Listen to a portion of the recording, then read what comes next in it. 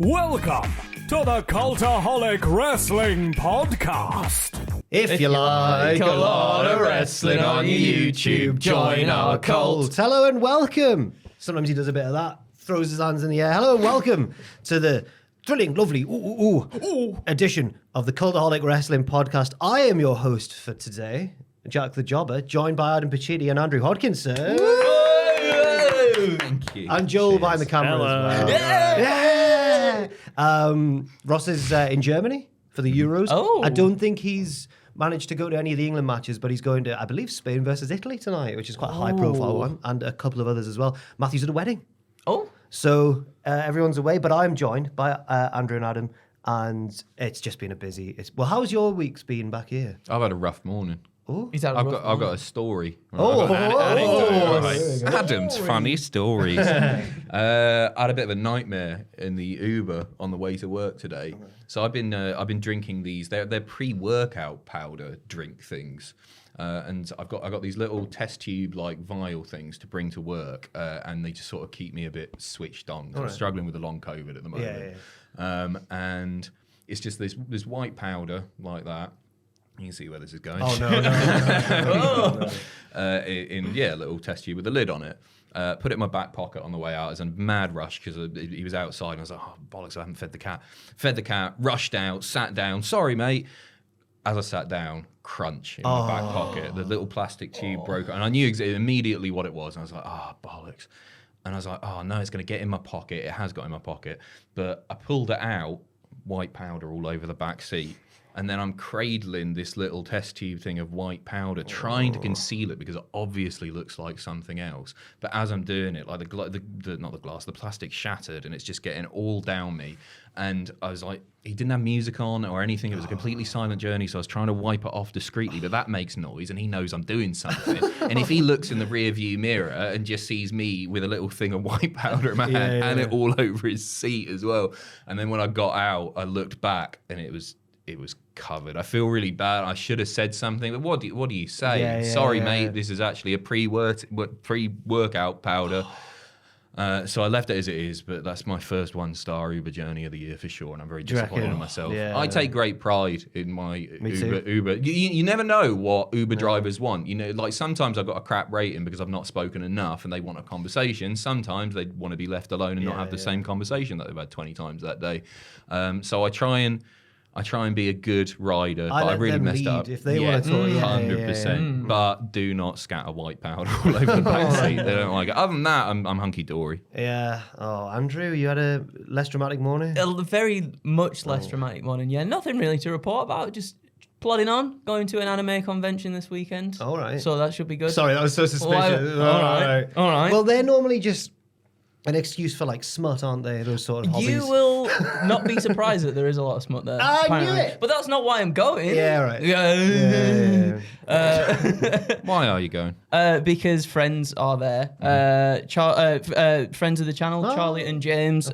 Charlie is doing her stall. She does really cool artwork and stuff. So she's going to be there. And then her partner James is doing a panel about the PlayStation 1, which is the kind of smut I enjoy that is nice. very much. So it's like sandwiched between the hentai panel beforehand. I know what that means. And then a yaoi one. Do you know what yaoi is? Yeah, I think Sam kept on trying to find that sort of stuff when we were in Japan and try and get me to pose in front of a poster or something. Oh, okay. Oh, Jack, it's just it's normal anime. It's normal anime. I'm looking at it. It's all these young boys in various states of undress, and I'm like, sorry, what? Not that young. Jesus, I believe they'd be described as twinks, probably. It's like young boys like Gabe Kidd, right?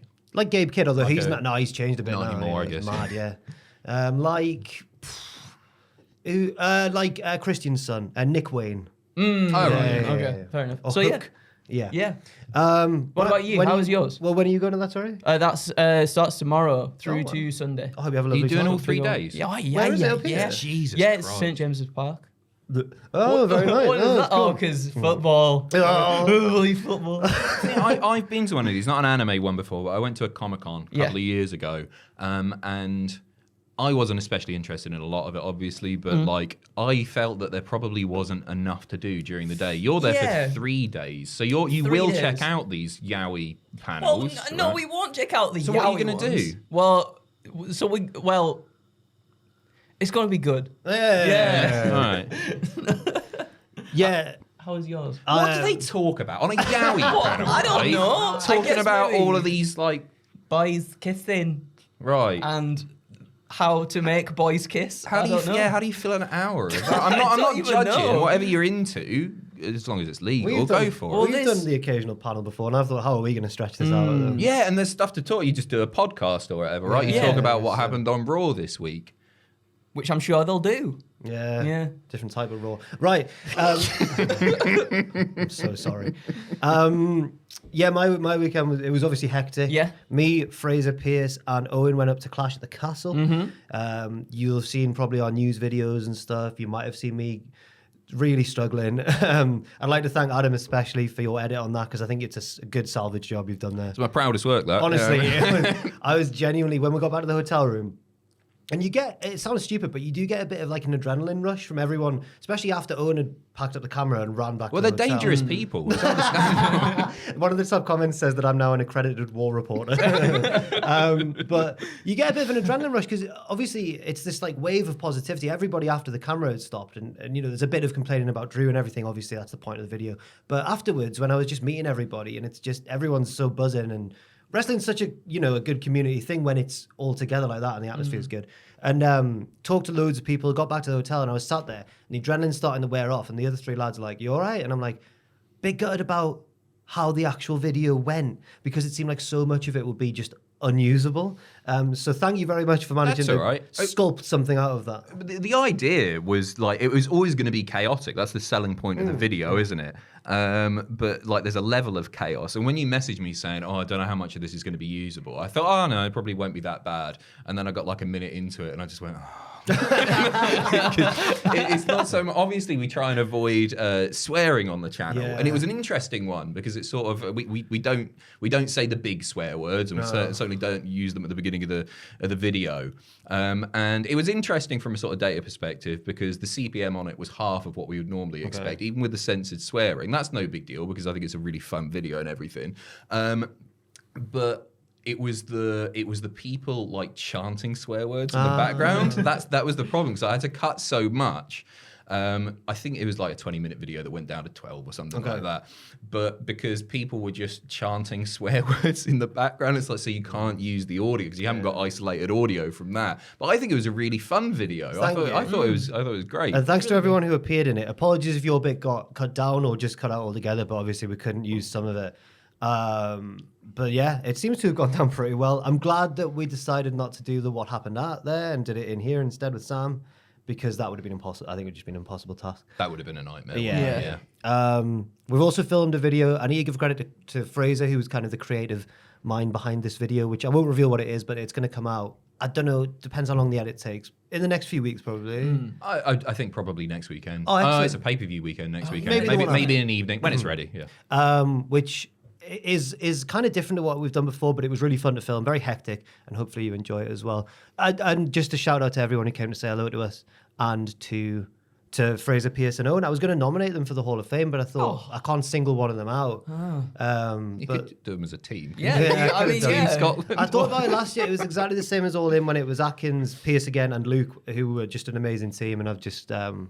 wanted to give credit to Fraser, Owen, and Pierce as well. Well, by doing it at the start of the podcast, Fair enough. Yeah, I'll give you that. They're not immortalised in the same way. You've obviously got something in mind for your Hall of Fame pick. No, I really haven't yet, but I'm trying to desperately scramble to think of You've it. got one. You've literally got one there. You've just said it. Well, I've ruined it now, haven't I? I've got to think of a new one. I don't think that... Justice. The thing is, if you It's ask... going to be like Flat Eric or something, isn't it? You're going to put something daft in. It'll be like a random person we met in the Scotland trip, yeah. Right. We'll talk about a lot of what actually happened in the wrestling in the This Week in Wrestling section. Mentioning This Week in Wrestling sections, Jen popped up on that video that's up on the channel as well, which was a genuine surprise, and I wish Owen had been rolling when we both spotted each other, because it was a genuinely lovely moment. We haven't seen each other for years, but we had to like get the camera back out and everything. But as we started to film, someone just in the background shouted, "It's the weekend of wrestling," which is not her singing that. Actually, it's Ross just peeked behind the curtain there. Yeah, It's Jen. no, it's actually Ross. Yeah. I saw a funny comment a few weeks ago that was like, the further that we get away from like Jen being on the channel. Obviously, she's doing other stuff now. She's killing it in TV production. But like, the further we get away from that, the more people will be confused as to why there's a random soundbite of Ross doing a Scottish voice. Like, what was that about? That's really good. I like that very much. But we'll talk about the actual wrestling. But there are a few news bits to get through, which do involve stuff that kind of happened off screen. Starting off with, while me and Owen were filming that chaotic video, Fraser and Pierce were in the press conference and got I reckon, the best possible result we could have got, which was to ask a question directly to CM Punk. And it was, I think, the only question that he was asked where he wasn't kind of an arsehole about the question as well. Fraser asked him how close he is there an update on his condition? And CM Punk is close to being cleared for action. He was asked directly by Fraser at the post-Clash press conference, and then an update on that when he said, I'm feeling good. I'm going to be at SmackDown because that's in Chicago, even though he's a Raw superstar technically. And then WrestleVotes also tweeted out over the weekend saying that WWE are hopeful that Punk will be ready for an in-ring return at SummerSlam. So we might find out more on tonight's SmackDown as this video goes out. So that's very exciting. It is. I think we've been waiting, or at least I think we've been sort of thinking this would be the case anyway. I think he's spoken in the past about he's healing up pretty well. He's getting ready to go. We've seen lots of videos of him in the gym and everything too, getting ready for it. So I'm happy. I'm excited that we're going into SummerSlam with potentially like the biggest feud without a belt and the hottest one, I think, as well, without a belt for a very long time. Yeah, I think currently looking at WWE, especially after last weekend, it's probably the hottest feud at the minute, regardless of the belt situation or lack of. There is a worry, though. I'm just worried now at this stage that it's just going to be, his body's too gone now and he'll just get injured straight away again. Like, I'm really worried about that. Yeah, I think hopefully it won't happen, but the ease with which he's got injured over the past few years, it's understandable, right? 100%. His age, he's been out of the game for almost 10 years and everything, and he comes back, and it has happened a few times. Hopefully he just proves everybody wrong. I hope so as well. That's the best possible result. The thing though as well, when he was, I think when he was answering that question was like, I had a bit of a hiccup in there tonight. I thought and nothing really like. I thought that was a joke. I thought he meant, I couldn't count to three because he moved his arm and I had a bit of a hiccup there. Oh, maybe that was a joke. I thought he was joking about the pinfall. Because he couldn't I couldn't count to three because that's how I took it as well. Yeah. But, okay, fair enough. But you know, it could be either. Not. Yeah. Well, no, Randy Orton injured himself by True. Yeah, doing the punchy Sami things. Zayn's done it as well by firing up the crowd. I think he threw his shoulder out once. We'll have to wait and see. I'm surprised, just on that CM Punk note, you said like, he was the nicest with the Cultaholic question. I would have thought it would have been the opposite because I think he really hates us. Oh, really? That's heartbreaking. Well, he's paid the bills now through two companies for about 8 years. What Culture and Cultaholic. So thanks very much for that. Cheers, Phil. But also he's like, he blocked me on Twitter ages ago when I was using it. I was like, okay, I've probably been. You've had it before where you get like tagged in something. Shawn Michaels with blocked another, me for the same reason. Yeah, it wasn't my tweet, but I was tagged in it, and he just blocks everyone in the thing. Yeah, but I needed a screen grab of one of CM Punk's controversial Instagram stories a little while ago, and I went to go on his profile, and I'm blocked there too. I've never interacted with him. I don't think I've ever been tagged in anything. So he sought me out. That feels deliberate. Yeah. Yeah, for sure. So when I like Cultaholic, I thought, he's not going to like that, and he's going to lay into us, and then everybody on Twitter will lay into us as well. But yeah, it was nice that he was pleasant to Fraser. You look into the crowd, you see Fraser asking the question. He's a very presentable young man. Yeah. I think CM Punk would have apprecited that. Yeah, he's a real yowie. Was it yowie or wowie? I forgot. Yowie, yes. Do you wish it was? He's a real yowie. Do you wish it was you, Jack? Do I wish it was me? Asking the question. No, I think with CM Punk, even though he's like my fave and everything, I think if I met him, I don't think he'd like me, and I'd be left heartbroken. I don't know how Adam has carried on in this job after being blocked by CM Punk. I'd have quit. I wouldn't really like Damian Priest is said to be fine after that Clash at the Castle main event, according to Fightful Select. If you didn't see the match, there's a scary moment where he goes to do that. He steps on the rope and then does like the tope. Yeah. And got caught in the ropes. It was one of those ones where the top and the middle rope swap over and it wedges his foot in there. I thought Drew improvised really well as a reason to actually help him out by going, well, I can't win the belt with him stuck in there. Yep. Really clever. But then Priest was limping for the rest of the match, and we were wondering there live. We were like, is he selling? Is he actually hurt? Or is it a bit of both? Triple H seemed a bit concerned in the post-match presser, saying, I think he was running on adrenaline. But now this report from Fightful Select suggests that he's actually probably fine, which is a relief. What a pro. Working it into the match was fantastic. It had us all guessing, and I think all of us sort of saw Raw come in a couple of nights later, and we're going to get another bloody world title relinquished. That would have sucked, obviously. But no, the fact that he worked it into the match, off the back of, even if he wasn't injured, that must have really bloody hurt. Like, I don't think people still realise. They see those ropes and they think they're like rubber bands. The reaction was very much, wait. Yeah. No. They're legit tight. That would mess you. I remember like when I was practicing to go out for the WCPW Rumble, going over the top and just like it hitting your body again and again, because I must have done it 10 odd times. I was left with a big thing there. How they do it night after night is mental. But yeah, Priest was incredible. Came out of it looking fantastic. And I hope some of the fans that are going, oh man, he's going to be a crap world champion, see that performance and see how well he dealt with that and how good the match was as well, and maybe change their minds a little bit. I think I've told this story on the podcast before probably, but do you remember the meet and greet we did in the ring at WCPW where I thought I was cool, and a guy was like trying to work out how to get out the ring, because if you've never done it before, there's these set of ropes, you're like, I don't know how do I get through this? So I did that. I thought it was really cool. I did like the sit on the rope thing like a wrestler would do, like, there you go, pal. Miss Elizabeth. And then no, I didn't hold up the middle, I didn't stand on it, I did the sit, the cool sit, the worker sit, I believe it's called.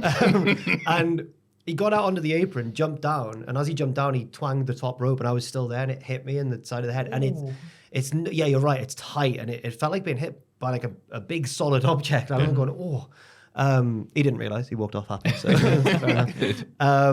The Razor's Edge off one leg as well. I thought, oh my God, he's going to drop Drew. Fair enough. He did a really good job. Also, Fightful have said that both Priest and McIntyre have consistently been receiving a lot of praise recently, especially Drew over the past weekend, given personal circumstances. He mentioned that his wife was undergoing a medical procedure and had to be away from her because they live in America, obviously. And he probably also has been praised for really making it seem like he was going to win that whole weekend and then losing in front of his countrymen. It's must have been quite... What a moment. We'll be looking back at that for 5 years. Yeah, it's the big question today, so I don't want to talk about it too much. But we'll be looking back at that for years to come as like, man, what a moment that was. We were shocked. We'll talk about it more in the big question, but it was crazy. Over in TNA, it was against all odds last weekend. The main event was Matt Hardy versus Moose. Moose is a heel now, unfortunately, with his stable, The System. I've said that like it's really sad news. I'm sorry to report, everyone. Matt lost the match, but was saved from a beatdown at the end by the return of Jeff Hardy to TNA. He did stop and pose again before. Well, you've got to. He's your boy, isn't he? He's my boy. Yeah, He's yeah. my boy. I'm happy to see him back. Fair enough. At least with Matt, anyway. Jeff seems to, these days, do his best stuff with Matt. I think so. He seems more motivated when and he's that's with why Matt. I hope that this is genuinely like the run that they've wanted for a long time at this point, because we thought we were going to get that in AEW, and then unfortunately DUI and stuff happened as well, injuries and stuff happened, and we never really got that. So I'm hoping that this time they get to have that one final run together that they're looking for. They're both working in TNA apparently as free agents, so it might be a short run. Yeah, but hopefully a good one, as you say. reckon. I think maybe WWE will probably be the place that they go to. Oh, To have one final run. Yeah. Hall of Fame. Yeah. Chuck him in the Hall of Fame. I don't see them picking up the tag belts, but like, because people are so down on them both at the moment, because obviously, given their age and what they put their bodies through, they're not the workers that they once were, which is totally fair enough. But for them to go back and just have one last really defining match, I think would be really good. It doesn't even need to be like a massive program or anything like that. They certainly don't need the tag titles. Just come back and go out in style. I think it'd be really nice for them. And then go and relax. Have Jeff do his rubbish singing on Instagram and all that stuff. I love watching them videos. The comments are brutal. They're so good. Yeah, like one of them I saw the other day, which was like, Jeff, as a big fan of you as a wrestler, you are a good wrestler. Not a singing video off him. They're brutal. Understandably. Contract news from WWE. There's been various bits of contract news floating around for months now. It seems to be a big talking point. Chad Gable has signed a new deal with the company, which is and then got immediately written off on Raw. Murdered. Murdered. Yeah. But it's good to see he's got a new deal because he's just been on the run of his career so far in WWE. PW Insider has reported no real movement in negotiations between WWE and Natalya. She is the longest tenured member of certainly the women's division in WWE, record-breakingly so. So it would be a shame to see her go. I'll have to wait for updates on that. And PW Insider also report that talks of a final Ricochet appearance have broken down, meaning that his beatdown at the hands of Bron Breakker will likely be the final chapter of this WWE run. Oh. No. No, I wanted a triple threat. I wanted like a big old triple threat between him, Dragunov, and Bron Breakker. That would have been cool. I think at least, even if he doesn't return for a final send-off, it's an effective way of writing him off. It's a bit brutal to say that, but, you know, Yeah, no, I helps think Bron. I was watching the AEW shows this week, and my mind kept going to Ricochet. It was like, oh man, I'd really like to see what Dante Martin and Ricochet could do, or Andretti and Ricochet could do. So I actually think it's going to be a good thing for him. I think maybe they dropped the ball a little bit, but when watching Ricochet matches, to me, even though he hasn't been booked especially strongly, he still has great matches and he still comes across as a big star. Despite the fact he's one of those guys like Nakamura, maybe, right? He loses all his feuds, but he's still Shinsuke Nakamura. And I feel the same way about Ricochet. It's like, yeah, Ricochet loses a lot. He's won a few titles here and there. The inaugural speed champion, after all, but he's still Ricochet. I don't think he's been especially devalued in WWE. I think it's still, there's a lot of value there, and I imagine he'll just head off to AEW. I imagine so as well. Could we see the return of Bad Blood as a pay-per-view? Various outlets have been reporting that the idea to bring back Bad Blood was pitched internally with Hell in a Cell match as its centerpiece, which I think I prefer to Hell in a Cell just having its own. Yeah. Kind of like how War Games is now a bit of Survivor Series.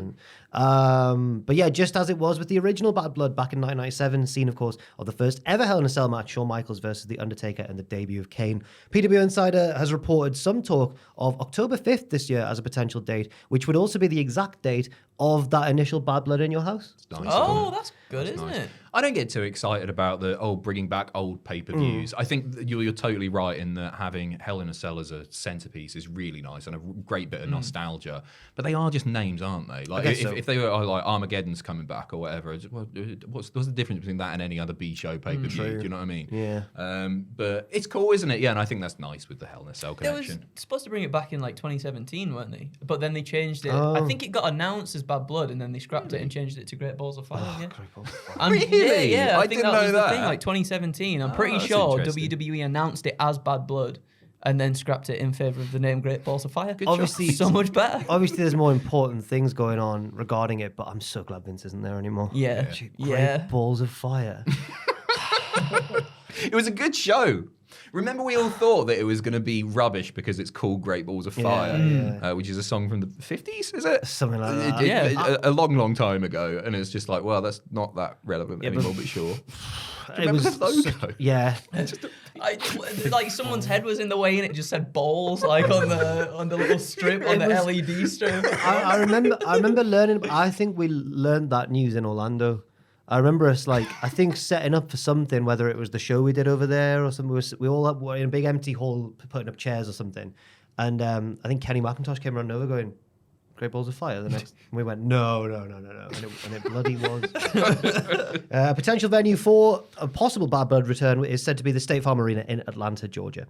And finally, we'll talk about it more in the NXT section, but we've got to mention Joe Hendry. Made his WWE debut in NXT in that Battle Royal, and not just that. He wasn't just in the ring at the start. He got a big featured entrance, huge reaction, and it was surreal because he's someone we know. He was just only in it over a week. It was just crazy. Yeah. He totally nailed it, didn't he? Like the fact that they gave him a bit of mic time. Again, we'll talk about this more properly, but the entrance, it's the little things, isn't it? When he turns and the face is like spot on, he knows exactly where the cameras are. He's going to be massive. I think this is more than just a temporary meme sort of thing. You look at the views that he's done. He is the second most watched WWE clip from WrestleMania until now. I don't actually know what the first one is off the top of my head. Mad. That's how big he is. I think he grew 20-odd thousand followers overnight with that NXT appearance, and I don't know how long his TNA contract is, but he's straight there when he's done, isn't he? Surely. There was that digital exclusive after the show, which is him chewing out Shawn Michaels backstage, which isn't the sort of angle they would shoot. I know it wasn't on the show itself, but it's not the sort of thing they'd shoot with just anyone. No, Shawn Michaels. Sure. So people are bothered because he got tossed straight out of there by Kaz, by the way. He's feuding with him in TNA, which is really important to note. But you don't do a little backstage bit with Shawn Michaels if it's not going anywhere. Towered over him. Could have battered him. Right, that is all we've got for the news. And don't worry, hold on, everyone. Like, strap yourselves in, because next it's time for everyone's favourite segment, the Hall of Fame. Everybody get excited for the Cultaholic Hall of Fame! Yes, it's the Hall of Fame, and in condescending order from last week, but you guys won't know what the picks were. Nathan Fraser and Axiom drunk in Las Vegas, 28%. They retained the tag belts against Anderson and Gallows, or Gallows and Anderson, and then got drunk in Vegas. A few Swifties. More than a few. She's on a massive tour at the minute, isn't she? 28%'s not bad though. This is going to be close. For third place, yeah. I'm so disappointed in myself. Fraser's going. What, Taylor Swift? Yeah, Eros tour, yeah. Really? It's a mammoth show. It's like 3.5 hours or something. Paramore will be there as well. That's I the only know. reason I'd go. I know. They're not punk to me anymore, Andrew. Supporting Tay-Tay. Sometimes you got to pay the bills. Must be What's wrong with must that? be embarrassing for Taylor to have a superior vocalist on the undercard. Yeah, no, that's where, yeah. I feel the same way the Killers are currently touring with Travis as the support. That's made me really, really I angry. remember, when you're a teenager and like music's the most, like what music you're into is the most proud thing, you're most proud of. And I was like the ultimate Green Day defender, still am. And I remember Brandon Flowers of the Killers had a go at them because he didn't like American Idiot. It was like, well, it's not very nice, is it, American Idiot? And I remember hating the Killers from then on. Wow. And their first album was the best one, and then it went downhill from there. Who, the Killers? Yeah. What was on the first Hot album? Jenny was a friend of mine. Oh, wow. Smile like you mean Mr. it. Brightside. Oh, yes. Yeah. I've got soul, but I'm not a soldier.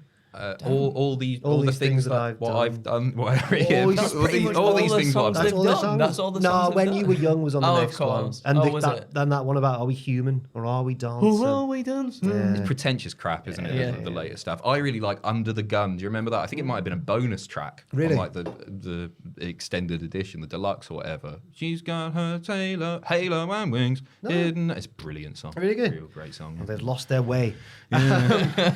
Second place, Liv Morgan's commitment to her role in the storyline with Dom Mysterio, 32%. That was Ross's. Good pick. It's been a really funny bit of Raw. It's been funny. I've said that twice. It's been good. You can tell that Liv's really relishing the role, and I think Dom's playing his role to perfection as well, being terrified of her. Yes, Perfect. absolutely. I think Ross thought he was onto a winner there, and I don't mean to brag, but Oh, you done You're it. about Have to you won? brag. he's bloody done it. Go on. The Hall of Fame winner this week is my crazy prediction, as I insisted on calling it last week. I predicted last week ahead of time that the Isla Dawn and Alba Fire would win the women's tag belts, and was kind of I can't remember their reaction. They weren't agreeing with me though. No, they weren't. Oh, my mic's just cut out. Bye, Joel. Or I was fine. Hi, Yes, Joel. but also, didn't Andrew make that prediction? So I as didn't. well?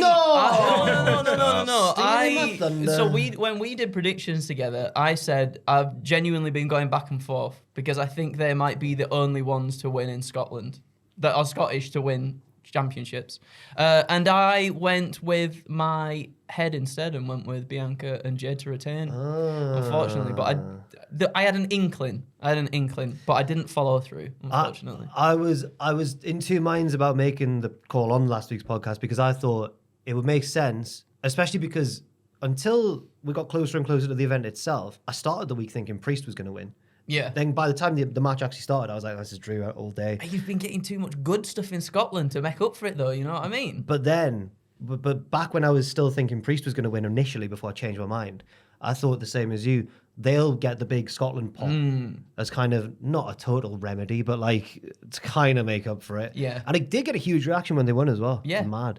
I don't know what else to say. I'm really clever, so I've won. Crazy.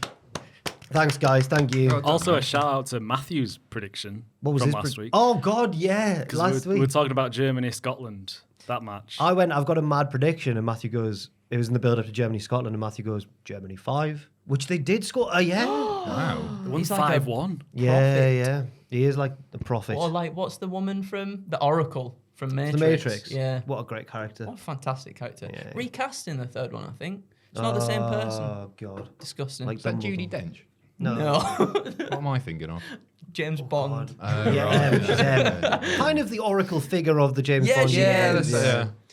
Right, I've got to think of a Hall of Fame pick now because I said I wouldn't nominate Pierce Owen and Fraser from the Oh, Glasgow trip. So now I'm trying to think of something else that happened in that's Glasgow. really sad. I know. You are allowed. Yeah, what's stopping you from doing so? Yeah, you know what? I'll just do it. You've Yeah, stolen mine. No, go on. Just those three, not me. You're just gonna go to jail. Yeah, I'll nominate Fraser, Owen, and Pierce. My only worry is that last year at All In, the team I went with were brilliant there as well. I'm worried that Atkins and Luke will be really cross that I didn't nominate them back then. Oh, I thought you said you did nominate them. No, I just mentioned them on the podcast and said they did a really good favoritism. job. Yeah. Pierce was there both times, so like. Oh, see how It it could have is. been a double winner. Could have been like Owen Hart coming out. Yeah, really It's good.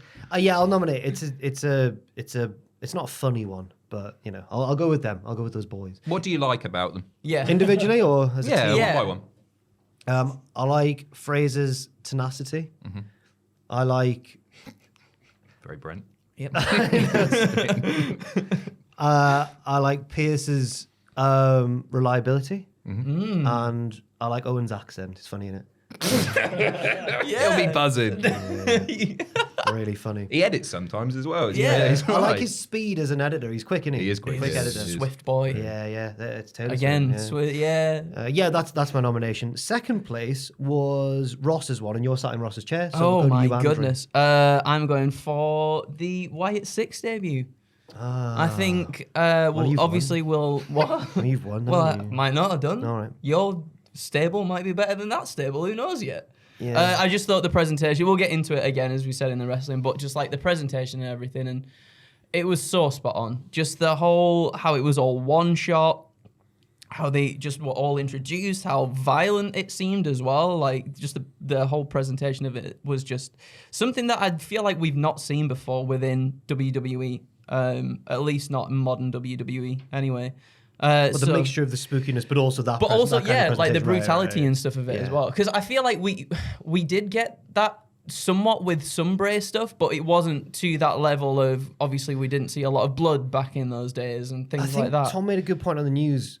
I was on with him the other day where he said that the first bit of every relaunch of Bray was always spot on. Yeah. It would just tail off from there. But hopefully, as you say, this breaks the mold and it carries on the momentum. I going hope forward. so. I really do hope so. But yeah, it was genuine goosebumps watching it and just smile ear to ear whilst. Oh, you watching evil it too. man. Why?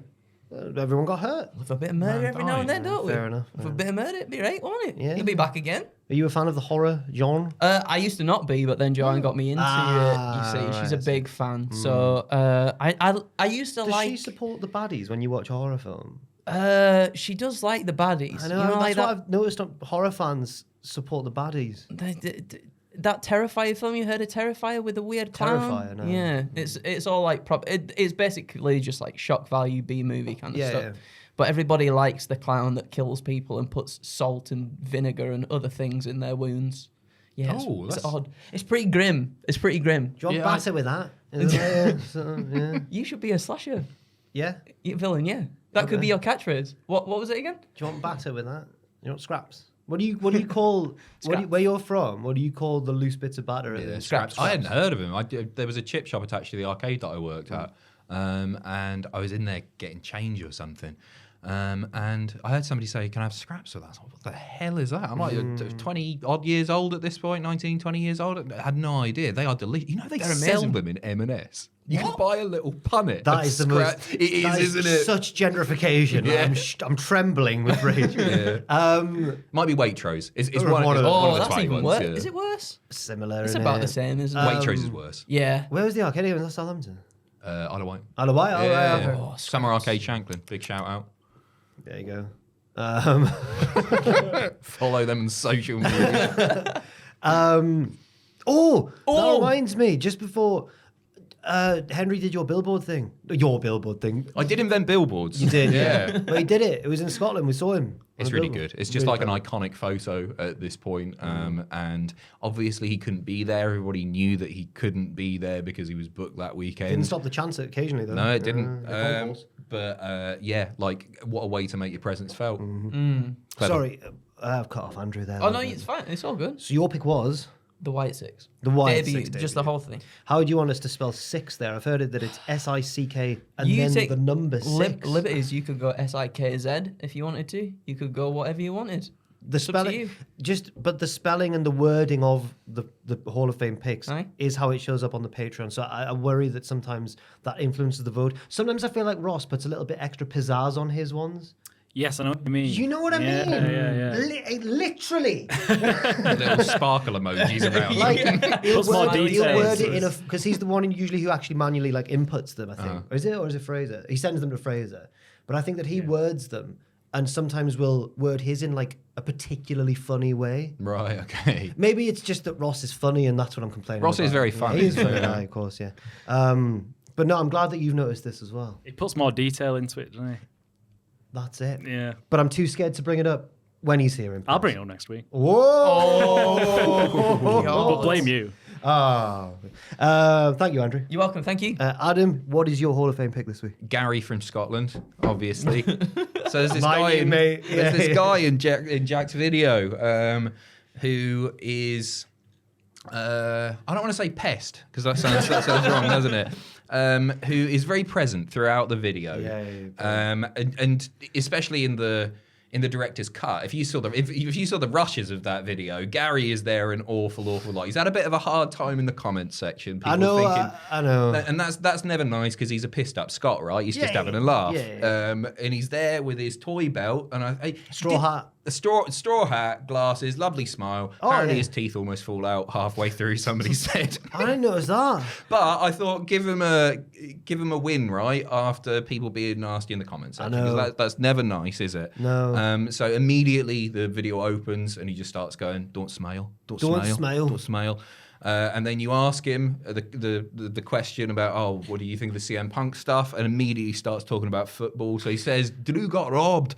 Celtic a clap. Like, I can't do the voice. And if you don't know, Celtic and Rangers is the most scary and passionate football derby in the UK. Is it? Yeah, it's scary. I knew it was up there. Because it's not just football, it's Catholics and Protestants and unionism and loyalism and republicanism and Yeesh. it's left and right, it's politics. It's just scary, man. Like, it's really, really scary. It's maybe one of the only ones more intense than Newcastle Sunderland down here. Is Portsmouth, Southampton Oh, up that's there? going to be quite bad, isn't it? Yeah. I'm from the south, so I always thought that was the pinnacle, but apparently not. Cardiff, Swansea. Okay. Because I think one of the towns is seen as like scabs and one's like strikers and stuff like that. Oh, right. Okay. Yeah, it's interesting, isn't it? Sunderland were in the Civil War. Sunderland were on the side of the parliamentarians. Newcastle were royalists. It all goes back. Yeah. Right, that's interesting. At one point, he went, "I'm Ali McCoist gutted," and I was like, "Why is he talking about that?" What does that mean? No, that female lawyer off the thing. I was thinking of Ali McBeal, and I was like, because I don't know who Ali McCoist is, unfortunately. Famous a manager, Scotland player. Oh, Used okay. to play. He manage as well, Ali McCoist. He might have done. I'm not He's too at sure. the minute. He's everyone's favorite. Colour co-commentator on football games because he's Right. genuinely passionate. Whereas a lot of the older ones now just sound bored. Mark Lawrence doesn't want to be there and stuff like that. Gary, for the moments you didn't see where he's off camera, I can just see him. Once I managed to start interviewing other people, Gary stationed himself right next to Owen. I'm just shouting in Owen's ear, thinking I think that the audio would also come through the camera and he'd still be heard. And I kept going, it's not, it's the mic. And he kept going, I don't care. CM Punk showed up in a Celtic shirt.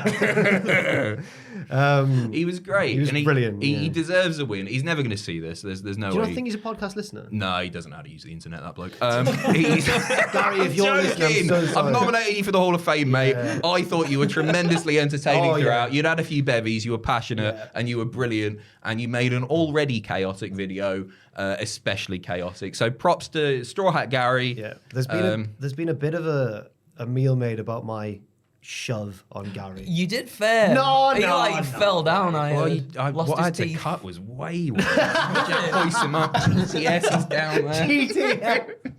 And then his These are teeth torn. did fall out. And Bless him. torn. Crossface. Tap or snap, Gary.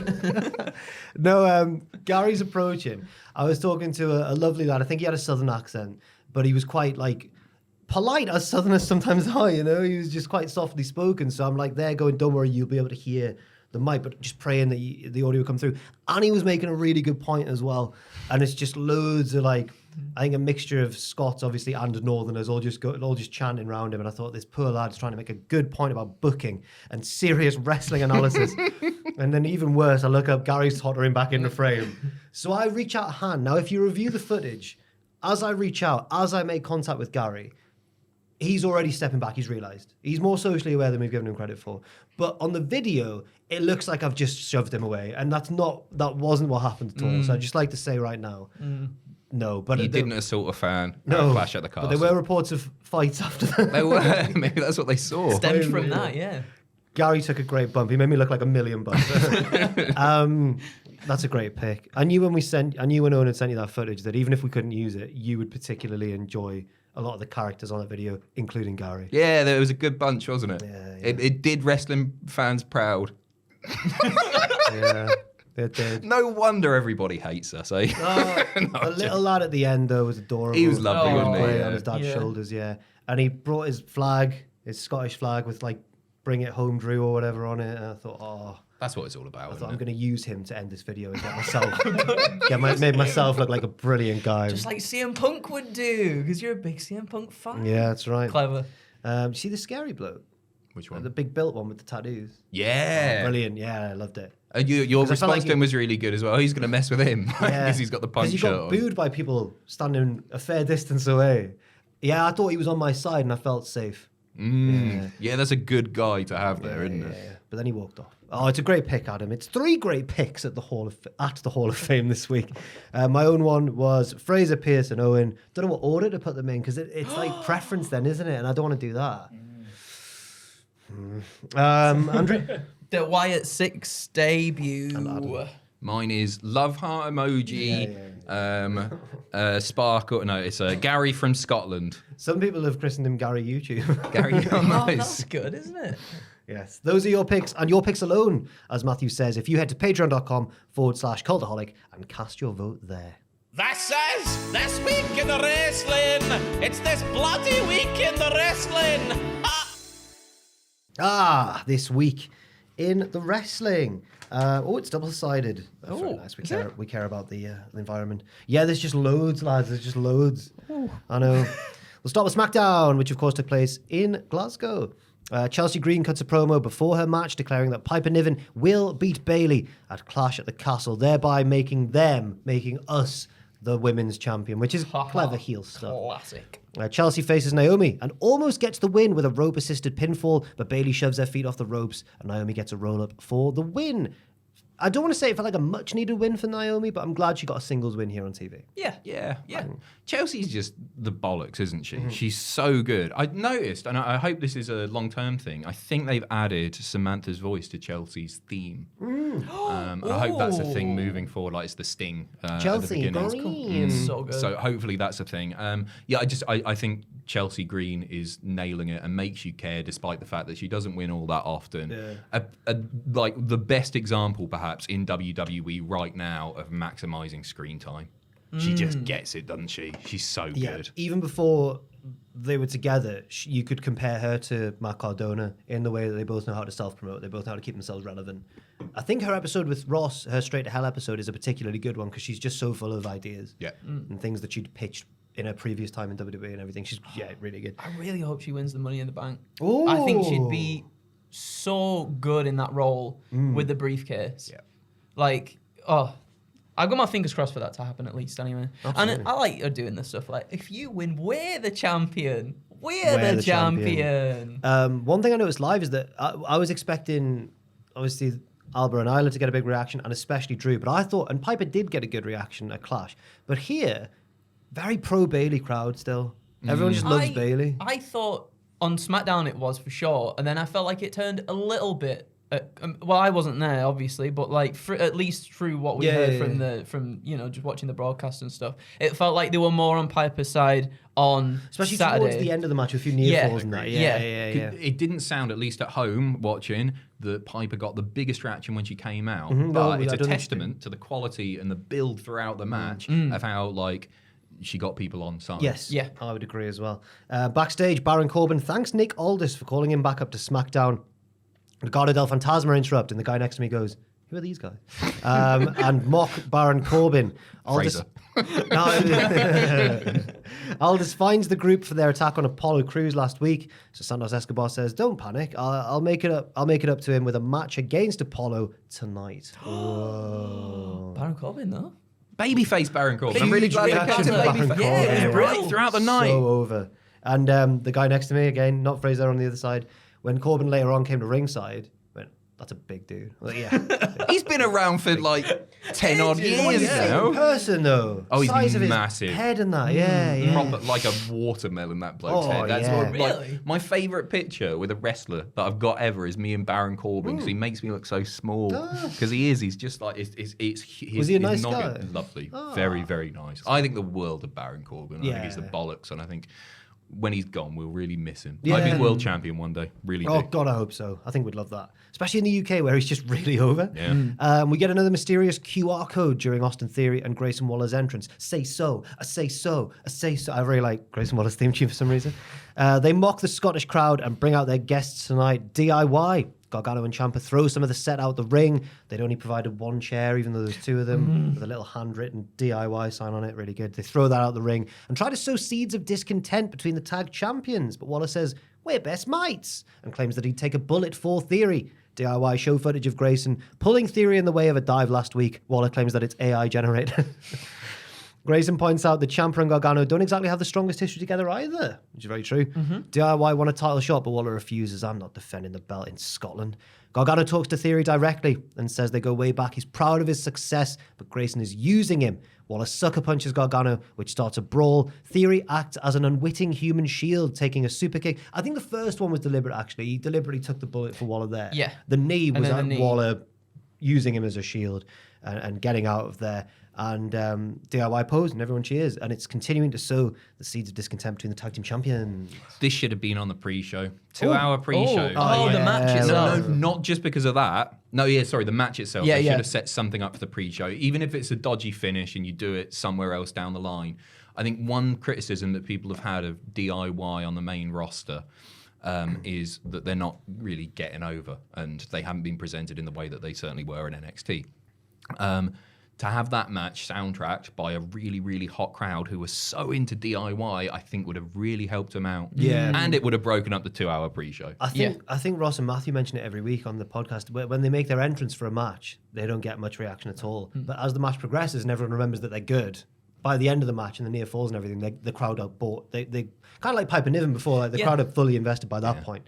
But yeah, I think Ross and Matthew mention that every week, and I think that would have been a good idea. These long pre-shows they do feel like they could do something else with them rather than just trailers, and we could have a match on them. Yeah, exactly. What was it like in person? Because the doors opened at the exact time that the pre-show started. On SmackDown? No, for the Clash. main one. Yeah. Oh, right. We had to run around and sort out Fraser and Pierce's media Oh, right, stuff. okay. So, which was fine. The woman coordinating it was spot on. It was just trying to find her and like. Did they should have play shown that. the video packages and that on the screens? Yes. They do. So Yeah, you're, they do. you're experiencing the pre-show as you would at home, but maybe They without were the panel bits? off in a corner as well, so it was all lit. You could see like Big E and whoever was on. okay. Was it Big E? Whoever was on the pre. into Big E, yeah. But it was over the other side, so we couldn't get in the background and go. Yeah. Do you think Theory can get over as a babyface coming out of this team? I think Waller can get over as a heel. That's such a political answer in general election season. Yeah. I don't know. I have to wait and see. 'Cause I think he's a natural heel. I've got hopes Okay. for it.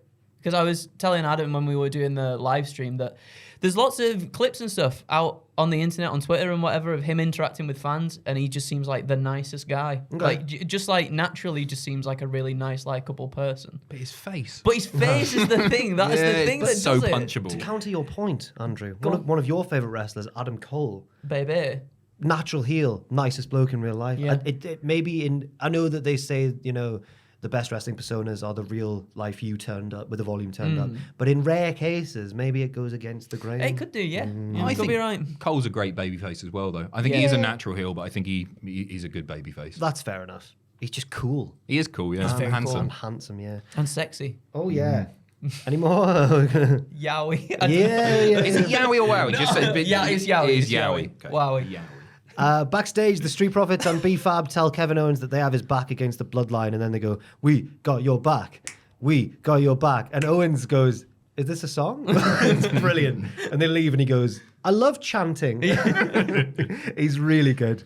In a corridor outside the locker room, Waller tries to convince Theory that DIY aren't good guys and he shouldn't listen to them. They pass. It's one of those ones where it's like multiple segments in one shot. So they go in the locker room. Bayley and Naomi come out. They're happy about Naomi's win tonight. They run into Blair Davenport, who mocks Naomi and walks off. Naomi goes after her, but Bayley says, no, she's not worth it. Chelsea Green comes along and says tomorrow Bayley's title will be all ours. Her and Piper. Yeah. Piper runs in from behind, squashes both baby faces against a wall, and raises Bayley's belt before being ushered away. Did we notice the mistake at the start? Yeah. Chelsea in the background, and then she runs out. Shot. I thought it was a Wyatt 6 thing, not a Road Warrior Hawk thing. Yeah. But it was really good, wasn't it? It was Funny. Wherever they decided to set up to shoot that segment was clearly in a main thoroughfare of the backstage area, because Piper walks past the other side before she's meant to as well. You see her getting ready for the attack, Oh, I didn't which is notice more that. excusable because she's preparing to jump in. But Yeah. Chelsea, it's the way you see her go, oh, It's like and then saunters back in later going, well. It's like the dust in a Looney Tunes thing where they run like so you just see like the dust of the silhouette of the In person. the shape of her. Yeah. Really good. Enhanced the segment, if anything, for me. It got a laugh in the arena. People noticed straight away as well. The next match is Santos Escobar versus Apollo Crews. The rest of Legado del Fantasma try to interfere, so Baron Corbin runs in to even the odds. Huge pop when he came out. But a huge chance. Massive. Later on, as Corbin is brawling on the outside with the shagging cousins, Elektra Lopez. I like that they're called. I like that they're. It's their name referred from to as NXT. like- It's still, yeah. As he brawls with those two, Berto and Angel. Elektra Lopez knocks Apollo off the top rope with the referee distracted. Santos rolls up Crews for the win. Oh, Dastardly. Dastardly. I know. It's a fun little match. Yeah. I quite enjoyed it. Nice bit of back and forth. I like that sometimes they use now the go-home shows for the pay-per-view for, feuds that aren't necessarily going to be on the pay-per-view. Yeah. And I think that's Yeah. fine because they know that there's going to be a hot crowd, especially these international ones. So I didn't really have a problem with it. Apollo just loses all the time when he's just come back and he's already losing. Yeah. A bit sad. I want to say, guy needs a character. Look what happened last time. What happened last time? Oh, the Nigerian Nigerian stuff. gimmick, Yeah. yeah. Oh, sorry. Wait, I was thinking of the Prince NXT gimmick. stuff. Oh, and then he can Where see he the can see future in into the NXT. future. Yeah, Yeah, that as That's well. so Raven gimmick. What do you do with him? Don't know. It's tough, isn't it? Stick a mask on him? Yeah. Pretend he's someone else? Because people have...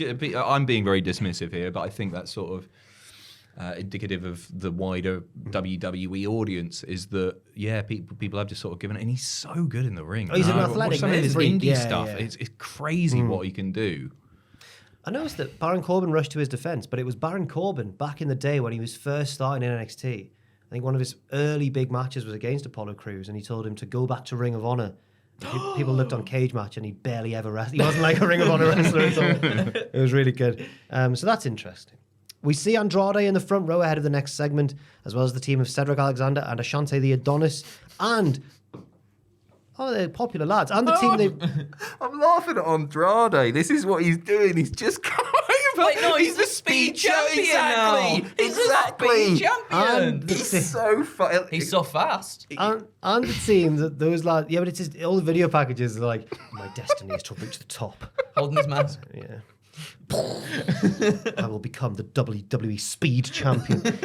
And the team that they beat on the pre-show, Cedric and Ashante as well, pretty deadly. Very smart choice for the pre-show. We walked in while that match was going on. Who's getting all this heat? Pretty deadly. Was English. it just a dark match or was it No, take Yeah, for something? I think it was just dark match. Okay. But pretty deadly, being very English and brilliant. Yes. Yeah. Yes, boys. Yes, boys. And Cedric and Ashante got the win, which popped the crowd before the show. That's nice. Let's have him more on main TV, please. Yeah. Yeah. And Andrade as well. 'cause That would be bless him. good too. No, it's funny to keep him on. Give him something to whinge about on Twitter. It's funny, isn't it? He's a really good wrestler. He's amazing. He's is. so good. But he's better when he's pissed off. Yeah. Let's do this. Cody Rhodes comes out. This was easily the biggest reaction of anything on the show. Even like the Drew video packages and stuff, this was bigger.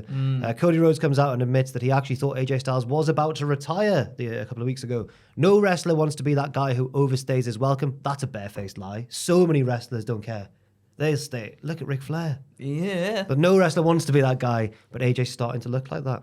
AJ interrupts with the Good Brothers. Cody says, no, why didn't you come to the ring alone? And AJ does. AJ says it took him 17 years of hard work to reach WWE, but Cody had everything handed to him and still quit when it got tough. Ooh. He quit New Japan, he quit Ring of Honor, and by this point we're going, oh. And even set up a company with his friends, only to quit that too. And they got a big reaction. So AJ is confident of making Cody quit at Clash at the Castle. Cody says, I didn't quit. I bet on myself and was proven right by winning the WWE Championship. He accuses Styles of quitting on himself, becoming bitter and resentful and a coward. He even pretended to be Mark Henry for a night to get another title shot. Don't know why I delivered that like CM Punk. Or more of an ass kisser than Hulk Hogan was. At the PLE, Cody will make AJ say, I quit. And AJ laughs at how naturally the words come out of Cody's mouth. And that got a laugh. Because throughout this feud, Cody has been going, I quit, which I think is silly. Has he learned nothing from Foley? Oh, yeah. I didn't think about that. Take them sound bites. Styles laughs at how naturally the words come out of his mouth. AJ says he knows the match won't be easy, referencing Cody's toughness, his match with the torn pectoral, but he's not Seth Rollins, he's AJ Styles, and he'll do whatever it takes to win the title. I thought brilliant segment. Amazing segment. Really good. So good. I love the fact, I don't know how intentional it was, that as an AJ quit half those companies that Cody did as well. Yeah. He's I don't know if it was meant similar to be, career path I don't know if it was meant to be a hypocrisy thing. AJ, like, obviously, like, gets celebrated, and rightly so, for his in-ring work all the time. His promo work is just sensational as well. Everybody knew that AJ was losing, but he managed to make it feel big and feel personal. He's the bollocks. He's so good. He was kind of, in his early days in TNA, when everyone was like, there's this absolute prodigy high flyer in TNA. But he was never really a comfortable mic guy until New Japan even, maybe. Yeah. When he was the leader of this heel stable. But he now is, he can absolutely carry a promo on his own. He even... Cody's monstrously popular, but AJ managed to get a few barbs in, and it resonated with the crowd as well. Yeah, I think AJ bodied it. I really do. I thought AJ was. I think he was getting pissed off with the crowd. That was worked so well though, at the same time. But I think he was legit pissed off. I think he was speaking quieter, so they would maybe tone it down a little bit. Because like as soon as he starts talking, it's Cody Rhodes. Oh, it was the Daddy Cool one. Yeah, Cody Rhodes. Oh, sorry, it was. Yeah, It was. yeah. But yeah, it was. I thought it was a brilliant segment. Loved it. Really good. It was really good. On a Possibly, pretty naff SmackDown. It might have been different when you were it there. was fun It was live, pretty- but it was quite yeah. inconsequential. Yeah. I thought it was the best segment on the show, comfortably. Yeah. The Street Profits and B-Fab, she's there as well. I always have to mention, but she didn't really do much. They were interviewed. She'll get a feud soon. Yeah. They were interviewed backstage, but the GOD, that's Tama and Tanga, they ambush Montez and Angelo and beat them down until road agents and Aldis pull them away. Kevin Owens comes down the stairs, tries to chase after them, but he gets held back. Ooh. Oh. Who's going to have Owens' back now? Well, we'll find out. We certainly will. We get a video package for Shayna Baszler and Zoe Stark, who are confident of winning the tag titles tomorrow night, and I've just put fools. So Should have won. Jade tapped. Yep. did she? Oh, with a fist. she sure did. With a closed fist. Nah, they even talked about it on Raw. I thought she was firing up. They said But when you just shouldn't do that, should you? shouldn't do because that. Shayna was like, "Hey, well, guess what? We should come for them titles because Jade tapped. They should be ours." I do like, similar to Gunther and Orton, the acknowledgement of Yeah, things going yeah, wrong for and sure. feeding it into storylines, yeah. We get Tiffany Stratton joining the announce team for Nia Jax versus Michin. Midway through the match, Stratton throws a cup of water in Michin's face. She gets thrown over the announce table in return, but when Michin gets back in the ring, Nia is able to take advantage of the distraction and win the match. Nia continues to just be proper good. Like, she's good now. Yeah, she's really good. Yeah. The whole being horrible to kids thing, great gimmick. Comes my there, God. goes for the Horrible. thing. It was Just so pulls good. the hand back, hits the drop, cross arm. She's been brilliant. She's been brilliant, and there is still a lot of naysayers, but people are coming round to her, which is great. I think so as well. Not really got much more to say about this match. Michin at the minute, because she's on NXT and SmackDown, it feels like she's everywhere. She's really putting in a shift. Yeah. I think she deserves to get like something more to get her teeth into, because all of her feuds just seem to be, I'm tough and I hang out with the cool kids. But Yeah. there's nothing much more to her character at the minute than that. So hopefully she gets something in the future. Kevin Owens is interviewed outside the trainer's room and says the Street Profits aren't cleared. Who's going to watch his back tonight? That's okay, though, because he's fought the Bloodline alone before, and he'll do it again. What a hero! Such a babyface. He is such a baby I love face. him. What a guy! I know. What a guy. But he has done it. He has done it for a while at this point.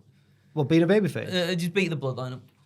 Oh, right. Well, getting beaten up by the Oh Bloodline. well, yeah, bit of both. A bit of both. We get a recap of Logan Paul at the Tetris World Championship. He didn't do very well, but he's excited to get back to what. Well, he didn't. He was against like professional Tetris lads. Yeah, you said it. 14-year-old. Rolled my V or He something. didn't do very well. Oh, Granville. I feel like I'm. Tetris. Matthew doesn't get this sort of treatment from me and Ross, does he? I don't- He didn't do very well. I feel like I'm at the Globe performing Macbeth or something. But he's excited to get back to what he does best, beating up our favourite WWE superstars. We then see footage from earlier today of Logan returning home. I think he lives in Puerto Rico. Yes, they did say that. Only to find LA Knight relaxing in his pool. He angrily kicks Knight out. It's all a bit Curb Your Enthusiasm. Like, there was no physicality. It was just, yo, what are you? Get out. Yeah. Knight says he'll see Logan in Chicago and tells him to bring that belt with him too. Ooh, yeah. One thing that I much prefer about UK events to events that I've been fortunate enough to go to in America and everything, but in the concourse before the show, woo! Every few seconds, it really gets to me for some reason. I'm like, shh. Wait, you get that in the UK? Or you No, get that in that's the in States? America. Oh, there was right. less of that in the UK, but the one this time was loads of shouts. But Knight didn't turn up on either night. Yeah, is less grating, isn't it? Than The woo's a woo's are piercing. very It gets in your ears. Yeah. I like this. I like the little video package and stuff. I liked LA Knight lounging in his pool and everything. But yeah, Logan was very calm at finding an intruder in his house. Like, Yeah. you The fact get that out. Well, actually, I guess his friends didn't know because his friend was like, "Your friend from LA is in the pool." Yo, your boy from LA is there. Logan Paul is only a few years younger than me. Yeah. And I'm so glad that that's not how I have to act in my life. Yo, what's good? Yeah, bro. I have friends that are like that. Is that how? No, you don't. I thought your friends would be like you. well, Very genuine A lot people. of them are, but then some of them maybe present themselves as Really? yeah. Are you meaning me? What are you doing here? I I'm thought not you- meaning Right, you. No, okay, right. no. Okay. Like back home. I Do have a friend you? that's one of my best friends is like that. And I'm like, you just In don't- like you just- rural and Yorkshire. and he drives tractors and he acts like that. Yo, dude. Oh, Cool fair guy. enough. It was an alright segment. What did you think, Adam? He's 2 for 2 on the home invasions now, isn't he? Well, a little bit more on your friend from. I'm interested by this. Why? What's his name? Just his first name. He's called Adam as well. Oh, It's not this one. Okay. Yeah. Why? What? I'm baffled. He Is he cool? no. Oh, man. What if he's not going to see this, is he? He's not gonna see this though. Where did he Bloody pick it up from? You don't just start doing that. Watching many like an American action film. Oh, he likes his bad American He action thinks films. he's Swayze in Oh, Point yeah, Break. yeah, yeah. What? What's going on? Yeah. Does he deliver like one-liners as if he's in a film? This field ain't gonna plow No, itself. but he likes to do handbrake turns in his Clio. So you say tractor then. I was hoping for That would be pretty good, actually.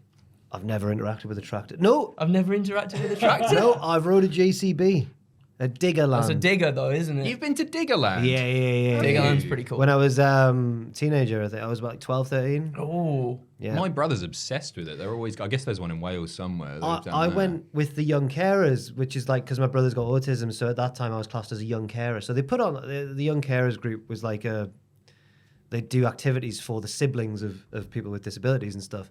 But like I never fit in. A lot of them were older than me, and I never really made many friends there. And I was just quite scared of the other kids. Like it went up to like probably 16 or something, and I'm only like 12. And yeah, I just scared a lot of those kids. There was a lot of kids with like disabled siblings who I think needed to blow off a lot of steam, and I just wasn't on their level of intensity, man. You should have done The discos were wild. I didn't like them. One time I got my dad to pick me up early, and we went and played pool in the arcade. It was a much That's nicer pretty day. cool. Lovely bonding memory. Me and Aw. Papa. Papa! Papa, the children are being naughty. Come pick me up. Yeah, it was wild.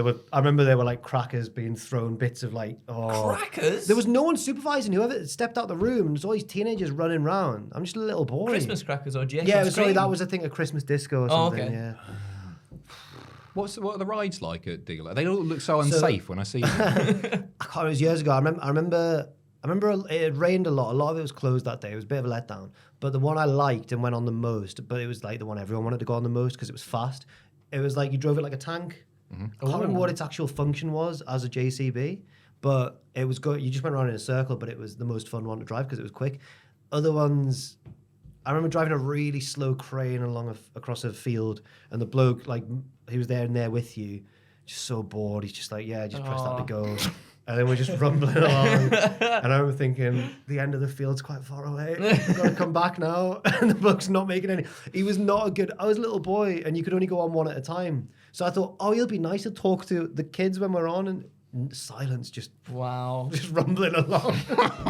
Really depressing memory, man. Diggerland to me it literally just sounds like someone's bought a digger, dug a hole in the ground, They were and then multiple. been like, there you go, there's a pool There there. were loads of vehicles. Yeah? In different sections, yeah. There's the trucks bit, you know. Are there refreshments? I can't remember. It's so long ago. Bovril. Where were we? Carmelo. At this point, I was coming back from getting a drink or going to the toilet or something. So I just walked past. I was like, he was in the crowd as I walked past. Oh, it's Mello. I was on the floor. I think you meant at Diggerland then. Walked past him in crowd, and he was there. Carmelo Hayes cuts I'll say it, a nervous promo, I think. I wasn't convinced by him. Certainly not as much. He was so convincing in NXT. I don't know where it's all gone. He got heat from me because at one point he went, "You thought you cooked, but check the temp. It was medium rare. Trash. It's the best way to eat a steak. What you on about?" I'm a medium man. I'm not brave enough to go medium rare, but I'll go medium. I prefer medium, but medium rare sounds like you know what you're talking about, doesn't it? no. It's true. It's like saying you're 5'11" or 6 foot. But no, yeah. Is that what he said? Yeah, it didn't come across as natural. And I agree, like in NXT, it was night and day, wasn't it? Oh, yeah. It was mad. It's weird. He cuts a promo in the crowd and mocks LA Knight for flying all the way to Logan's house just to get some clout. Mello doesn't chase opportunities chase him. That's why he already has a chance to qualify for Money in the Bank next week. This is his first step to becoming... He kept laughing like that as well. Mello in the bank. Why have they all got rubbish in the bank? Yeet in the bank, Mellow in the bank. I don't want to talk about Jey Uso. It's The Yeats proper case. rubbish. It's Yeah, good because yeah. brief rhymes with Yeats. I'm sick of him. I've really come round to your way of thinking. He's so over. I know, I It's know. annoying, isn't it? Yeah. He's brilliant. He's He's rubbish. literally one of my favourite wrestlers still. And I like him being an arsehole, trying to make people corpse and just being like, I don't want to call it unhinged. With Jay? He's random. He's like MySpace 2007 random, isn't he? Oh, I'm the Penguin of Doom. Yeet. Like all that sort of stuff. He winds me up, but I do... When he's smiling, I'm smiling. He needs to get like new gear with rainbow cat or whatever it was called. Nyan cat, yeah. And the gopher that turns around or whatever, the groundhog, yeah. Like the Weezer video for Pork and Beans. Yeah, oh my God. Great You just song. unlocked a core yeah. memory right there. Let's start getting Jey Uso in segments, not with Lil Wayne and them, Weezer? but with Chocolate Rain Lad and with Star Wars Kid and the Oh Numa my Numa God. guy. I forgot about Star Wars Kid as well. Yeah, yeah. I felt bad for him. That was a private video he just recorded, and I think bullies from his school found it and like uploaded it. Yeah, but he looks cool in it though. Yeah. No, he doesn't. What? Oh. Sorry, I didn't get... But it was never meant to go out. It was his own, you know, Yeah. it was for his own personal, just to review his Yeah, but he got to training. be. He's an Easter egg in Tony Hawk's Underground too. Yeah, it's How worked cool out. is that? It's probably worked out well for him in the Yeah. long run, yeah. God, what? Backstage, Aldis tells Solo that Tama and Tanga are banned from ringside tonight. Paul Heyman tells Solo that if he loses to Owens, he'll lose his leadership position in the group. I thought it was very ballsy of Heyman to say. Like, what is that? That's what he said, wasn't it? Like, you will lose the respect. Yeah, leadership position. Solo says if he loses, he's coming after Heyman. And everyone was buzzing for that. Everyone was like, oh, I want to see this. Yeah. Alba Fire and Isla Dawn are interviewed on the ramp. Alba's wearing a Scotland football shirt. And they vow to win the tag titles tomorrow night. And I started to get a little tingle. I was They like, did indeed.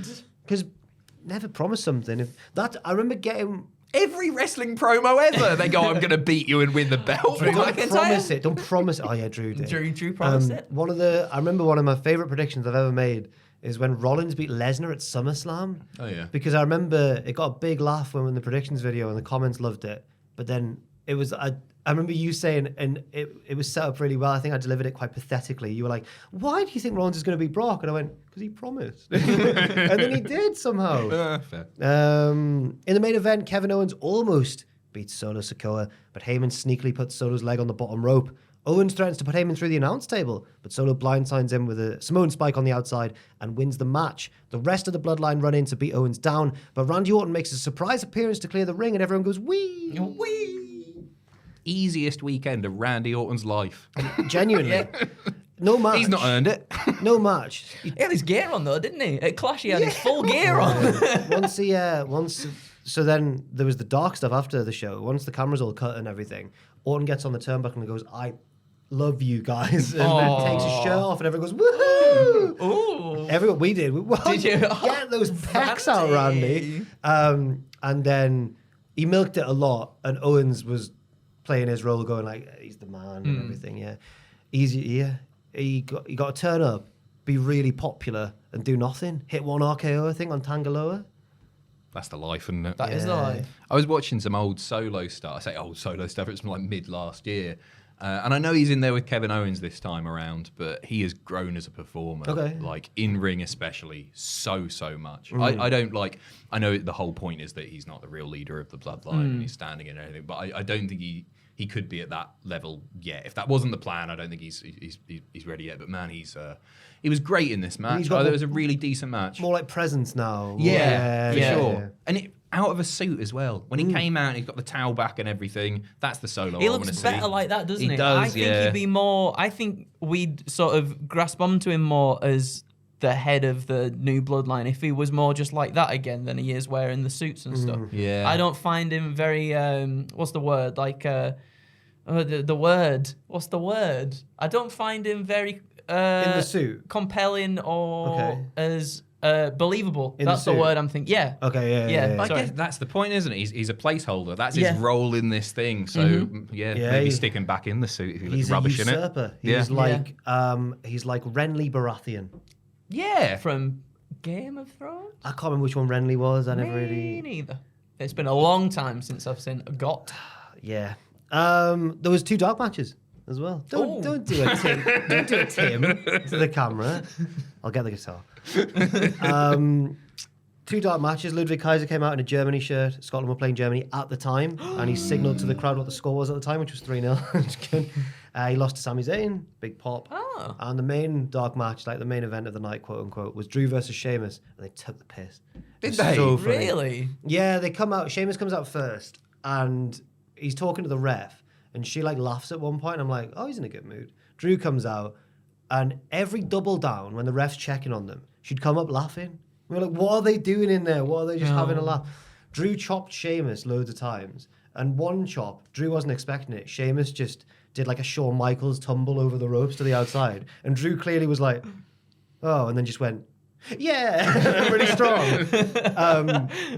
They weren't taking any risks because Drew had the big match the next night. Yeah. Drew followed Sheamus outside. They went up on the announce table, chopped Sheamus off the announce table. It was really silly. He let Sheamus kick out the Claymore. It took him 2 to put him away, which I thought was nice because they're mates, I suppose. Yeah. What a rub off Yeah, camera. yeah.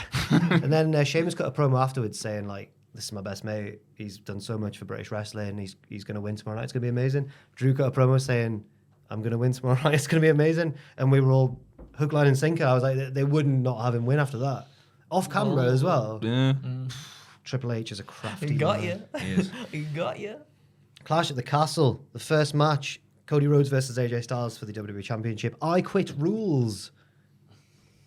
Mama Rhodes. Mama Rhodes. Mama Rhodes. AJ threatens Mama Rhodes midway through the I Quit match with Cody. She slaps him a few times in Oh, response. they were like New Japan style. Strong style, strides. He's wasn't it? getting fairly close there. I'm sorry. I was excited about Did the she miss involvement. the of first time Mama. she went like there or this, there, didn't she? maybe? I reckon She was AJ's like- gone like, And then she was like, do it again. palm strike straight across. You're meant to slap the neck, aren't you? When they do the slap, Right. they slap about there. Makes a noise as well. Yeah. My favourite bit is when she turned away to go and sit down and she was like, nah, do one more. And then she turns away again to sit down and then she does another one. Looks like she's just beating him up at that point. Felt bad for him. AJ ends up handcuffed to the ropes, but it's okay. It's karma because he handcuffed Cody first. He ends up handcuffed to the ropes with Cody threatening to hit him with the ring steps. AJ quits. Cody hits him anyway in the most John Cena move of Cody's run so far. Yep. John Cena was a dick sometimes. As is Cody Rhodes sometimes as well, I feel like. I think it's the first time. Yeah, I feel like he's still... He kind of like... I don't know. He just does it regardless anyway. I feel like he's not necessarily like... I mean, he is when he sort of, talks to the crowd and stuff, he's babyface. But then I feel like he cuts there's a little bit more to it. He could be healed down the line. Yeah, Far for sure. down the line, it would Yeah. be brilliant. Yeah. There's an edge to him sometimes, isn't there? He is pure baby face, but then something you mess with his family, Yeah. you mess with his mum. Right, the camera work showed before he hit AJ, he looked at his mum and she went, do it. Do it. Yeah, It's like she's Palpatine. Yeah. Do it. Adam won't. He's not a Star Wars. No, you know, he knows. Do it. Do it. What do we think of the match? Fun. Loved it. Great opening. Best match of the night? No, in the end, you know what? I preferred Piper. Ah, Yeah, I thought it was because I think it's built really, really nicely. It was that's the great thing about these 5-match cards. Everything feels different from one another, and this was totally different to everything else on the show. I did like at the end Randy eyeing up the belt. Oh, yeah. Oh, I haven't even mentioned that. Sorry, yes. I think that's. Tidbit. Cody celebrates on the ramp. Thank you for reminding me. Oh, sorry, yeah, we know. Yeah, no, it's my bad. Cody celebrates on the ramp, but is attacked by the Bloodline. Randy Orton and Kevin Owens make the save, and then I didn't notice it at the time, but nice little screenshots look. afterwards. Randy and Cody. That's a great feud. So much history. It's probably what we thought we were maybe getting around this time, or Money in the Bank, or SummerSlam, or something like that. I'm ready for heel Orton again. Yeah, for sure. I think you would turn heel in that feud. It wouldn't be face versus face. I think it's maybe you do the first one as babyface versus babyface, and then Randy, after losing, goes all horrible because there's nobody more sinister than Randy Orton. And I imagine He did it with Edge in Edge's last run. Yeah. Started off as friends. Yep. Oh, rated RKO's back, and then turned on him. It was a brilliant match. I think the argument could be made, and I don't want to take credit for this because I think I saw it on Twitter or somewhere, that AJ, as far as bringing the best out in people, you could make the argument in terms of match quality at least. AJ has been the best opponent of Cody. Rollins is up there as well with Cody, but Cody, Cena, and maybe even Roman in terms of what happens in the ring. He's that good. That's a good But again, shout. that's not my point. I saw that. He I had saw that- that online, but it got me thinking. It's like He how had good that he feud is. with that feud with Roman in 2016, just after Roman had beaten Triple H at WrestleMania, and I think they had a 2 pay-per-view run. I think the second one was no DQ, and the first one was a singles match, and everyone was going, that's AJ's a great first opponent for someone's title run. Absolutely. The Cena stuff, I think, I think could well be Cena's best opponent. The Rumble match quality. especially, That Rumble match is amazing. Owens is up there, obviously Punk's up there, but no, AJ, that match was amazing. Yeah. I'm a little bit sad that because AJ and Cody are going to move on to other things now. This is an I Quit match. That is the end of a feud. You don't do anything else after an I Quit match. I could still do with a little bit more of it because it was. I just love those two together. I think they're so good in the ring. And hey, maybe we were only going to get one originally anyway because he moved on to Logan Paul and then went back to AJ. Yeah. But I could watch those two wrestle forever. I think they're brilliant together. Really good match, really fun. It was like walk and brawl for a lot of it, but it's I Quit, isn't it? There's big spots here and there. AJ's springboard, chair shot, and the tumble off the apron through the table was brilliant. It got a was so cheer good. and a laugh live because it was just so slapstick. There was loads of cool stuff, like the Brainbuster as well onto the announce table was really cool too. Like Adam said, I'd love to see another one between these two, even if it's way far down the line they get back round to it. But I guess as well in the premium live events recently, at least the international ones, they've had these matches that have been chaotic. Like we saw the one with KO and Orton versus the no DQ tag team match, the Bloodline, which was which was such a cool way to start off a show. I feel because it just gets it sets the tone, doesn't it? The crowd, it really gets the crowd obviously invested. this one was opening the show because Drew was going to have to be the main event, but it was a great choice of opener as well. In a big upset, Alba Fire and Isla Dawn beat Jade Cargill, Bianca Belair, and the team of Shayna Baszler and Zoe Stark in a triple threat tag match to become the new women's tag team champions. They get a big selly with flowers afterwards and everything. Big selly. It was a weird match because the crowd reaction was getting there, and then Jade Cargill had that really unfortunate botch, that slip off the top rope, and it wasn't even like she got jeered or laughed at. It just sucked the air out of the crowd. It went dead. And then suddenly, they're surprised. So it was really weird atmosphere for this one. It's not the botches that I think are the issue. It's what happens after the botches. It throws Jade off massively, and she's. You'd I panic, think, wouldn't you? But she goes proper deer in headlights, doesn't she? And it's understandable with her level of experience. People make mistakes with moves, and it sucks. But whatever, it's being able to compose yourself and get back on track after the fact. And I don't think Jade's at the level where she's able to do that. So I think there are advantages to her teaming with Bianca. In that she's in there with somebody with loads of experience who is obviously a tremendous wrestler, and they sort of have similarities with regard to what they do in the ring, to big powerful moves, stuff like that. You're learning from the best, but also And maybe this is booking's fault in a way because there's been a multi-person multi-team tag match. When there are that many moving parts, that many bodies flying about all over the place, I think she loses her direction and she struggles to pick back up on it. Yeah. It's not the first time there's been a Bianca and Jade tag match where there's been a bit of confusion over like who's the legal woman. Saudi There was match, that yeah. one with the Damage control. Damage control, wasn't there? Yeah. And the ref has to be like, no, you're not the lead. Yeah. I feel like it sounds so weird to say, given that WWE made a big deal of saying we're being very cautious and slow with Jade, and we're going to take our time with her and make sure she's ready in the Performance Center and stuff. I think AEW so far handled her better. They kept her in matches built around big, simple moments that showed off why she's such a powerful, strength-based wrestler and such an amazing natural star.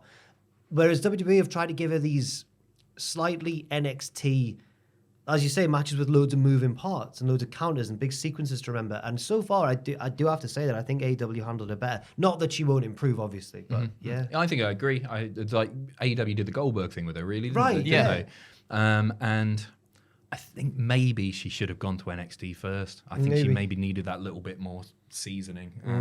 And then you wouldn't have got the stuff with Bianca, because I imagine they would have been hesitant to put Bianca down in NXT when she's a draw and she's so popular and everything. But yeah, I maybe things are about to get better. They'll team for a little bit longer, one would assume, and then fall out, go their separate ways. And yeah, it just wasn't ideal, and it takes you out the moment when you can see the performers struggling to like understand what's going on and how to get back on track. Your disbelief stops being suspended.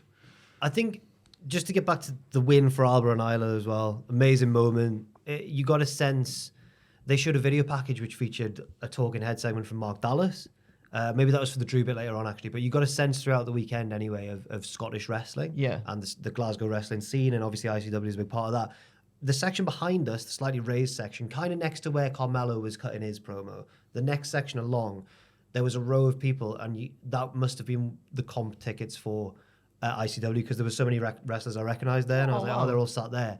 And watching them, they all came back from like the bar or wherever or something in between matches, and I was like, who are all these people coming in? Oh, they're here to watch before one of the Scottish matches. And it just, the whole weekend reminded you of that scene, the Glasgow scene or the Air scene, and like when Isla Dawn got that pinfall, it was such a big moment, such a shock pop as well. Everyone went, no, what? But then the ovation they got after the match, I thought was really good, because I thought on SmackDown they didn't get as big a reaction as I thought they would, but here they 100% did after they'd won. Again, like we were saying with the Piper and Bayley stuff on SmackDown as well, like it felt like Bayley got a much bigger reaction on SmackDown, and then on Clash Night it felt like Piper got a much bigger reaction. I think maybe it's worth mentioning too, I guess, that I've seen people saying things that perhaps there was something up with the ropes as well throughout the sort of entire pay-per-view itself. As well, You saw the referee warning AJ about he them, pulled the rope. Right. And then obviously there was a few times where people were supposed to get clotheslined over the ropes, and they really struggled getting over. Obviously the springboard that seemed to throw Jade off went a bit wrong as well. That was off the top rope. I think, what was it like? It was the suplex thing, that the spot where Cody and AJ go out, tumble out of the ring. I think some people were like, "Oh, that looked a bit I thought it more looked good. harder." Right. It looked good, but it looked a bit, yeah. And obviously Priest's leg getting stuck as well. So maybe that might have been a factor into why. But I think Adam, I think you said it right in that you have to adapt to getting over those moments, don't you? Because you can't let that just hit you and then be like, "Oh, what do I do now?" Do you see Shayna Baszler's tweet? Yeah. Yes. Yeah. If for anyone who didn't see it, Shayna tweeted words to the effect of, all this talk of rope issues, but Zoe Stark nailed like 3 springboards in the match and did it perfectly. And I thought, oh, other people are catching strain. Part of it, I guess, is like when you work the indies, which Jade obviously hasn't done, you work with a variety of different ring setups, and every wrestling ring is different. Why am I like, company I know. company to company? As we well know. Jade has done AEW, she got used to the ring there, and then WWE, she got used to the ring there. So if it's slightly different, maybe mistakes are more likely to happen with Jade. But we saw it throughout the night, and you're totally right. And She's got some balls, hasn't she, Shayna Baszler, for tweeting that? It's She sure great. do. She's legitimately very tough. So maybe that's fine. The next match is Sami Zayn versus Chad Gable for the IC title. Owen was so excited to see his friend, his boy. His boy. Loves Chad Gable, doesn't he? I have to say it as well. Sorry, in SmackDown, when Solo came out, Owen Mawson, bollock boy, throwing the one up for Solo Sikoa. Disgusting. Bollock boy. Bollock Did you see boy. him do that? We saw him on the camera. He threw up the one Acknowledged. for Solo He Sikoa. acknowledged Look at that. it. So when Roman What a comes back, I'm loser. telling you now, he's gonna get battered. We I can't remember when it was. It was either, I think it was Clash, maybe not SmackDown. I think it was Clash. There was one. No, it was SmackDown.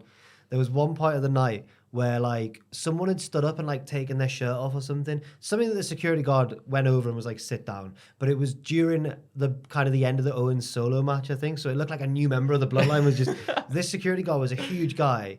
Really white. He blatantly wasn't like related to any of them. But he was like making a beeline towards the ring and then tells someone to sit down. And we saw him the next day going, obviously for a shift at Clash at the Castle. We walked past him. There's a big tunnel that leads to the Hydro you go through. And as we walked past him, me and Fraser were like, just being bullies, just being nasty boys to this bloke on his way to his job. Probably didn't care about wrestling. But yes, the next match, Sami Zayn versus Chad Gable. Owen's so excited. I think you. He was shouting. Gable tries to get Maxine Dupree midway through the match to hit Sami with the belt. She can't bring herself to do it. Gable shouts at her in the corner and then moves out the way, and Sami almost accidentally hits her with the haluva kick, and they go, whoa! Otis defends Maxine from Gable on the outside. Later on, this was a Ronan Keating roller coaster. This was. Life was a roller coaster in this match. Later, Zayn accidentally sends Chad into Maxine. It's like the accidental chop block, I guess, which angers Otis. Gable then instructs Otis to attack Sami behind the ref's back, but Otis just picks up Maxine and carries her away instead to a big cheer. Sami wins to retain the title, and Gable's reaction was hilarious. It was so good. The stare. So good. It was really good. And Sami was going, it's over. That's your last your last shot. You're done. I thought this was lovely. Yeah. Really nice. It's It was very brilliant. good. It was like the way that they combined what was just a really great pro wrestling match with something that was so story based. Yeah. Like you've got to be really talented to do what they did. I think to tell the story that they want to tell, Gable had to lose. Yeah. So did Andrew. So did I. I was match. How did you at that match? I thought this Oh, was. I no. thought this was going to be the time because Gable had so many opportunities at this point. Andrew, if only you'd been It's brave time. enough to listen to your heart with your other predictions. I should have. I should have been. But how good are Otis and Chad in this whole story? I mean, obviously Maxine and Akira as well, but like Otis and Chad's. The way that the way that when Chad chop blocked Maxine and just like the timing of them two looking at each other in that moment was so good. So I'll be sad if this is it for a little while between the Alpha Academy. I'm sure we'll get to the Otis and Chad stuff as well, but like SummerSlam, hopefully. actually no, what am I saying? dead. Chad, Oh God, yeah, of course. Pie in the sky.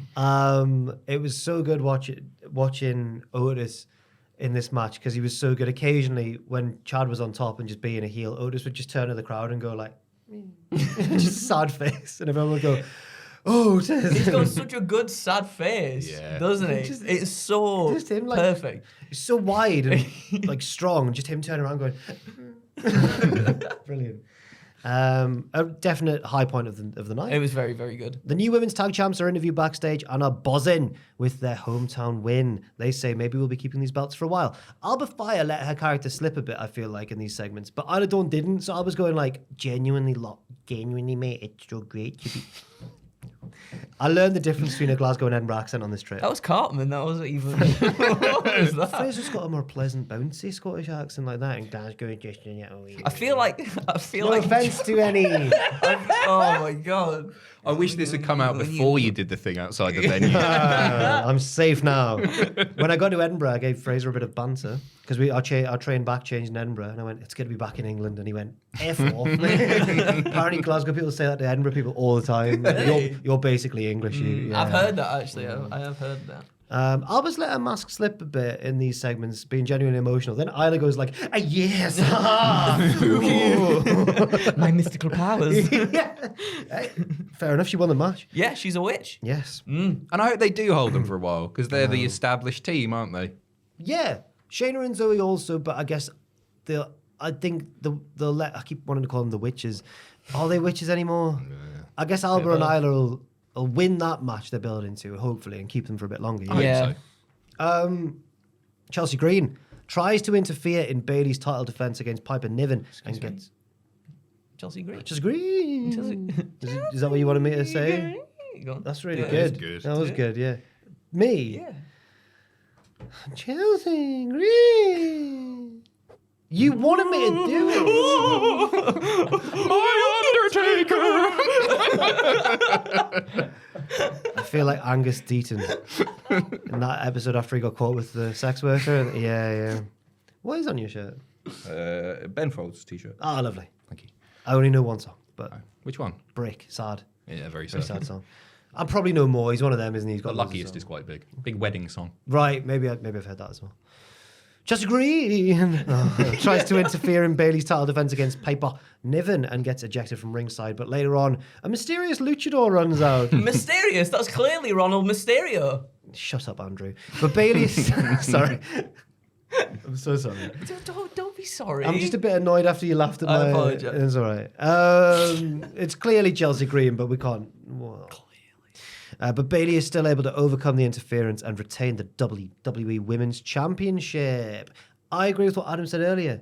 The crowd, this was like the lull. The crowd had been really hot for Chad and Sammy, and it threatened to be the lull match. But I agree with what you said, that they got the crowd into it down the stretch. Yeah, it took, what, 8-9 minutes? Yeah, it took but a good when it while. got going, like, it just built really, really well. Yeah. I was saying to Andrew while this match was on, it's like, I don't think Piper's winning here. But I really hope this is the showing that she needs, because I don't think she's been utilised that well on the main roster, and it's exactly what it should have been. If she wasn't going to win, she needed a match like this, and it really got people behind her, and not just people who were there in Scotland, people watching at home as well. She is so good, and she's unlike anybody else on the main roster as well.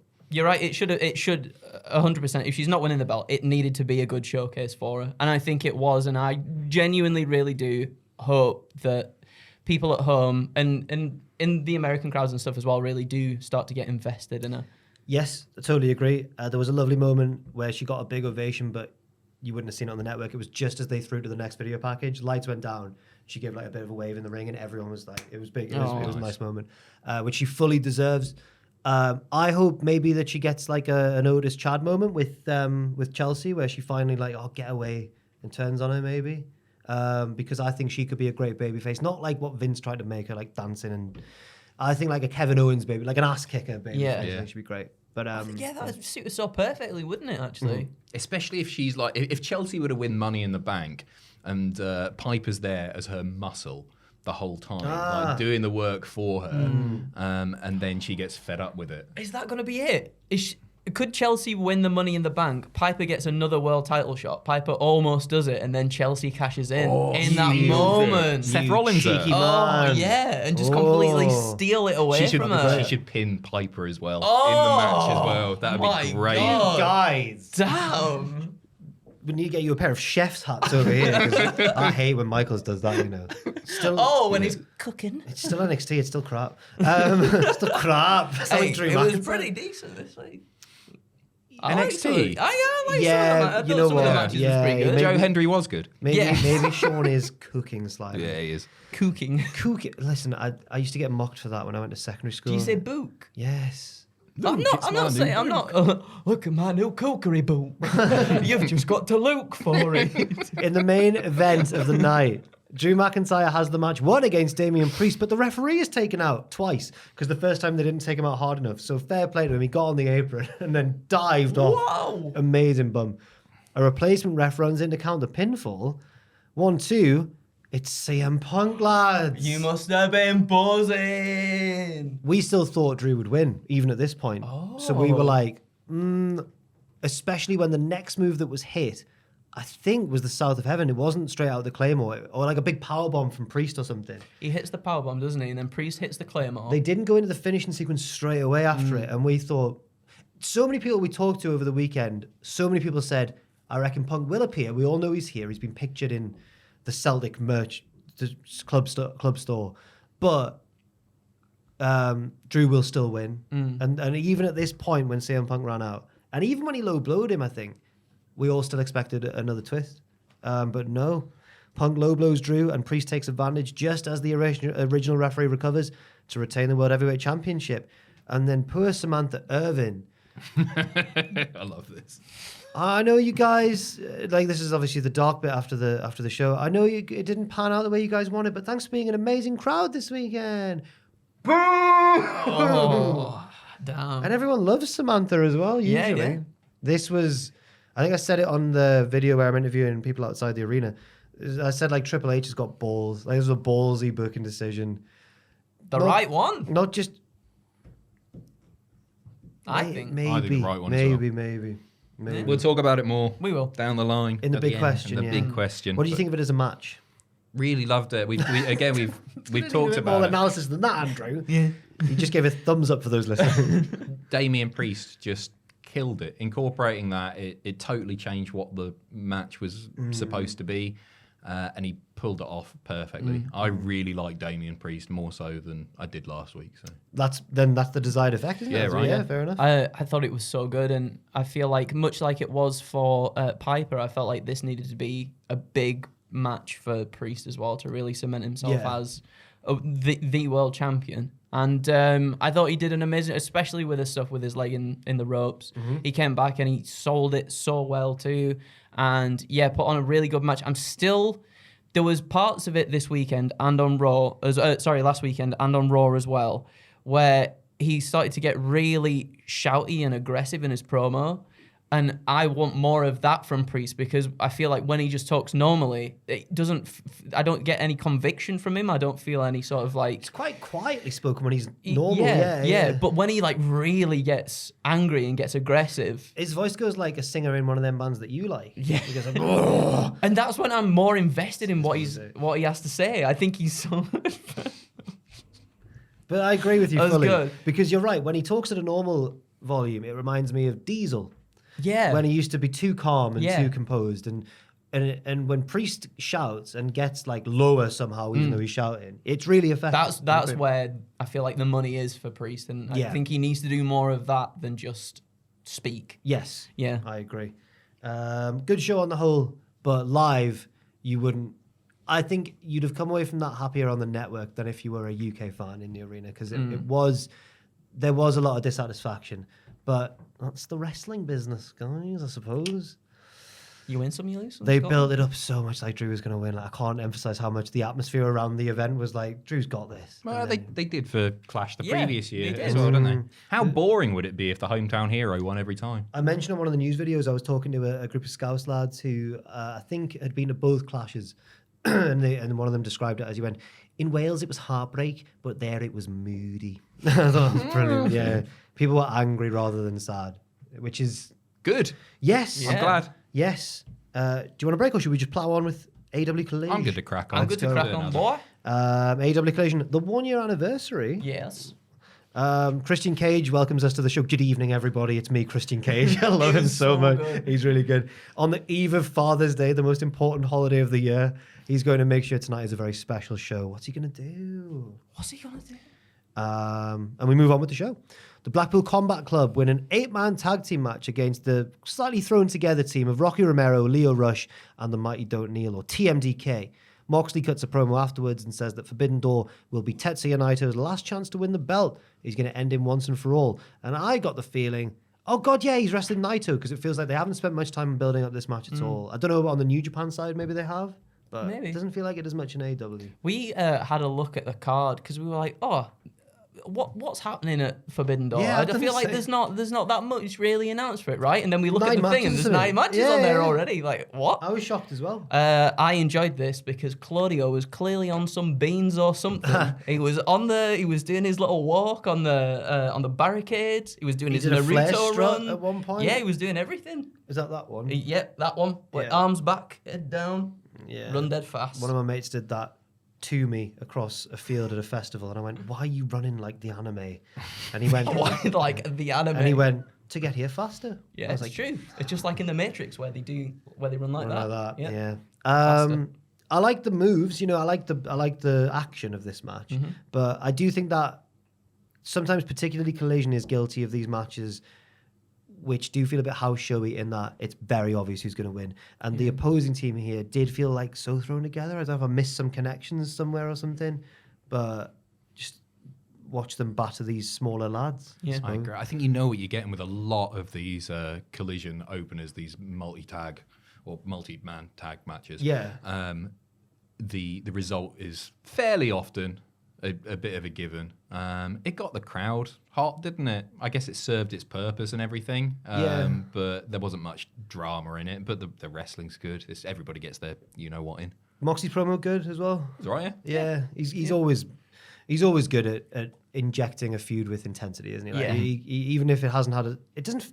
I don't know if maybe I was just off when it got announced or something, but it just feels like this Moxley Naito match has had barely any. It's Forbidden Door, isn't it? Sometimes it just feels like Yeah. like we're having a match because we're having a match sort of thing, and sometimes it doesn't need more than that. But I guess for like the IWGP belt, which is like the top belt, and you think there might be a little more. It's my Next weekend, least, isn't it? it is, yeah. My least favorite time of the year in AEW when this comes around the Forbidden Door stuff, because I think it sometimes it takes away from what AEW are doing and often doing very well to put focus on matches that I personally I'm not going to be as invested in because I don't watch New Japan. I don't watch so it's. But on that note, I think Collision was pretty decent. I thought Dynamite was great this week. I really enjoyed Dynamite. So I think they're doing a good job. It's a difficult balancing act, that, isn't it? And in terms of match quality, Forbidden Door seems to deliver. Oh, 100%. Yeah, the for matches sure. are always great. But we've got to mention Nigel's line. Daniel Bryan used to be vegan, but he couldn't stop eating brie. Yeah, he was yeah. desperate to get that out. He started the line too early when the camera wasn't on Bryan or anything. Oh, you'll never guess what, guys. But it's a good line. It's a good line. He was amazing throughout that. Just when when Danielson was on the floor and he's going, "Are we falling over? Oh, we can't get up." The Brie line reminded me of when I used to do graded and I would steal a joke off Reddit in the morning and try and shoehorn it in somehow. It was very much like that. Yeah, it was good. I don't know how it's taken him this long in hindsight, unless he just saw it recently and stole it as I well. reckon that popped up from, one of those like Uber Facts accounts on Twitter for jokes. One of those things. But yeah, Nigel and Brian has to happen at some point, I surely. think so, It's got to yeah. be building to something. Tony Schiavone introduces The Acclaimed and Daddy Ass, which is now his name, I think. They don't call him, sometimes they call him Billy by accident, but I think his ring name is Daddy Ass. I think it comes up on the name slates, doesn't it, Daddy Ass? Oh, Cody Rhodes, talent name. Oh, fantastic. Oh, that was Women's Tag Team tremendous. Champion, talent name. That could have gone so wrong if they'd flashed up the ones with the winners on it. Oh, yeah, it really could. The Acclaimed cut a promo on the Young Bucks and talk about getting fined. That's not what the fans want. They want to see the Acclaimed become the new tag team champions on Dynamite. They talk about their accolades, and Caster prepares to do a rippity rap, but Brandon Cutler interrupts. He says that EVPs have carried this show on their back since day one. He dishes out another fine, but then Daniels interrupts and says Tony Khan's reversed the fine. Cutler gets in Daniels' face and gets hit with the clipboard. Daniels rolls into the ring, and the babyfaces all hit their moves on him. I'm so glad they're back in the regular tag division than the trios moving forward. And I guess part of that is to probably give Daddy Ass some more singles matches because he's going to be hanging up his boots sooner rather than later as well. And he's been booked strong for the past 4 or 5 He never months. loses. Or so. I know. Billy Gunn. Yeah. 58 years old, something like that. Fair play to him. I think he lost Jay to White Jay didn't White. need it. I think he lost to Jay White, but also beat him. At Yeah, one. yeah. Yeah, fair enough. I'm happy to feel invested once again in the Acclaimed because there's a little time that I dipped off for a bit, but I'm feeling back round again. I think other people feel the same. The crowd, the reactions that are getting here and on Dynamite, they're back on track, aren't they? Hopefully Max Caster stops being silly. Yeah, online. that was definitely a part of it. But I think also, as you say, a part of it was that they were in the black hole that is the trios division. Yeah. Now it's good to see them back in a more featured program. They will lose though, but that's okay. You know. Imagine how stacked the tag division would be if the trios didn't exist. Didn't And I exist. don't think we'd lose much No, either. we wouldn't. No, we wouldn't. Like getting House of Black in there, and I don't. I'll talk about it more later because there was another one that grinded my gears later on. But I don't like this whole.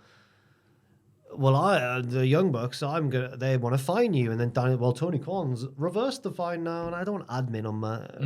It's like I think I said in the morning news chat earlier today in the work chat. you got very wound up. you were very wound up. Because commentary had to be like, just to be clear, the match that was just mentioned there by the heels, that's not official yet until Tony Khan says so. And I hate that sort of stuff because if there's any time when it shouldn't be so apparent that Tony Khan's running the show. It should be when he's been battered and these heels have taken over. They've never fully taken over. Well, that's it. It kind of takes away from the fact that, because I feel like we want to see them just completely run the show and do all these horrible, dastardly healing things. I get you need a reason. What would the Bucks gain by booking the Blackpool Combat Club again in that opening match? For example? You need a reason why normal things are still going on. But I don't know if the solution to that is reminding us constantly that Tony Khan's in charge. And I think that my point was it feels like we're being reminded more and more now than we ever were during the angle when his power's been threatened, supposedly. I don't know. Maybe I'm looking at it. Maybe it's not that deep. I don't know. But It is. it is that deep. It's wrestling. The next bout is a no DQ match between Thunder Rosa. I wish I could pronounce her name like Tom Khan. Rosa. Yeah. I can't remember. Can you roll your eyes? Tom, is that you? Rosa. I can do it if I really concentrate. But and Deonna Purrazzo. Deonna attacks Rosa before the bell. It's a street fight. They're in jeans. Purrazzo. Oh no! I nearly mispronounced her name. Like Matthew. Oh, What God. does he say? Purrazzo? He says it different every week. Every change. Either way, he's fine. isn't it? I understand that why he struggles with Lyra Valkyria. It's a bit of a weird one, but Deonna Purrazzo, he just can't grasp either. Deonna Purrazzo. Deonna. And I just made a mistake there, so it's not as easy as it looks. Purrazzo eventually attacks a cameraman at ringside and blasts Rosa with the camera before locking in the Venus de Milo through the ropes. Rosa's already unconscious anyway, and Deonna wins by referee stoppage. Really like this match. it's fun. The bunkhouse attires. Yeah. That's cool. The table spot. That was so cool. Could have gone wonky, couldn't it? It could have. Because But it didn't, it's a wrestling table and they're not real. Yeah. So yeah, to run up it, use it as a ramp, I thought was great. And Yeah. you don't see that very often. So it was nice. I thought it was good as well. I'm surprised that Rosa hasn't kind of gotten revenge yet on Deonna. She will, though. She will, but she's given her a lot in Yes, this feud. yeah. And she's kind of defying her own reputation as a bit of a, like, if I'm not winning, I'm not happy kind of wrestler. So fair play to her. Yeah, good stuff. Hechicero, who I love, by the way. I can't stop saying. I woke up this morning and I can't stop thinking of Hechicero's name, but in the Simpsons Canyonero thing, Hechicero! That's really good. That's a chant. It is. Start that for Vindor. Someone write the rest of it, and then, yeah. Hechicero, the chant came back at Clash of the Castle, just sold my car to Santos Escobar. Brilliant. Really fun. Wow. Yeah. Oh, no, on SmackDown, sorry. Yeah, that's good. Hechicero is accompanied for his match by the Gates of Agony. Dalton Castle is accompanied by the Outrunners, playing the role of the boys for this one. Truth Magnum and I love them anyway. They're great lads. They're the youngest men in the world. That's their gimmick. They're brilliant. Hechicero wins, though, and the heels beat Dalton down afterwards. The boys failed to make the save, but then Daniel Garcia and Daddy Magic ran out with chairs to chase the bad guys away. Some of this. Look at Do that. you know, for some reason, whilst watching this match and obviously seeing the boys and Dalton Castle, I was like, do you know who would make a good boy? I'd quite like to see Rick Boogs as one of the boys for some weird reason. Just a massive I don't boy. know why Yeah, that he's came great. into my head, No, but he did. I think one of them just kind of gave me Rick Boogs vibes. Yeah. Oh, where's he gone? I know he got released. I think he said that he'd wrap things up. Really? I think I remember That's reading such that. a He's doing all his Yeah. fitness, trainer he was fitness stuff, I think, now. So over for a while. And then got injured in the opening match of WrestleMania. It was like the worst time. It's supposed to be like their biggest match as well. Man, I think that is a shame. Wow. Maybe Hechicero is him. It could be. Big. He is big boy. I love Hechicero. He's so unique. Like, Yeah. he can move like a guy of his size shouldn't be able to, but also is really good at submissions, but also can do lucha things. It's I love him crazy. so much. It's like, he looks like he shouldn't be able to do those. He's also weird, which is a bonus. Like, he's always going, ooh. Spooky. Because I think Hechicero is wizard in Spanish. Or like warlock or something like that. Yeah. I thought we were going to get him versus Daniel Garcia, but obviously that changed, and that might be related to the news I think that's so. just Yeah, I gone think out. so. Some sort of contract Oh. thing, like What's this? to do with the CMMLL. it might be something to do with Because that. it very much felt like they were building up to MJF versus Roosh. And then they've At the kind of pay-per-view. jumped the gun with that Yeah. already. Yeah, I think it's And to now do with that. Hechicero. That makes a lot of sense. because fair it enough. looked like it might be him versus Garcia, which I think would have been a really cool match. Actually. Yeah, I'd I have think been that quite would, into that. yeah. That running knee into the corner. Oh, when he like props too. defies gravity It's somehow. brutal. Isn't Yeah, it? he's It's great. brilliant. Yes, we all love Hechicero. Dante Martin is interviewed backstage alongside Action Andretti and Darius, his brother. He has a qualifier. Sounded so angry about that. He has a qualifier against Lee Moriarty tonight for the TNT number 1 contender ladder match. No, it's just for the belt. Sorry, because it's vacant. I thought it was it's to get in the ladder match. Because So I've called it the TNT number 1 contender ladder match, but it's just for the belt, isn't it? What the ladder match is for the belt, yeah. Yeah, right. But sorry this about was a match to see get who into would that, go yeah, into yeah. that. Yeah. Leo Rush interrupts and says he sees Dante's doing well for himself. Leo points out that he and Andretti have history. I went on Cage Match. They've had one match. It was History. the first match, was it? No. I thought it was in No. India as well. I don't think it was on. Yeah, okay, right. So I don't know what that's about. Unless I've made a mistake there, or unless one of them has had multiple ring names and it didn't come up on Cage maybe. Match. He introduces himself as well to Darius Martin, who is cold towards him. They're all a bit cold towards him, and Leo goes, I'll see you around. Walks off. They don't trust him. Why don't they trust him? Right? I think he's always been... Oh, did he turn heel maybe in AEW before? I don't know. Maybe. Maybe we'll find out more about this guy, this Leo Rush character, this young rookie on the scene. Yeah, very interesting. I'm excited about them wrestling if it means they're going to do all the flips. Oh, and that, it'll be insane, won't it? Yeah, for sure. Right, the patriarchy bring out Christian Cage. Shayna Wayne starts the segment, gets a lot of heat, and doesn't flub her lines this time. She's doing better. He mentions that Christian mentions it's the anniversary of the passing of his son Nick Wayne's biological father. He says Nick's father dying was the best thing that ever happened to him because it led him to Christian. This segment's ridiculous. Nick, So good. yeah, it is. Nick gives Christian a handmade Father's Day card. It's rubbish. It's like a bit of pink A4 amazing. folded over. Some of it was scribbled out, wasn't it? They just carried on anyway. In which he writes that he hopes to one day have half of Christian's talent. Killswitch, though, has painted an amazing portrait of Christian, which Christian says, that's okay. But Nick, your card was so good. You're a poet. You're a wordsmith, which is just brilliant. Killswitch goes to leave, but Christian brings him back. He's got an announcement. He says there's an alternative camera angle from his match with Swerve. Shows that actually his shoulder was up and the match should have continued. The EVPs actually wanted to air this footage, but Christian asked them not to because the patriarchy don't make excuses. They just get on with it. It's brilliant. Now the group want to get back on the winning path. And that starts by winning the Trios Championship. I know I've just slagged them off, but I quite like it just because of the dynamic with Christian and Killswitch and Christian and Nick. Actually, the trio stuff could be quite They fun. could with elevate it. the division. Yeah. Christian says Tony Khan's father gave him money to set up a wrestling company just to see his son smile. But now AEW is Christian's company because he is the most influential and talked about star in the sport. And he won't stop until he goes down as the greatest wrestler in history. He is now Tony Khan's father. So unbelievable segment. It was the main draw of the show for me. Yeah. So, like good. when the match card was announced, you got the graphic, but then you see Christian there on like a Father's Day celebration. He's gold. How the hell do you get a dead dad gimmick over in wrestling? That's how good he is. Yeah, it's unbelievable. I just love... he just does the most obvious hypocritical things, but it's so funny the way he does it. Like the painting clearly being better than the card. You're like, that's okay. But Nick, the card, it's so good. It's just brilliant stuff. I don't know what more we can say about it. It's great. Really good. Backstage, the Bang Bang Gang say they have a lot of challenges for the trios titles, so the patriarchy can get in line. Jay White is absent tonight, though, so their match against the House of Black is non-title. If I was there, I'd have been a bit annoyed. Your main event's actually a non-title match, and Jay White's not here. But Yeah. Don't know if it's like if he's got time off or if someone's dealing with an injury or something. Plans change all the time and that. But yeah, I was just like, it's felt a bit shortchanged there. Was Especially it announced as title match beforehand?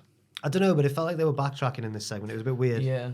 I think it was announced as non-title to begin with. I think, anyway. I'm picturing the match graphic. I think unless I've missed something, I think Jay's been absent recently and it hasn't been explained. It's just they've had the cardboard thing there. The Ass Boys were great in this. Another two people have improved because people just saw them as sort of goofballs who bumped pretty well, but their promos have like they just get it again. They're really good. You can tell that they grew up in wrestling. Yeah.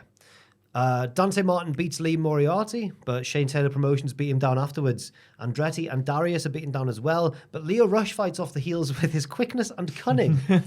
The faces acknowledge him warily as he leaves the ring. Lads, he just fought 3 people off on his own, one of them an Olympic boxer, and you're like, he might be all right. I don't really get it. Are they just wary of him because he's untrustworthy? Is that the story? I guess so, maybe, yeah.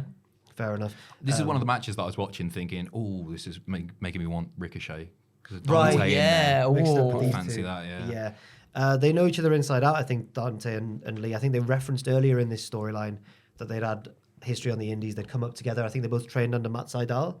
So they've referenced that, and you could tell that their chemistry was... They knew each other inside out. It was good stuff. Very smooth. We get a Hikaru Shida video package. She'll be in the Owen Hart tournament, and I'll be fuming if she wins because I think she's overrated. Dear. Wow. Oh, I really like her. I know. I've never really... It felt like a title reign went on for about 3 years, and I didn't enjoy it. I didn't enjoy the match.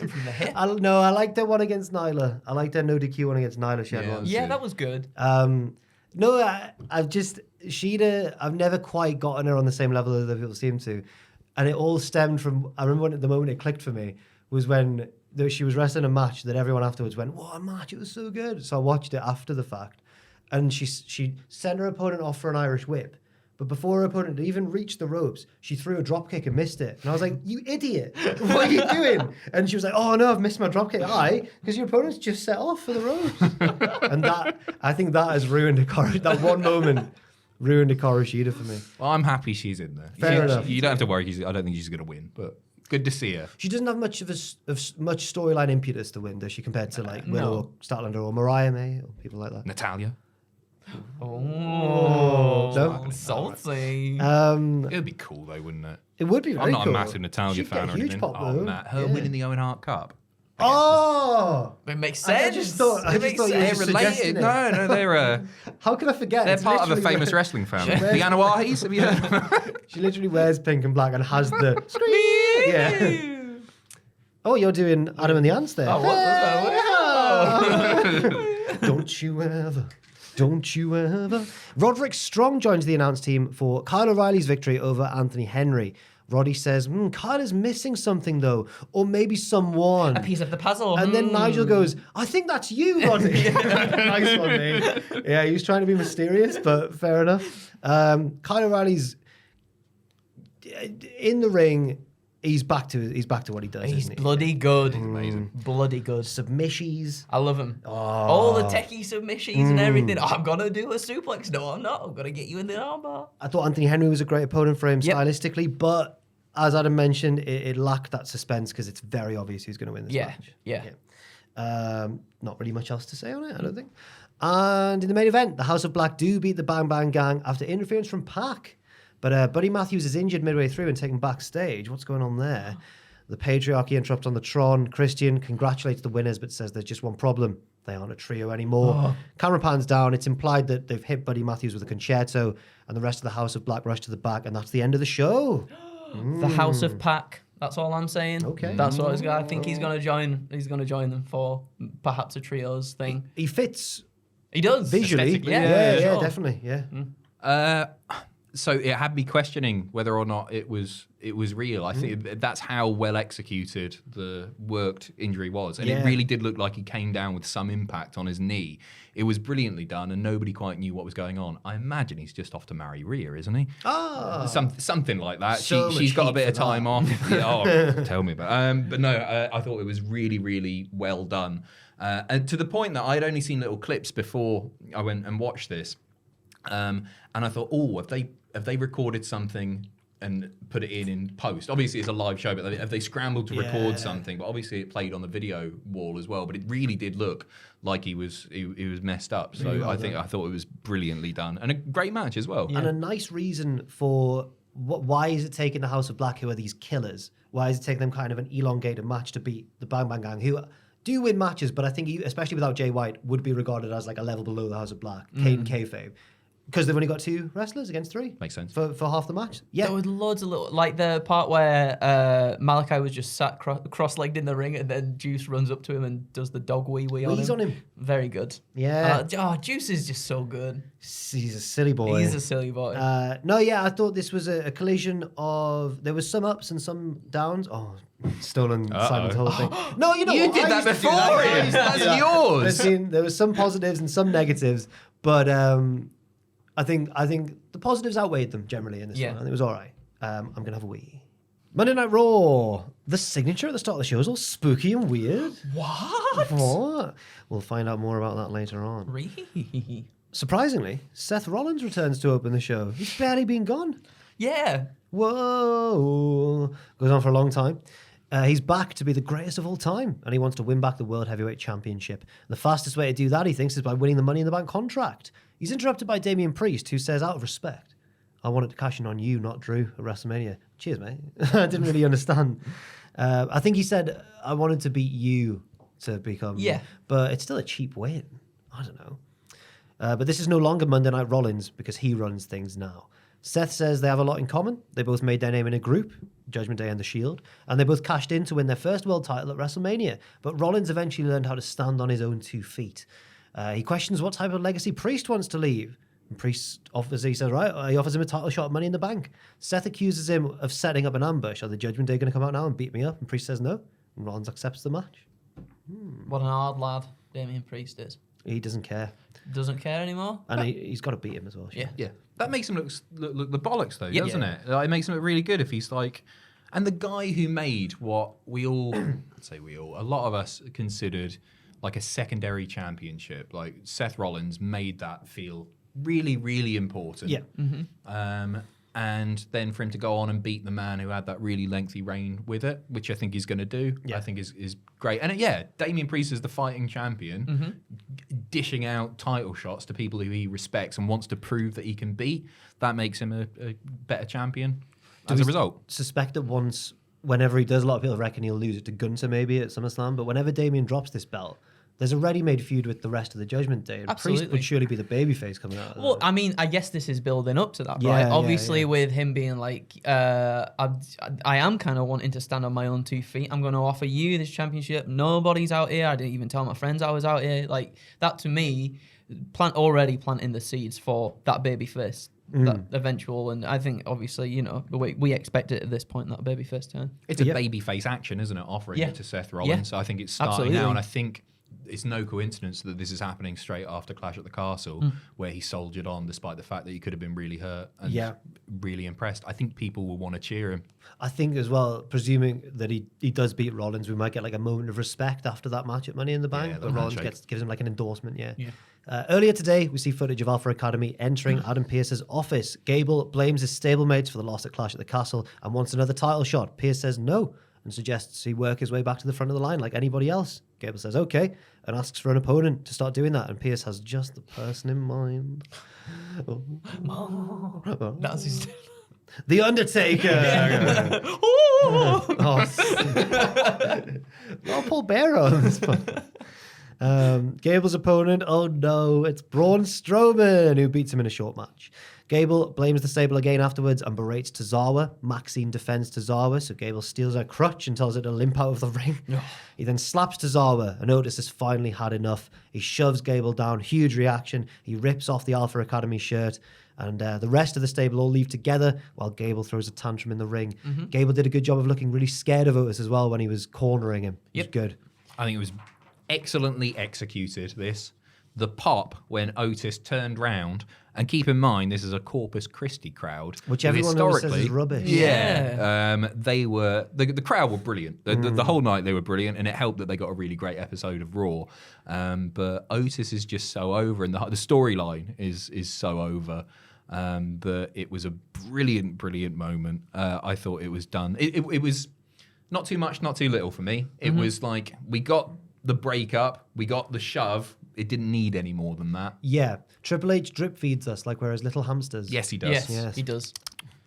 I was really hoping. Suckle at his metal straw. I didn't realise the bit pre-match where they were doing the little promo thing was earlier in the day. So I was like, by heck, he's changed clothes dead fast. Because he's in the back with his suit on, and then he comes out in his gear. One thing I will say about in Corpus Christi's defense, there's a scene, a shot of, I think it's Alba and Isla walking through this backstage area, which looked like a lovely airport or something. It's all brightly lit. There's big windows, and they're coming through. But there was like production crates lying about and stuff. So I think it was just backstage. What a Beats the lovely Utila, bounce. doesn't it? It's Yeah, a a horrible little bit. venue, that.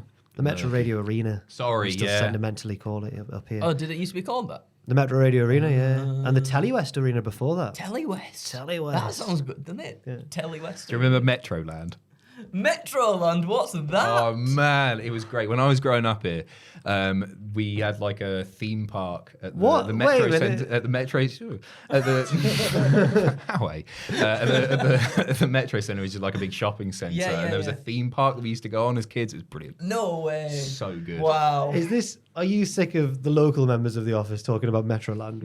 Is that what's up? Oh right. Just that seemed like you've been told about it so many times. Metronomes, they're still there. Yeah, they come out at Christmas. 4 mascots who knock about the Metro Centre. There's like a red, yellow, blue, and green one. 3 now. now. One died. What? The blue one.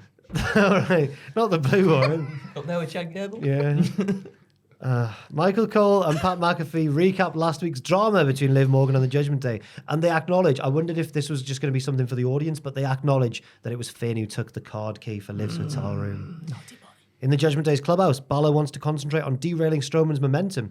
Now, a problem I had with the Judgment Day before Priest won the belt was they're always like, we need to take care of this arbitrary person. We need to take care of them. Now that Priest's got the belt, it makes sense that they want to stop any potential challengers from gaining too much momentum. So I don't mind it now. Priest asks why Finn took Liv's room key. Balor says he was just protecting Dominic. Yeah. Okay, mate. Balor protecting his mate by shagging Liv Morgan is the best. What a guy. What a guy. Such a bullet he's taken. Finn says once he wins Money in the Bank, he absolutely plans to cash in on Cody. They're just lads. The bants. Dom can't find his vest. Where's my cow vest? Cow skin vest. Where's my cow vest, man? Carlito jokes that you might have left it in Liv's hotel room, which the rest of the group are like, that's not funny, Carlito. Stop it. Carlito is just this horny old bloke hanging around with him is gold. The other week when Dom was like, lads, what do I do? Liv gave me the key to her hotel room. Carlito goes, that's cool.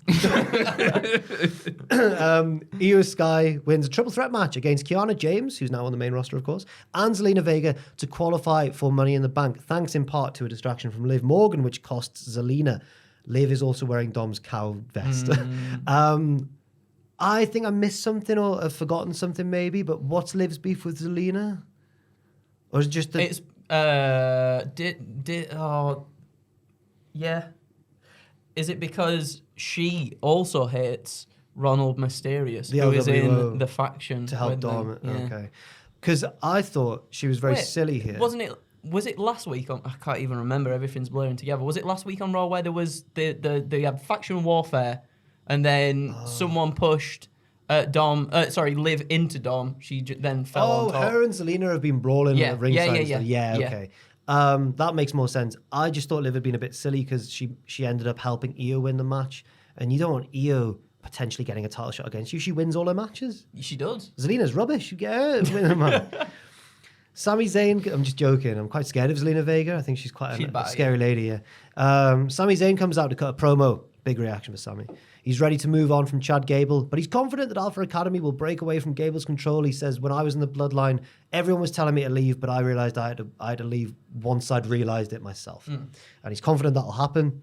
Now Sami wants to defend his belt against anyone and everyone. Bron Breakker arrives. Says Sami's next on his list. Sheamus interrupts and says, all right, lads. He's very casual. And says he's been chasing this IC title for the last 5 years. He respects Sami a lot, but he's coming after the belt. Bron feels disrespected by this and says nobody cares about Sheamus' attempts to win the title, and he'll kick his ass if he gets in the way. Sheamus calls Bron a kid and tells him to get to the back of the line. Sami says, this seems like a number one contenders match, so I'll go and get Pierce to make that right now. Fair enough. Nice little segment. I liked it. I'm happy that Bron's getting into that title picture now. Yeah. I would like him to be the one to win it, I think. Me too, I think. From Sami? Yeah, me too. Yeah. I think Bron is the nearest person we've got to fill in that like Brock Lesnar role. Yeah. He's legitimately terrifying. Yeah, he is. He plays the role and he's so young as well. Like he's got such a future ahead of him, hasn't he? I like Sheamus once again going for the IC belt, like to complete the thing. I think you keep it away from him as long as possible. Yeah. I think it was the right shout not having him beat Gunther because it was less about toppling Gunther and more about winning this belt that he'd never held. With me, Sheamus, I don't know how long he's going to be in the ring, like long term. Like, he's probably only got maybe a few more years. Yeah. I don't know. I thought that about At Randy this Orton. level, anyway. Yeah. So I'd do like a reverse JBL thing with him. I'd have him win the IC title, maybe at WrestleMania, off somebody who it makes sense for him to beat, and then call it quits after that. Yeah, Say, that'd I've be done it nice. all. There's nothing else. Because he's done everything. And when Sheamus is in a storyline like that, there's a genuine, I don't know, he takes the piss a lot, but there's a genuine like warmth about him, isn't there? Or like he seems really genuine. Yeah. Yeah. So yeah, I fully agree. That's a great idea. Shayna Baszler and Zoe Stark interrupt an interview with Alba Fyre and Isla Dawn. They say they should have won at Clash at the Castle and won a title shot, and the champions are happy to agree. So just setting up that next match. And you know what? It's really good that they did acknowledge the tap out, because I thought in this case maybe they won't, because it's Jade that they're talking about, But and they they want to do. protect Jade. But yeah, they went with it. I guess maybe it's all right if it's a heel saying it because they're like deluded. It doesn't necessarily have to be true. No, she was right. I know, It she was was true. No, she didn't. She had a little close to it. No, that counts. She did think it was twice. open. She did it twice. Fair enough. I can't remember. Was it closed? I think one of them was closed, and then one of them. Oh, might she have, went like- open fingers. Maybe I'm wrong. You in never that. go open fingers. You never go open fingers. Backed up by the LWO, Dragon Lee takes on Carlito, who's accompanied by the Judgment Day. Liv Morgan turns up mid-match wearing Dom's cow vest, but is attacked by Zelina Vega, sparking a brawl between the two groups. JD McDonough attacks Dragon Lee amidst the confusion, allowing Carlito to pick up the win. Da, da, da, da, da, da. He needed it. I'll tell you something. That sell from that Hurricane Rana that he did to the outside, he just stiffed it. He just went, He's put on a lot of size, muscle mass. He has, yeah. Since he was 20 wrestling John Cena. Hanging around with Chris Masters will do that. Your favourite tag team. Yeah, Masters is obviously. cool. Oh, imagine if he came back. oh, imagine. But yeah, he had to kind of just go. I thought it was brilliant. Yeah, it was good. Yeah. It's so good. One thing that's got me thinking about is like how well Triple H is doing at keeping the popular wrestlers who are off, keeping them in your minds. Oh. Like, obviously, they're doing it with Liv now, which relates to Rhea, who is away. They're doing it with Roman as well. They've Yeah. been doing it with Punk, Drew doing all that stuff. Oh. Like, I think he's doing a great job with some of those really hot angles that have had to be halted for unavoidable reasons. And yeah, the match obviously was more of an angle than a match, but it was fun enough, wasn't it? It's so weird that WWE's good now. After so many years of Vince just slowly going mad and Sometimes you just catch yourself thinking about it sometimes, don't you? It's actually Going good. like, oh, Everything wow, kind of makes actually, sense now. Yeah, this is how it should have been for years. It's like getting a new job, isn't it? Because like we've been doing this for like 8+ years, Right. but it's always been the same WWE. Right, You yeah. do your best with what you're given. But now, But now it's actually talking about a new thing. Yeah.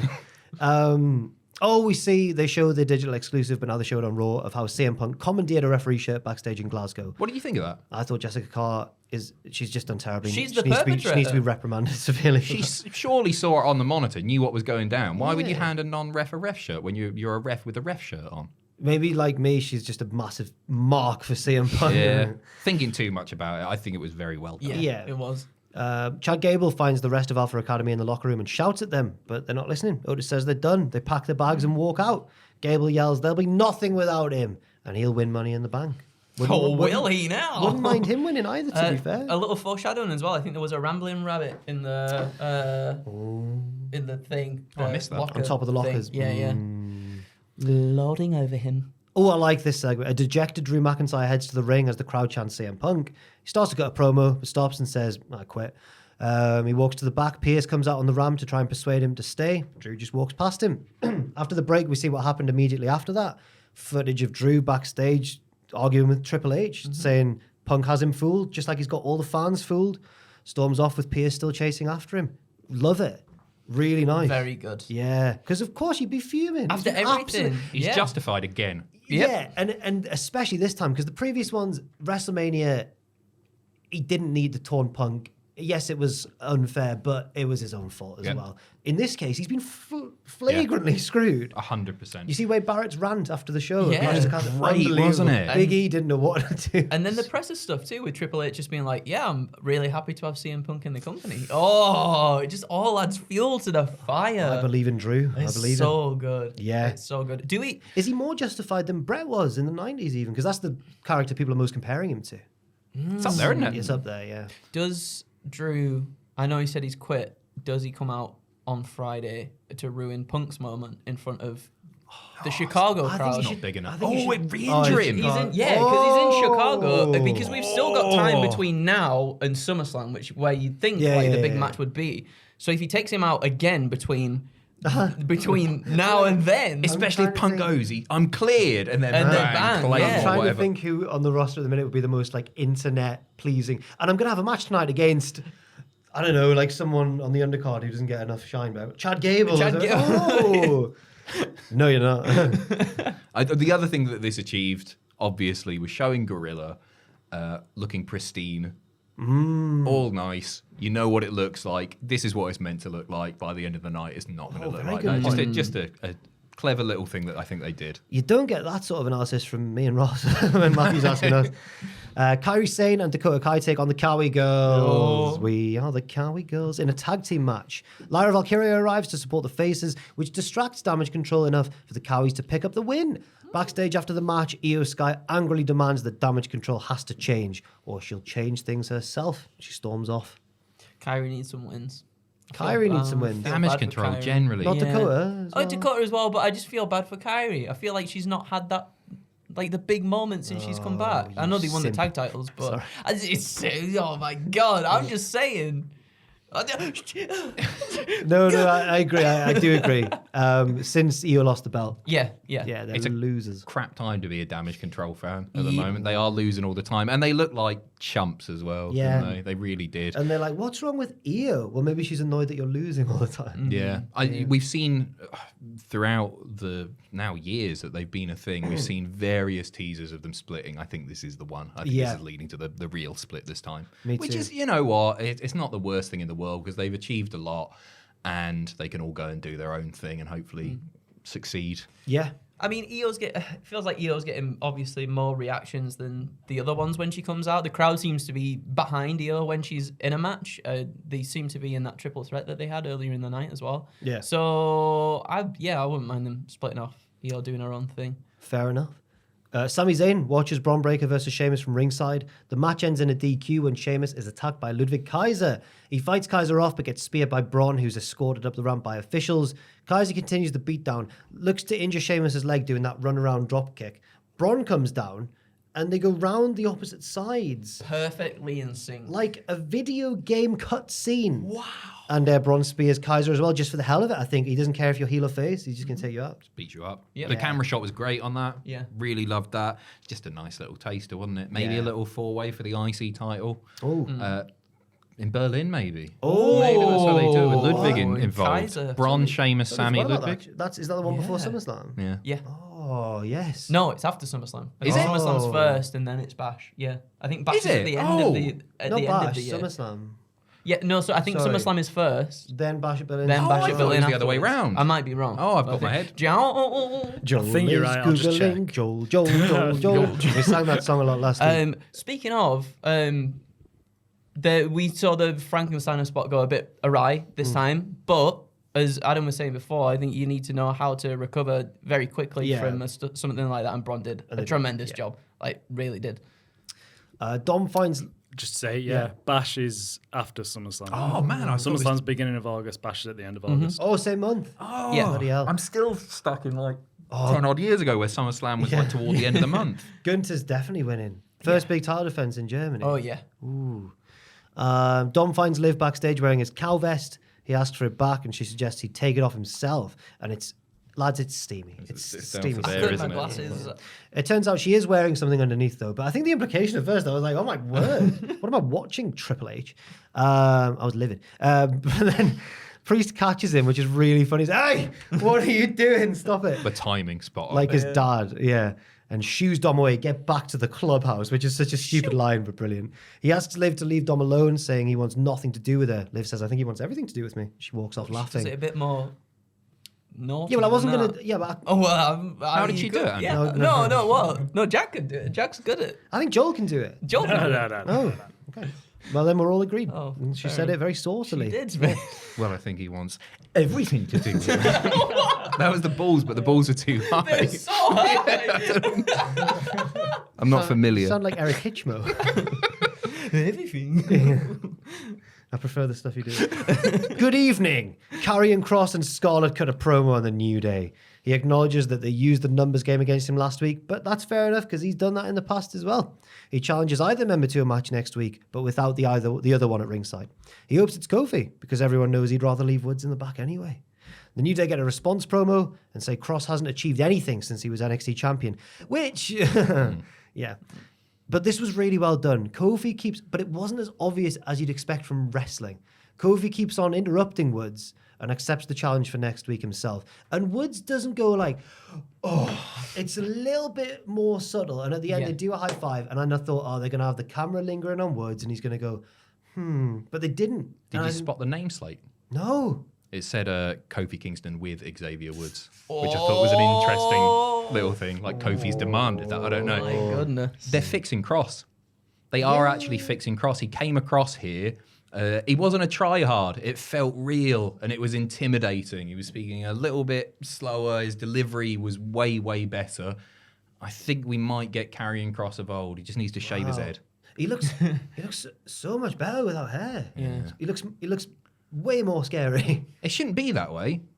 I guess it's expected that you look harder without hair, I suppose. Yeah, Did you maybe. find that? Paul Daniels. Nobody. People avoid you. Nobody approached We don't me at want all. none. No, exactly. None of this Mack truck. You get run over. I missed that theme tune so much. But it's a good theme song.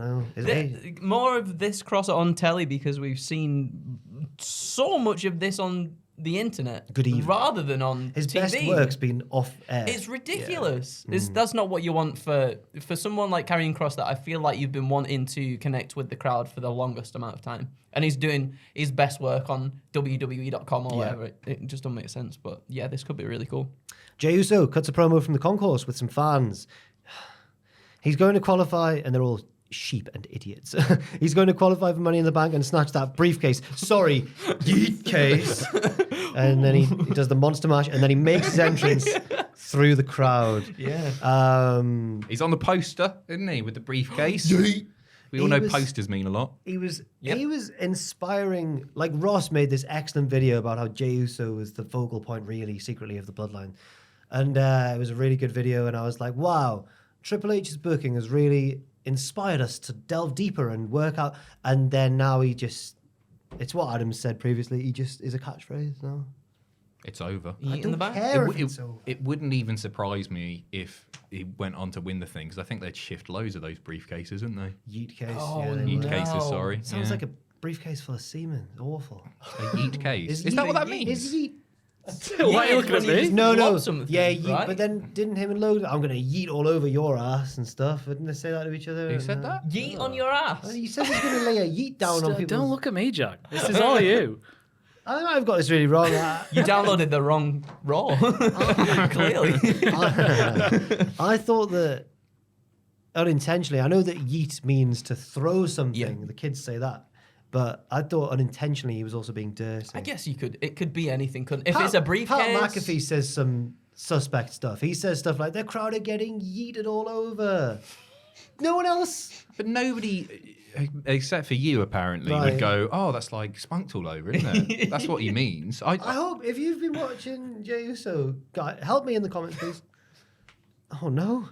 Maybe I need to see like a psychologist or something. I still love him, by the way. I want to make it clear because really? both the Usos, they are my favourite tag team of the last 10 odd years. Sorry, Masters of Cool, by the way. Oh, yeah. I know, right?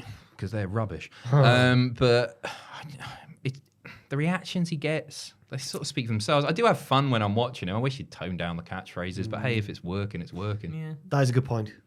The main event is a triple threat between Jay, Balor, and Rey Mysterio to qualify for Money in the Bank. The rest of the Judgment Day get involved, but Braun comes out and chases them through the crowd. Jay wins and celebrates in the crowd, but then the lights go down. Oh, a lot of interference tonight. Yeah, that's true. That is true. But it was good. I'm surprised that Finn's not going to be in the match just because of the interesting dynamic that would present with Finn being the potential briefcase holder. Yeah, that is true, actually. Yeah. But maybe he'll get in there by hook or by crook. I hope Somehow, so. Tom was saying Do you they think may there'll do a be last chance battle royal. Yeah, That would be very something cool. like I that. hope they do. I think it's a lot more tantalizing him holding the briefcase. Yeah, even if Finn. he doesn't get Yeah. it, the prospect of him getting it, I think, is a good sell for the pay-per-view. Yeah. I think you really do want him in that match, so maybe they will do. He always does something mad in those matches as well. Mm-hmm. A big coup de grace on a jagged edge of a ladder. Like he's a silly boy. He's a nutter. Let's talk about it. Go on, here we go. Bray Wyatt's door appears on the stage. We see the masked members of the Wyatt Six standing around a trashed gorilla position. Several prone bodies are strewn around, including, most clearly, there were some theories about who the others were, but a bloody Chad Gable is very apparent. Looked like a gunshot wound in his head. The members come out and pose on the stage, and Uncle Howdy says, "We're here," and blows out the lantern. Whoa. There we go. Oh, goosebumps watching.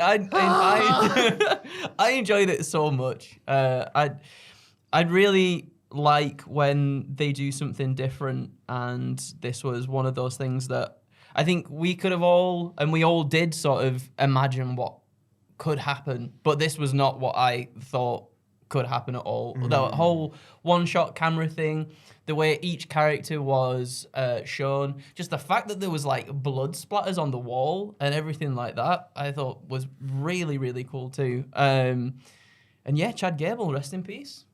Yeah. There, up in the sky.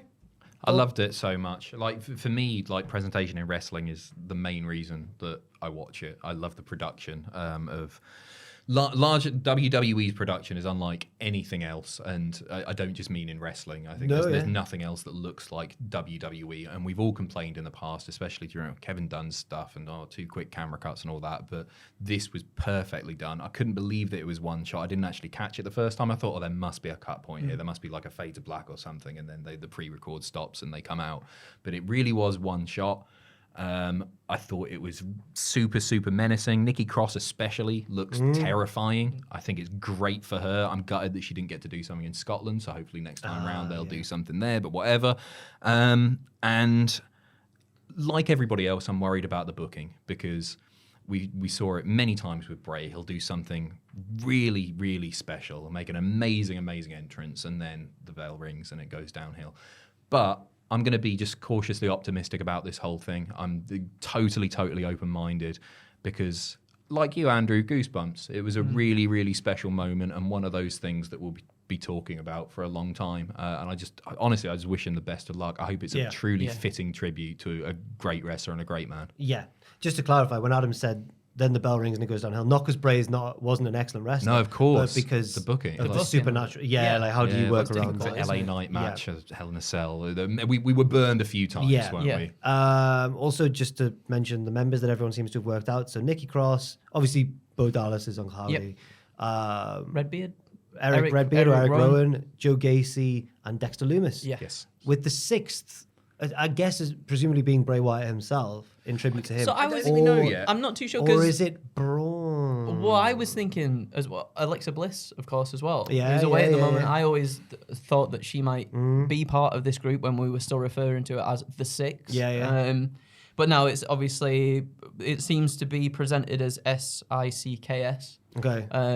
So No, but they still got the 6 on the merch and stuff, haven't they? So it could. It could very well be. I think it might Bray's be presence. Alexa. Yeah. Right. It could be either. Yeah. I get, that's why we got to watch the TV show, isn't it? But I think it could be either. I think if it is Alexa, that's great because she's got history with Nikki, and you've got a great tag team for the women's division there, and then maybe Gacy and Redbeard. Rowan again. Sorry, in the men's. I'm really, really excited about it. Worth mention as well that Rowan had the hammer. Yes. His old tag team with obviously Brody Lee or Luke Harper. So all very nice stuff. And it'll certainly be interesting to see how they do this. So it's NXT time. I sound a bit like Ben Potter there. Sports time. Shout out to Ben, who does sometimes listen to this podcast. The show opens with the 25-man battle royal to determine Trick Williams as next challenger. Here are some cool and fun things that happened. I just noted them down in bullet points. Say his name and he appears. I believe in Joe Hendry. He comes out, gets a big special entrance before the match, and cuts a promo and says he's going to eliminate everyone. All of the 24 men. Joe Hendry's a great talker. We've known this for years. I thought his facial expressions were excellent when he came out. Amazing. Yeah. The turn. Yes. He's a meme machine, isn't he? He's a meme machine. A meme machine. He just knows what's going to get gifted, doesn't he? Ora Mensah interferes at the start to attack Ethan Page at the bell. They brawl through the middle rope to the outside, but Ethan Page never returns to the match. That plays out later on. Everyone gangs up on Henry to eliminate him first. He is thrown out, I think, finally by the man he's currently feuding with in TNA, Frankie Kazarian, as Adam mentioned. Idris Enofe's unlucky streak continues as he saves Tony D from an attack by Lexis King behind his back, but Tony thinks Idris did it and throws him out. Oh, Adam, you'll love this. Idris's whole thing is that he's unlucky.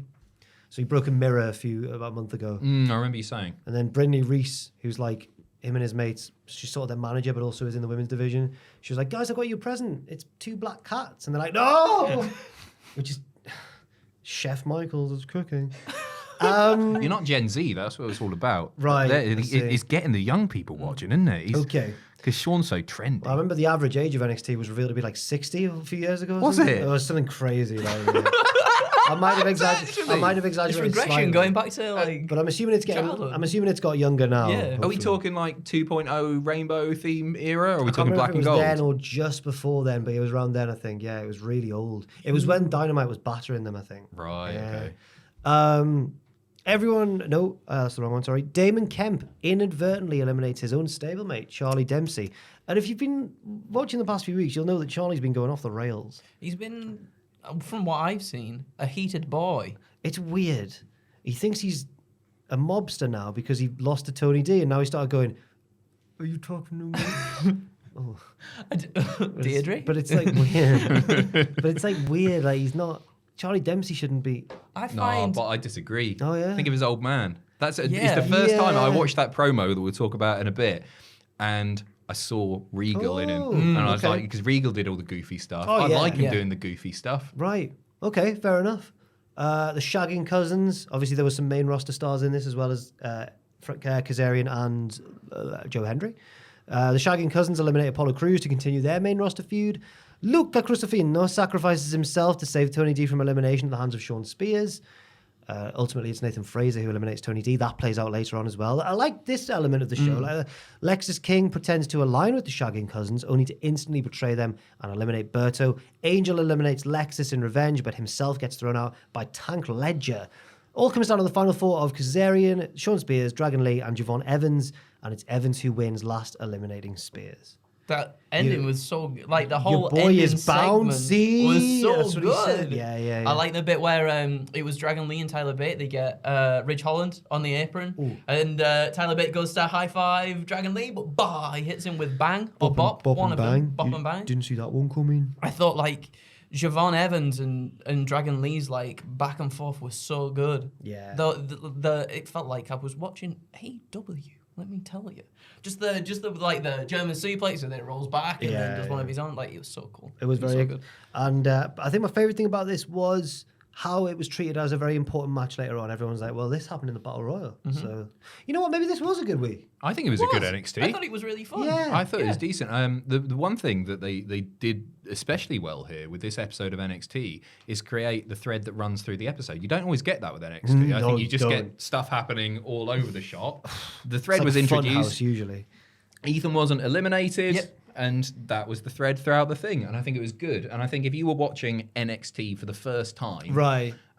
maybe you're a TNA fan who doesn't watch NXT on the weekly, hasn't caught it in a while, or you just stumbled across it on the episode guide. I think they did a good job of introducing characters and creating a compelling story that just ran throughout the show. I really like this episode. In the women's locker room, Carly Bright. Not this bit. Well, Carly Bright, her gimmick is that she's really happy. And she used to be a cheerleader. Carly Bright and another lady who Fraser somehow recognized, but then she gets named later on, so I guess that's how he did it. So I looked at this lady's name, and all she's done NXT live shows, and she's done a few level ups before. So unless Fraser's a really big level up fan, I don't know how he knows about this. I lady. know. I was like, in the office, I was just like, hang on, who's that? And he went, oh, I can't remember her name. We'll get to it later on. And I was like, what? Went on a cage match, level up, and live events. Yeah. Big fan. He's a big fan. Level up. Yeah. But then maybe he just watched it ahead. He could have done. I was very confused at first. That's a big accusation. I'm not saying anything untoward from Fraser's point of view. I was very confused because he said it in that casual Fraser way where, oh yeah, that's that's floobity woobity. Like, oh, right. Carly fantasizes about one day becoming women's North American champion, but is interrupted by Fallon Henley. Every day, you know, I gotta hit the trail. She's crap now. She's a heel. It's so sad. Fallon says she's the only woman in the locker room who deserves a title match. Then all the babyfaces just shout over her. And Sol Ruka's, she's just so calm and cool. She's just, I'm not part of this. She grabs her bag and walks out. Plays out later on. Yeah. More threads. Chef Michaels. It's the exact same. Stirring a big vat. Yeah, I got it. It's the exact same thing that I saw when I last did this podcast, which is just women's locker room, bitchy bitches being bitches. Matthew's pointed this out a lot. The women in NXT argue every week, and there's always like, not so much now that Ava's the GM, but there's often like a male referee or someone in the way going, "Oh, Jesus Christ, these bloody women." Yeah, you've got it spot on. It's bad. It's not good enough, is No. it? It's really cheap and one-dimensional. It's just it's rubbish. They need to sort that out because I don't watch NXT every week, but the fact that I've done the podcast 3 times, I think it is, in the last few months, and there's been one of these every time. Maybe I just got unlucky, but crap. It happens a lot. The women's upper card is slightly more tread more seriously because Roxanne Perez interrupts Lola Vice, who's kicking the crap out of a training dummy. She knows how Lola was looking at her belt last week. Lola says, "I'm not trying to pretend to be friends with you to get close to the title. I'm just going to knock out all the other women who are coming after the belt, and then you'll only have me left to face." Perez says she doesn't trust Lola or anybody. Liked it. That was good. Oh, Jesus Christ. Backstage, the rest of Chase U congratulate Ridge on his performance, no relation to Joel Holland, in the Battle Royal. I've not said it for a while. I thought I'd just try and reintroduce that. Good. Matthew and Ross they never really ran with it. Yeah. And I was like, that's funny. Yeah, he's not his brother, but they're both called Holland. But he's Sesh, isn't he? Is he Yeah. Sesh Holland? Sesh Holland's a cool. Sesh That's an very cool NXT name. name if I ever heard of. Fraser called me Mr. Sesh today. Mr. Sesh. Mr. Sesh. And where do people go to get on the sesh sometimes? Amsterdam. In Holland. Oh, yes. Bloody hell. Very good. Storytelling. Yeah. So the rest of Chase, you congratulate Ridge. You did well in the Battle Royal, even if you didn't win. Even Riley's texted Duke to congratulate Ridge as well. But he's back in the UK this week, so he couldn't, They present Ridge with a Chase U t-shirt. Look, lads, it fits. The Good Brothers interrupt and say that Ridge has gone from a brute to a nerd. Ridge tells the rest of the group, just ignore them. They're not worth it. But Duke and Mr. Chase are like, no, we'll defend you, Ridge. Gallows and Anderson say, you don't want none of this, kid. They don't even say it to Thea, but she proper does a scrappy do, like, let me at him, and the rest of the group have to hold her back. And this is setting up the match later on. How do you feel about potentially Ridge Holland being in your most loved faction of all time? I was relieved this week because I'm always worried that they're going to turn Duke Hudson heel. They love teasing that they're going to turn Duke heel. Matthew and Ross are always casting suspicion on Duke, and I'm always having to go, I'm sure he's got the U's best intentions at heart. He's proven himself time and time again. He helped them beat Joe Gacy's spooky stable, the Schism. He came out clean in the betting scandal. We've been through such a journey with Chase U. But now, last few weeks, he's been siding with Riley Osborne in kind of ostracizing Rage and saying he's not part of Chase U. He's too dangerous. You can't trust him. But this week, it was revealed that once again, Duke's in the right and it's Ridge who's the problem. And I was very relieved. Did he say anything about it, really, though? We'll get to that later, won't we? Well, that's where the drama's going to... I have no doubt that Duke's going to, once again, do the right thing and be our MVP, Duke Hudson. And stay in Chase U while getting rid of Ridge. Ridge is going to try and tear them apart, I think. Yeah. I think We'll see later on. Like the jock that tears the nerds apart. Is he a jock? He's more like a psycho. They're like, oh, Ridge is too scary. But Chase U have been the only ones to welcome him in. Because he couldn't control his rage. But now he's found... I mean, Thea reminds him of his little daughter. He was like 3, by the way. It's weird. I love NXT. Roxanne Perez and Lola Vice win a 3-way tag match against Jakara Jackson and Lash Legend of the Meta 4 and the team of JC Jane and Jasmine Nix, with Roxanne stealing the pinfall from Lola Vice. They raise each other's arms afterwards, but then Roxanne hits a backfist, a Lola Vice-esque backfist on Lola Vice, and leaves. I think it was portrayed as like, I'm turning on you before you turn on me. So there we go. Decent little match, this, wasn't it? I think Lash and Jane, especially impressive, really stood out. It was good. It was. Yeah. This didn't feel like a match on a developmental brand. And again, I And there were a apologize. lot of rookies in there, though. But I'm coming in as a layman, so apologies for not like watching this every week. But I think this would have not felt out of place on a main roster weekly show. It was really good. weird thing last week when Cody Rhodes was on NXT, a little backstage segment. He's walking past JC Jane, who's just had her nose broken recently, so she's in this face mask, which she wore in this match. She's like, "Oh, I hate this face mask." Cody gives her the dashing face mask from that time, and she's like, "Oh my god." She loves it. Cody's like, "Just the person I wanted to see," and we were like, "Why are you helping out the heel, Cody?" This week, Because he's a heel. this week, she comes out, wears it for her entrance, She's caressing and it. just takes it off. Yeah, but she's like caressing it and Oh, is it give her- stroking it this is and like all Hulk sorts. Hogan gave Abyss Hall of Fame ring. They gave him special powers and impact. Javon Evans celebrates winning the Battle Royal in Ava's office and thanks her for putting him in the match because Ava's the best general manager in WWE and we need to be reminded of that every week because she's The Rock's daughter. Ethan Page interrupts and complains that he was never eliminated after being attacked by Aura Mensa. He says, Mensa, excuse me. Matthew calls him Mensa and it's got in my head. Aura Mensa. He even said, I think, the Battle Royal, it's still going on right now, technically. The Well, match is still going on. yeah. He should be the winner, not Javon. Evans says he's got another match in him tonight, and Ethan Page agrees to face him in the main event. Ava says that sounds like a good idea, and the pair continue to argue. Glad they sorted this out rather than having another bloody Curtis Axel Royal Rumble situation because I hate that because fans never shut up about it. Just a reminder, It's a Curtis loose end. Angle was never eliminated from the, what year was it, 2015? Yeah, I'm glad they sorted this out quick. Double duty as well. Ava, they always mention that she's brilliant. And She's doing a good job. Yeah. in She's kayfabe, doing her job. She's a really good GM in kayfabe. But It's a TV show. What do you mean? why does everyone need to kiss her ass all the time? That's my only issue. She did a good thing here. There was at one point someone in recent weeks suggested that she should run for president. She'd probably win.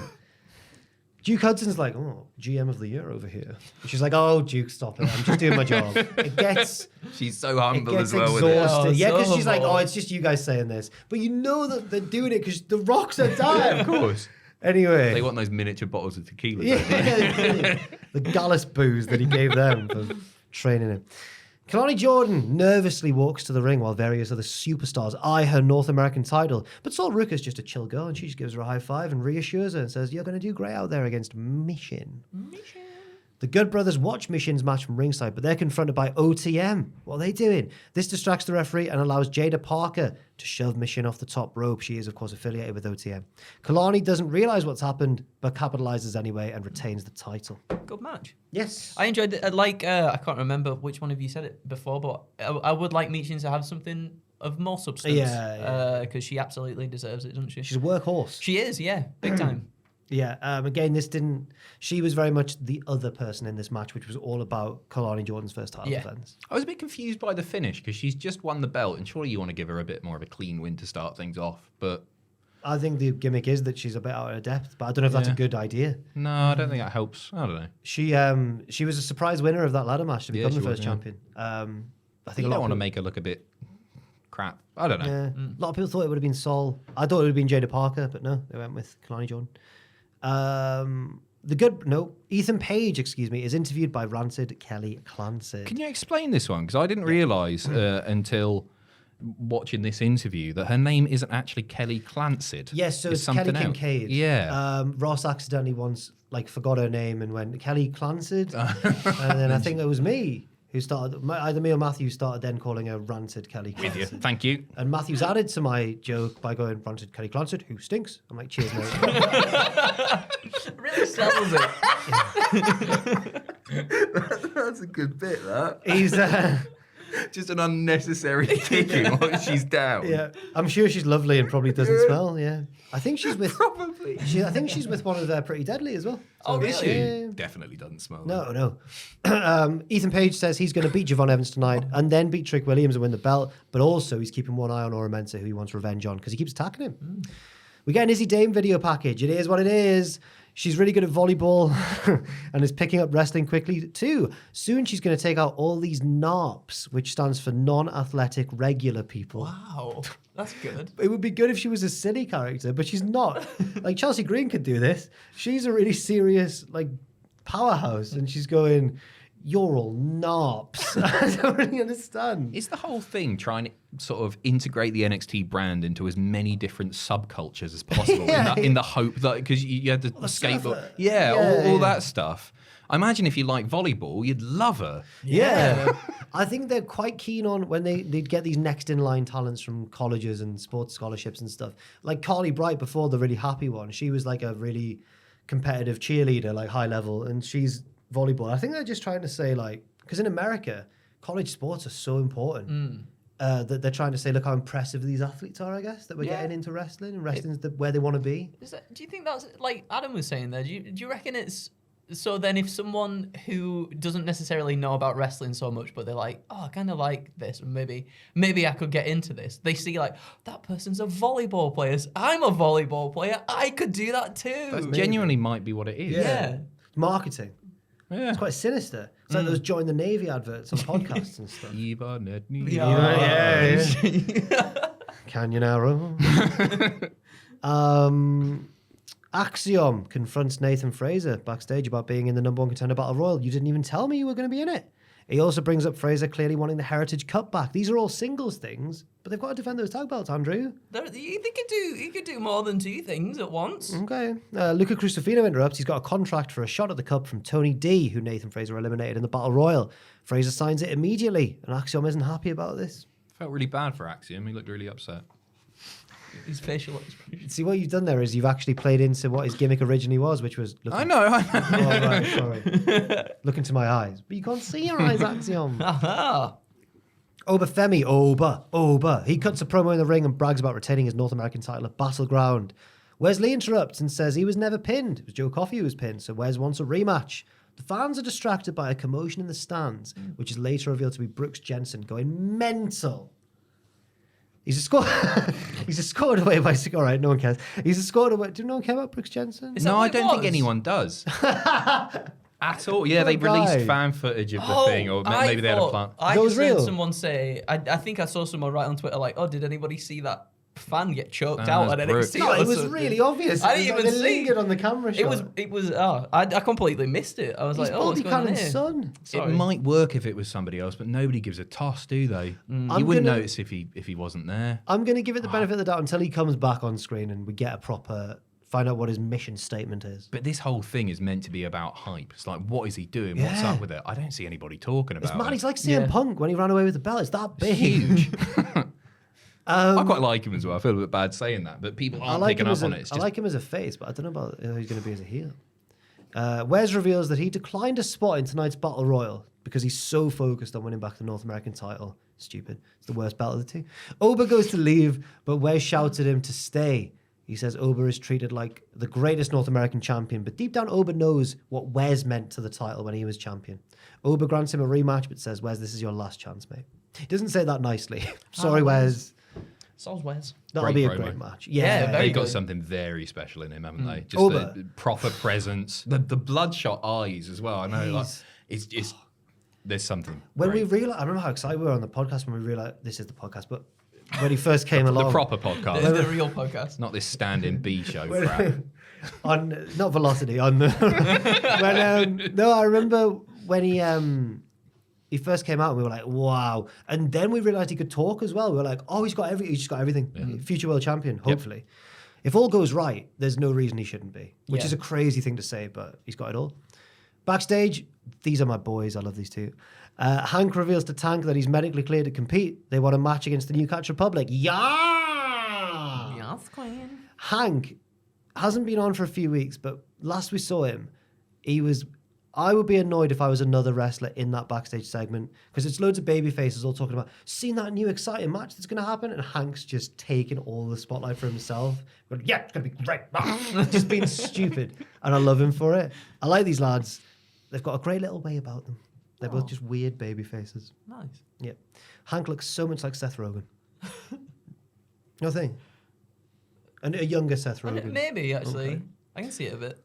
Tavion Heights. He can't. That wasn't convincing at all. I don't see it either. No, come on. Do you reckon? I was trying to be kind. Sorry, Jack. Yeah. Do you watch NXT? No. I know who you're talking about. Why would I watch that crap? Come on. No. This is the segment you were talking about, Adam, that you like. Tavion Heights meets with the no-quarter catch crew. Charlie Dempsey scolds Miles Bourne for not giving Tavion a clue as to why. You were meant to give him a clue. Miles is like, I didn't hear you ask because he's deaf. Great. Charlie talks up. That's actually the joke. Yeah, great. Charlie talks up. I'm assuming Miles was all right with it. I hope so. Charlie talks up Tavion's amateur wrestling background, which sounds very impressive, and offers him a spot in the stable. Tavion goes, "Yep, fair enough." And Charlie goes, "Oh, you drive a hard bargain. All right, then. Only if you beat Damon Kemp next week." And Tavion goes, "All right." And he goes, "Right, fair play. Good man." And like, it's just... He's off his rocker, this Charlie Dempsey, isn't he? Do you not like it? No. He's playing silly buggers. And it does just remind me of Regal, who was always an intense, very, very, very gifted wrestler, like between the ropes and everything. But he was a bit silly from time to time. He was the best at being silly, really. Yeah, he was. Yeah. So maybe there's a bit of that. I don't know. Yeah, it's weird to hear him have an American accent but still have some William Regal isms, like British stuff as well. It's a strange one, but no, I quite like it. Fair enough then. Fair enough. It was good. I've been outvoted. Sorry. We see an NXT Anonymous video. Yes, whenever NXT Anonymous is absent for a while, I get worried that they've dropped the angle and we're never going to find out who it is, but it's back. We see an NXT, they have no idea who it is. We see an NXT Anonymous video of Gallus complaining about Wesley's rematch with Oba. Tyreek Igwe and Tyson DuPont burst through a nearby door and attack Gallus, and officials pull them apart. And I think if you're trying to get this new tag team over that we don't really know much about, then Gallus match up with them well. They're all heavy hitters, and I think they'll construct quite entertaining stuff in their match, hopefully. It would have been really good if you could have seen what was going on. I know it's mobile phone video. Did you think the same thing as me, that they'd put auto stabilization on? Because they're filming it through the window. You know when you film something like that and it's not right, and then you can import it into your preferred video editing tool and stabilize the footage. But by doing so, there's like a little box that sort of follows what's going on around. It looked like that. I didn't realise they were just filming through a door. I couldn't make out what the hell was happening at all. It's the beauty of NXT Anonymous. Yeah. I'm surprised it's even still going, because I feel like NXT Anonymous has been going on for so long at this point. Who could it be that's been there for that long? Yeah, who could it be? There's very few people that make sense. I genuinely It's don't got to be know. like Norman Smiley or Johnny Moss or someone like that. Regal. Yeah, because he was away. He was Did in it start? AEW. Yeah. There was one video where NXT Anonymous, it was like one of those feuds where like there's been a brawl in the performance center. The babyface was just doing a training session in the PC, but the heel's gone there to batter them. And there was all this shaky stuff. And the camera that shot the main bit for it caught someone on their phone in the background, and then NXT Anonymous in the distance, and then we synced it up to work out who it was, and I think it was a woman with brown hair. Oh, But that was blatantly just who they got that day to shoot the thing. Yeah. Sarah D'Amato. She's still right there. That would make sense. She's been there for a while, hasn't she? She's a trainer, yeah. Yeah. One more match. The woman Fraser identified earlier is Kendall Gray, and she accompanies Carly Bright for her match against Fallon Henley. Saddle up. Midway through the match, Wendy Chu, she's now evil, she appears on the ramp and chokes Kendall out. Fallon gets the win with a Shining Wizard. What do we think of Wendy's new gimmick? Has she done? I know, obviously, She's we been got back the 2 weeks. This is the video second week back. package things. We saw that. So has nothing been sort of described as to why she's She's like just this now? she's got more makeup I quite on, like it. darker makeup. I think it's cool. Jack Atkins, who was a big fan of the whimsical Wendy Chu, is a bit heartbroken about this. But he's not given it enough time yet. That's what She's I not said. really done much about it, has she? He was just a huge fan of babyface Wendy Chu. I like that Carly Bright's music. I don't know how often you hear that. I assume not that often, but I thought it was a... I think I described it the other week as like when Spinal Tap went through the hippie phase. Oh, right. I've Not the flower. not seen it. Have you not seen it? No, it's I think my you sort of know thing. I know. it. I've been like told your that kind of mockumentary film. kind of stuff. Yeah. Oh, yeah. Wow. Inspired all of the things that I like. Yeah, pretty much. And some people from Simpsons are in it as well, aren't they? Yeah. Yeah, the Spinal Tap Yeah. ones. Yeah. Who from the Simpsons? The guy, I can't remember Harry his name. Shearer. Harry That's Shearer. it. Straight Is in he the there. bassist? No. He's the Yeah, isn't he? There's He loads is. of drummers. I can't remember. I just like I watched it when I was a bit too young to get everything. Yeah. When I watched it since, like one of the songs is called "Tonight We're Gonna Rock You Tonight." And it's just like That's funny. they're really good. This one's called Lick My Love Pump. It's like the most beautiful piano that you've ever heard. Yeah, that's Lick My Love Pump. The guitar that's got such good sustain. He's like, you go and grab a bite. And the interviewer tries to, so you could, he just keeps on cutting him off. Right. Oh no, I don't know where I am. 17. Eddie Thorpe is interviewed in the car park and says he had a good showing in the Battle Royal and wants to carry on this momentum and wants to aim for a title belt soon. He lists them in order of preference. I think he goes, the NXT title, maybe the North American title. I might even have a crack at the Heritage Cup. In the background, we see Brooks Jensen being loaded into a police van. It's great. Sorry, he gets arrested, but Chad Gable gets shot in the head, and nobody's brave enough to intervene or arrest the perpetrators. Trick Williams visits Javon Evans in the trainer's room and congratulates him on winning the Battle Royal. You know, they're going to wrestle at some point, but they're mates as well, so it's all good. Yeah. Evans' ribs are banged up, but he says he's good to wrestle Ethan Page tonight. Trick says Page doesn't belong here in NXT, and we'll always see him as an outsider. Which sounds like Ethan Page fed him that line to make him sound cool. Say that about me in the promo. He tells Evans to take care of business tonight. I'm interested to know, because I'm now in my 30s. Mm-hmm. Javon Evans is one of the first wrestlers where I'm like, he's talking so young. Yeah. His cadence and his choice of words and that, I'm like, oh, he's Gen Z. Or the one below it, whatever they are. What's that? Alpha? Something. But like, he's one of the first wrestlers where I'm like, we are worlds apart. We're different people. We're in different brackets. And he's very talented. So good. For a 20-year-old bloke. So good, It's ridiculous. It was like you were listing other ways that Jack is dissimilar. And he's good. He's really good. He's cool, athletic. Yeah. And he can flip really well. Yeah. I'm sure you can flip really well. No, I was about to say, well. but you can flip. On a trampoline. I bet you I can nearly land a front flip, but nearly's not good enough, is it, really? I used to be able to. Yeah? And You do handstands and that? He's very good at a headstand. I can do a headstand, but no, I worked on the trampoline park at the arcade for a year. Oh, so I can do it on trampolines. Down to, oh, right. Not Oh, on, I can almost do it like standing. Do you get really good at the trampoline? yeah, I could do Oh my backflips. God. Landed on my belly, but I could land on my feet on a front flip. What a Even at moonsault. 6'4". Yeah. The 2-1 and land on my feet. Can you? Yeah. I Even love now? You're a trampolines, foot yeah. taller than him. That's more impressive. but for double. Adam. Oh, yeah, that's true. Oh, Yeah. double. He can do a double. I like the double. I can do the double They flips. need to be a tag team, don't they? Oh, I can't do it anymore. I'm fat now. My knees crack all the time, so I don't know if I can do it anymore. Yeah, I keep thinking about like death a lot as well. Oh, yeah, I'm trying to think of a thing to chime in with. I'm getting older. Andrew can do a mean cartwheel as well. No, my cartwheels aren't good. I've never been able to do a cartwheel in my life. Oh, really? I'll never know that joy. I'm deceptive. What's it? Jesus so sorry. Christ. No, I'm not doing it now. I can't do it now. My legs don't bend very well. Right. When I do the cartwheel thing, it looks a bit naff, you know. I was once described by a friend at uni when we were playing football as, Jack, you're quite deceptively slow, aren't you? Not deceptively fast, which is how they often use. That's so Like, mean. they describe a footballer as like he's got deceptive pace, but I was deceptively slow, That's so As in, mean. you look like you're going to be quicker than I am. good. and Yeah. then oh, Yeah. that's hurtful.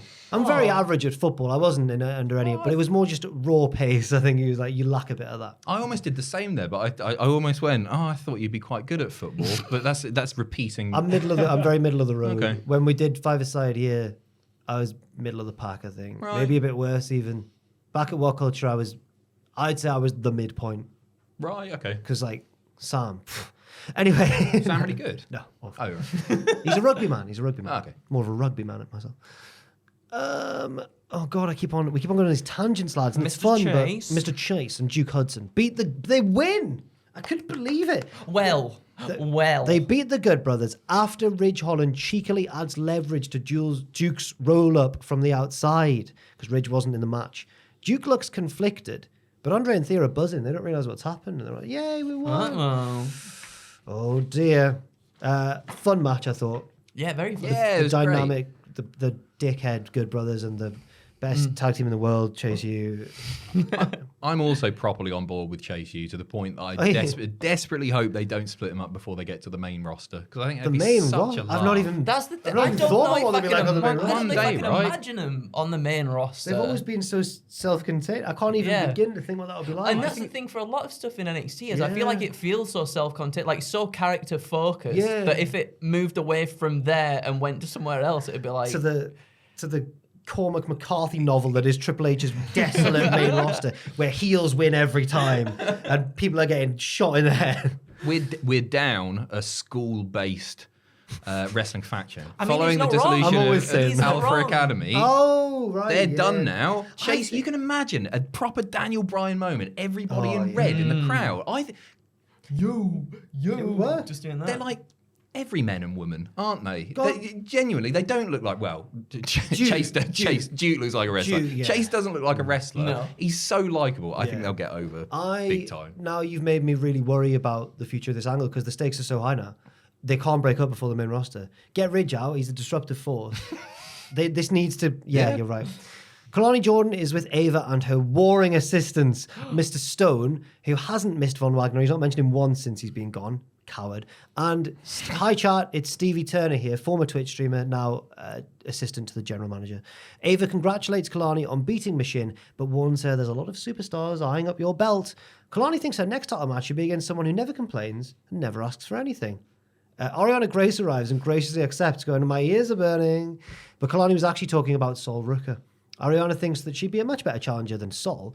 Stone asks her to prove it, and Ava thinks that's a great idea and books Ariana versus Sol for next week. Sounds like a bit of a number one contenders match. And if you notice there, because Stone suggested something that Ava liked, Stevie was fuming. She was like, oh. It's great. It's great. Because the other week, Stevie... For some reason, right, Roxanne Perez was going to come out to do like a, when a champion does like a State of the Union address to the crowd, it's always a heel champion going, I'm the best. And for some reason, Ava, for the show building up to that, was like, what's she going to say? I need to find out what she's going to say. And then Robert Stone tried to find out, and Roxanne went, well, I'm not telling you. And then Stevie went, oh, I found out. She's going to call you out for an apology, Ava. And Ava went, thank you, Stevie. And Stone was fuming. So this time, it's all political. It's like the thick of it. It's really intricate. It is like the thick of it. maneuvering. NXT is just like the thick of it. Yeah. No, this is bollocks. Chase U celebrate their win backstage. Yay. Mr. Chase wonders what the Good Brothers were complaining about before and teasingly asks Duke. He doesn't go, did you cheat out there? He goes, Duke, you've got a bit of a wobbly history. Oh. And Duke's like, no, I honestly didn't. And Chase says, Ridge, did you see anything? And Ridge denies it as well. The other two walk off, just leaving Duke and Ridge.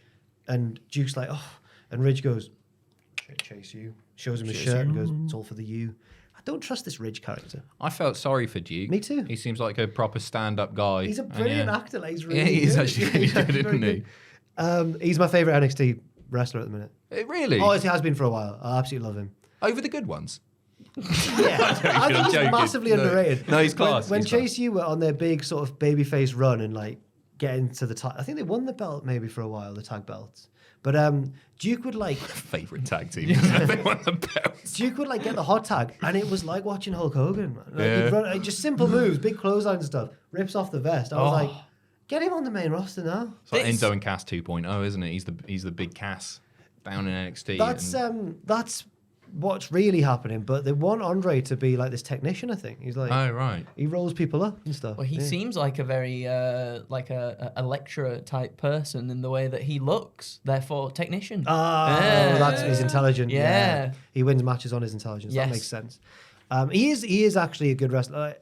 I think someone mentioned that there was a wrestler in NXT and it was only him and Andre Chase who would ever ask them for advice. I think it was like, it wasn't Malenko, but it was like a technician, and they were like, well, we just got free lessons from him every day because we were the only two who thought to go and ask. Can't remember who it was. Maybe Mello. Fallon Henley is furious at not getting the North American title shot. JC Jane and Jasmine Nix are also sick of being overlooked, and then they don't really say anything, but the camera lingers on the three of them, so it's like, are they going to join forces kind of thing? Yeah. In the main event segment, Trick Williams arrives to join the announce team for the main event. Ethan Page targets Javon Evans' injured ribs to pick up the win. Ugh. Paige then, a lot happens here. Paige then talks trash to Trick Williams after the match and claims that he should now be the new number 1 contender because he just beat the winner of the Battle Royal. Sean Spears runs in and beats down Evans some more. Trick tries to make the save, because that's his pal, but then Spears and Paige team up to beat down the champion. Evans then takes both heels out. I've spelled heels wrong there. With a double springboard cutter. That's how I've described it. It's pretty much like that. Double I think loss one cutter. of them was turned in a different direction, so it was like a neck breaker and a cutter. face plant. Yeah. And then this is the subtle imagery of Shawn Michaels. All 4 men lie in the ring like dying insects. Yes. And the belt's in the middle of them. Which I think, maybe I'm wrong, I think Javon gets the belt and puts it, it's very subtle, but he moves the belt into position. He moves the belt very much into position. The belt hadn't fallen where they wanted it to, yeah, and Javon had to quickly. Well, I'm a thicko, but I like the closing image. Okay, fair enough. It was a nice top-down view. Yeah. And the 4-way, if that's what we get, which we probably will do, you've got the experience of Spears and Paige, and then the 2 newbies as well. Very true. Going at it, I think that would be really good. Nice mix of styles as well. In the match. It was blatant, but What's going to happen for the belt? you expect more from the thick of it, don't you? I will agree with you two. It was a strong week for NXT, relative to its usual. Yeah.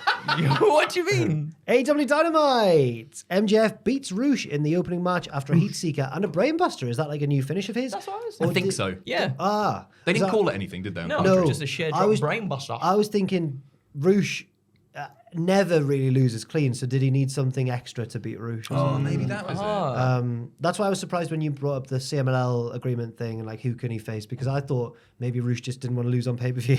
But I think yours is more likely, because they had a very blatant moment during the pinfall where Roosh is patting him on the back going well done, mate. Pats him on the head, doesn't he? Yeah. No selling him, disrespectful. After the match, Brian Cage and the Gates of Agony, or when they're together, I think they're known as Cage of Agony. Terrible. Very good. They appear on the Tron and announce that MJF's opponent for Forbidden Door is Hechicero. Hechicero cuts a promo in Spanish, but he sounds proper evil anyway, even though I can't understand what he's saying. MJF. Oh no. Towing the line. Excalibur. What was that? Spanish accent. Excalibur. Mexican accent, I mean. Excalibur stresses on comment. I did the Hechicero hand movement as well. Like a wizard. Excalibur stresses on commentary that this match isn't official until Tony Khan or Christopher Daniels confirms it, but it has since been confirmed on Twitter by Tony Khan. I found this weird. The match I enjoyed, first of all, a good match. But I found the aftermath weird because it's in the AEW pecking order, I see Roosh as proper dangerous and stuff. Yes. Hechicero's more of a special attraction who comes in, but he can lose. So it's you beat Roosh, but can you face this slightly worse guy? I don't really... My takeaway from it is I thought it would have happened on pay-per-view as well, but obviously with the stuff between AAA and CMML, things can't happen. Maybe I'm looking too deep into it, but it's always the fact that when a Forbidden Door comes up, MJF's always I don't want to face some random guy from this random company just in this thing. So I was maybe Hechicero is the MVPs doing the whole, you'll just go against this guy at this pay-per-view. Because you're always I don't want to do that kind of thing. The EVP. The EVP, sorry. Yeah. Yeah, maybe. But I might be trying MJF to pull seemed something genuinely quite worried though. He's oh no, it's Hechicero. I mean, he's a big scary man. MJF. He's no Roosh, is he? No, he's not. He's not. I prefer him as I'd rather watch a Hechicero match than a Roos match. Really? I just love him. I think he's brilliant. He's very good. He's good quality. laugh. It was a great match. He is a good laugh. Good crack. MJF was bumping like a madman for him. I know it's Roosh and everything, but he was going all out. It felt like a pay-per-view match, didn't it? Yeah. That headbutt as well. Oh, yeah. I would suspect that this was meant to be the other way around, and that Hechicero was meant to be the TV match, and Roosh was the. I don't know. Yeah, I think so. Or Hechicero was doing something else, as was sort of alluded to on Collision. It didn't. I think basically Roosh couldn't do it on pay-per-view, and they just put someone else in the place. Their hands are tied a little bit. More hassle than it's strange worth. match for their big returning star. Yeah. To come back, Yeah. first pay-per-view match is Hechicero, but it's Forbidden Door, which is always a bit weird and wonderful. Renee interviews the babyface kind of thrown together team of Mark Briscoe, Kyle O'Reilly, Orange Cassidy, and Dante Martin because they're all teaming tonight. I think it was even billed as an all-star tag match or something. Mark Briscoe does another fiery promo like last week, or tries to, but Jack Perry walks past midway through to disrupt him. Perry leaves, Mark carries on, and leads the lads off screen. Orange Cassidy gives Renee a friendship bracelet. I like Kyle O'Reilly's facials when I was Briscoe's about doing to the say, promo. Kyle O'Reilly annoyed the rip out of me Really? in I this. loved it. I thought it was very What good. did you've got the tiebreaker here, Adam. I think I figured this out. Kyle was trying not to corpse there, so he was being as expressive as possible because you've got Mark Briscoe basically being like the R-Truth of AEW, talking nonsense. Absolute. It was. I loved the promo. I thought it was one so last funny. No, the one that's just happened here. Well, this felt like a pale imitation of the one last week to me, but yeah, okay. I enjoyed this week's. Okay, fair enough. I enjoyed it, but anyway, it was bonkers, and I thought Kyle O'Reilly was just trying to hold it together. Makes but sense. I can see what you mean. He's I trying thought to he steal was the fake spotlight. corpsing, like Jimmy Fallon would do on SNL. Maybe he was. Maybe And be it worked. This is brilliant, isn't it, guys? What are you saying here? It's where the best wrestle. Yeah, it looked like OC looked like he was smirking a little bit as well. Okay, didn't fair he? enough. I don't know. They clearly love Mark Briscoe. Yes, they do. He is So great. He is funny. great. Yeah. Jack Perry getting involved as well, continuing. I think he's in the most prominent position to win the TNT belt, and I think he possibly probably will. will. But if someone stops him at the end of the match and they win, then they're a big hero. So it can go either way. Yeah. Will Ospreay and Swerve Strickland have another in-ring confrontation? God, I found this meandering. Oh, really? Do you like it? Yeah, I liked enjoyed it it. to a point, but I thought, I'd rather it was this than overly scripted, to be fair. I'd rather Yeah. it was loose. I did feel it was a little tiny bit too long. Lost its way slightly. Yeah, a right. little bit, but I still overall I enjoyed what they both had to say. Ospreay talks up his past title wins and says he's more than capable of holding 2 belts after Forbidden Door. They keep doing this thing where they're getting this. They're trying to get this phrase over like, "Are you strong enough to hold both worlds?" It means both the international and the world title. It's kind of like New Japan in their big feuds around Wrestle Kingdom time. Sometimes they give a feud like a tagline like that, like "hold both worlds," or like around the time like when it was like Tanahashi and Omega and stuff. It feels quite New Japan influenced. Swerve says Will isn't the best wrestler in the world. He is. He wonders if Ospreay will need help from Don Callis to beat him at Forbidden Door, just like he did from to beat Kenny Omega last year, which he did. Ospreay denies this and talks about all the big names he beat last summer in the Summer of Ospreay. He tells Swerve to be thankful. Well, I didn't know quite what he was getting at here. He said, when you walk up that ramp after I've beaten you and you wake up the next day without your belt, that's going to hurt. But not as much as if I used the Tiger Driver or something like that. The metaphor got a bit muddled there. Yeah, it did. Yeah. So he was trying to say something and then saying, and if I use the Tiger Driver, then you'll be messed up. Yeah, I think he had his bullet points in mind and then sort of Yeah. missed it and had to go back and feed it into another one. He did I get all what right. you're It saying. wasn't a yeah. disaster or Yeah. anything. Yeah. Oh, the best, like my favorite part was when he was like, when you had a hit row, I had a hit list. He mentioned and then hit he was row. like, I was like, oh, that's Very good. And he didn't miss once. Swerve says Ospreay always deals in ifs and buts. If you hit the Tiger Driver. And says you're always playing the friendly guy on social media, dancing with Mercedes and Shota. But I don't have any friends because I'm so obsessed with success. Poor Nana is right there. He talks about all the sacrifices needed to be AEW World Champion and asks if Ospreay is ready to sacrifice everything. The time with his family. Ospreay gets angry at this. Do not mention my family, bruv. Spot on. That was good, yeah. Thank you. Says, Swerve, don't make this personal. Prince Nana tells both men to save it for the match. Ospreay steals Swerve's catchphrase from Nana. So Nana goes, whose house? And Ospreay goes, my house, bro. And then storms out the ring, but Swerve says, stop there. What if I do want to make this personal? Mentions Ospreay's family by name. And Ospreay rushes back to the ring and they have one of them alpha male.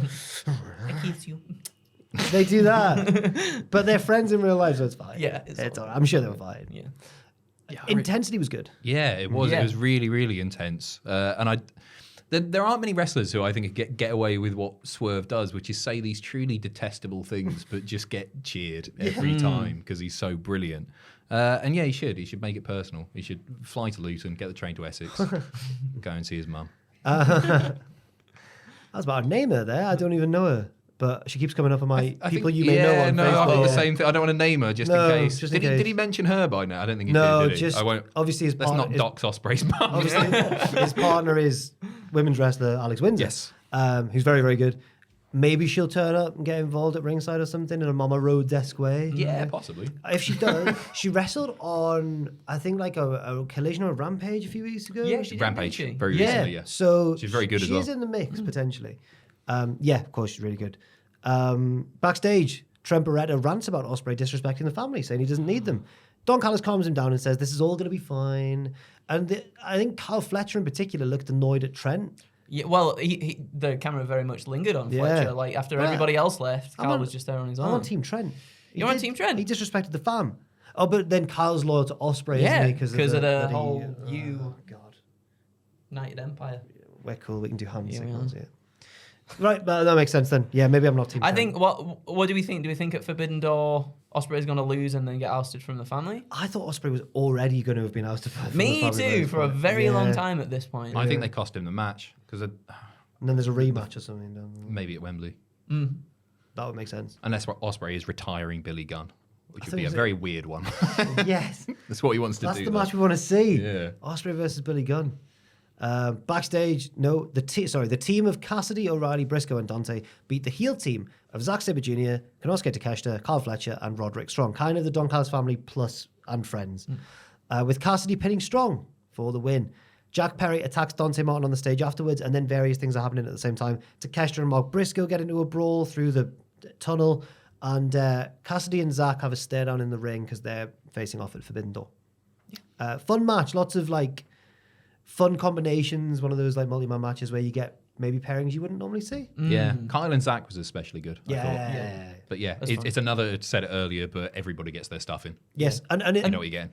unlike the one on Collision, didn't know who was going to win. Yeah. Yeah. And just like the tandem offense and stuff as well, like Cassidy had hit the Stun Dog Millionaire, and then Kyle would do that like kick to the back of the head whilst Orange still has them held there. It was nice. Like it was really cool. Yes, and I'm excited for Cassidy versus Zack. I think they kept their interactions limited, so there's plenty more stuff to do in the match itself, which should be really good. We get a Mercedes Moné video package narrated by her. She's ready to beat Stephanie Vaquer and become a double champion at Forbidden Door. You doing the dance? Yeah. I don't know what the dance is, but it's raining. You were down there. It's raining, man. You were just doing that. Because I was doing the belt, because she's Yeah. going for the belt. It's title for title. She's going to win the title.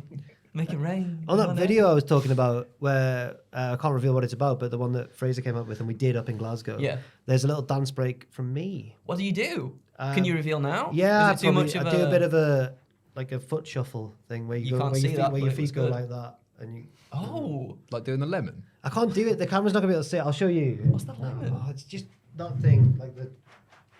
That's pretty good. amazing. Wow, that's really good. I'm a wizard.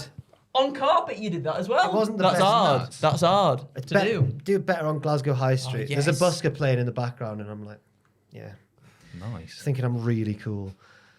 So watch out for that, everyone. It's Get a that in real the highlight. thumbnail. Yeah. Could it be a moving thumbnail? Roosh is angry in the locker room after his loss to MJF. Don Callis comes to see him. Speaks to him in Spanish. I wasn't quite sure what he said, but it seems like he's got like a proposition or an opportunity for him. So sinister dealings. Yes. Don. Kazuchika Okada accidentally turns off Max Caster's microphone during the Acclaim's entrance and the music.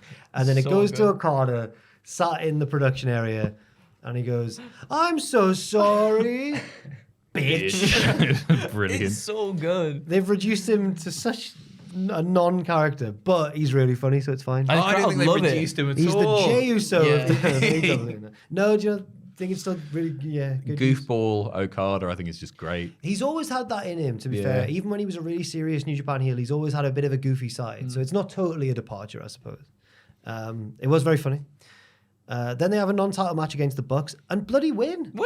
After the Bucks try and cheat, Nicholas Jackson accidentally hits his brother with one of the belts, and the Acclaim take advantage and win the match, securing themselves a title shot, Yay. which I'm guessing they'll lose, but it's still, as we said, they're in a place of relevance again. Yeah. It's nice to see. Crowd were hot. Yeah, they really were. Again, yeah, just nice to be invested in the Acclaimed again. And like, I'd like to. I want to see him beat the MVP, the EVP. Sorry, but they won't. Though. They won't. They Sad. won't, they won't be. Sad. But it might still propel the storyline forward. Yeah. A little bit. Very nice stuff. Samoa Joe and Hook. I think they're talking about where the best place is to get like calzones in New York and stuff and chopped cheese. But then Samoja's and like, Ren. don't tell everybody Yeah. where the best places are, because then everybody goes there. yeah, they're just normal guys hanging out. But they were preparing to attack the premier athletes in their locker room. They burst in to find nobody there. A note has been left by Smart Mark Sterling challenging them to a 6-man tag on Collision. So this was just to set up that. Behind the camera, Shibata uses his phone translator thing to say he's going to smash these poopy bitches. Which, road agenting hat on, came too soon to another prominent Japanese star saying bitch. Yes. So the diminished returns for me there. Yeah. Joe's he's way better than Jericho at the mentor stuff. It's just so entertaining. Joe's so natural. It sounds real. Yeah. He's just talking to Hook and stuff. I bet he'd be a great teacher.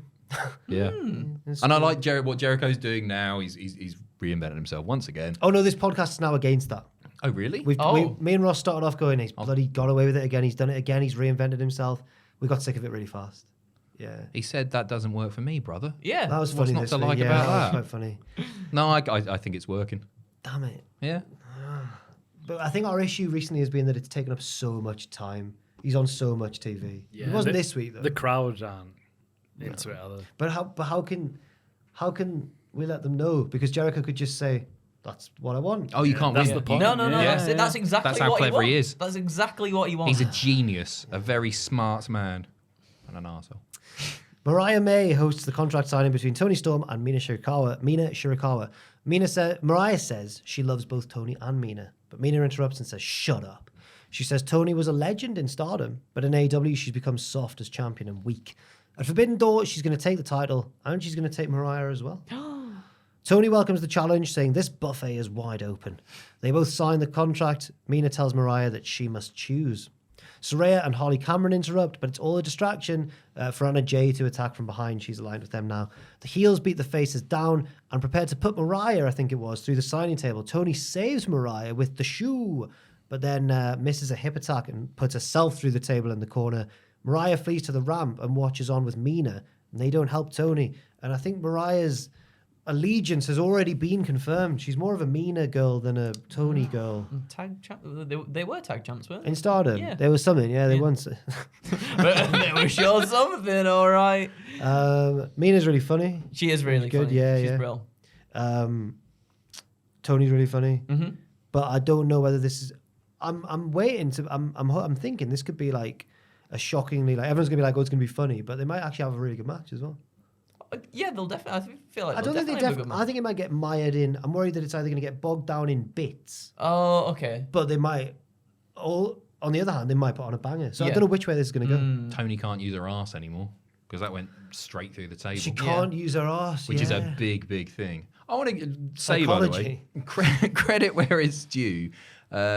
Saraya's been really good lately. She's really picked things up, hasn't she? In a more diminished role, Yeah. which I don't know if she'd be happy about that or not, but she's making the most of it. Did we Yeah. expect too much? Somebody's just come back from injury, and maybe we were spoiled with the They returns made a like big- Bryan and Edge. Yeah, they did. They made a didn't big they? deal of it. Had to win at Wembley. Yeah. Yeah, you're right.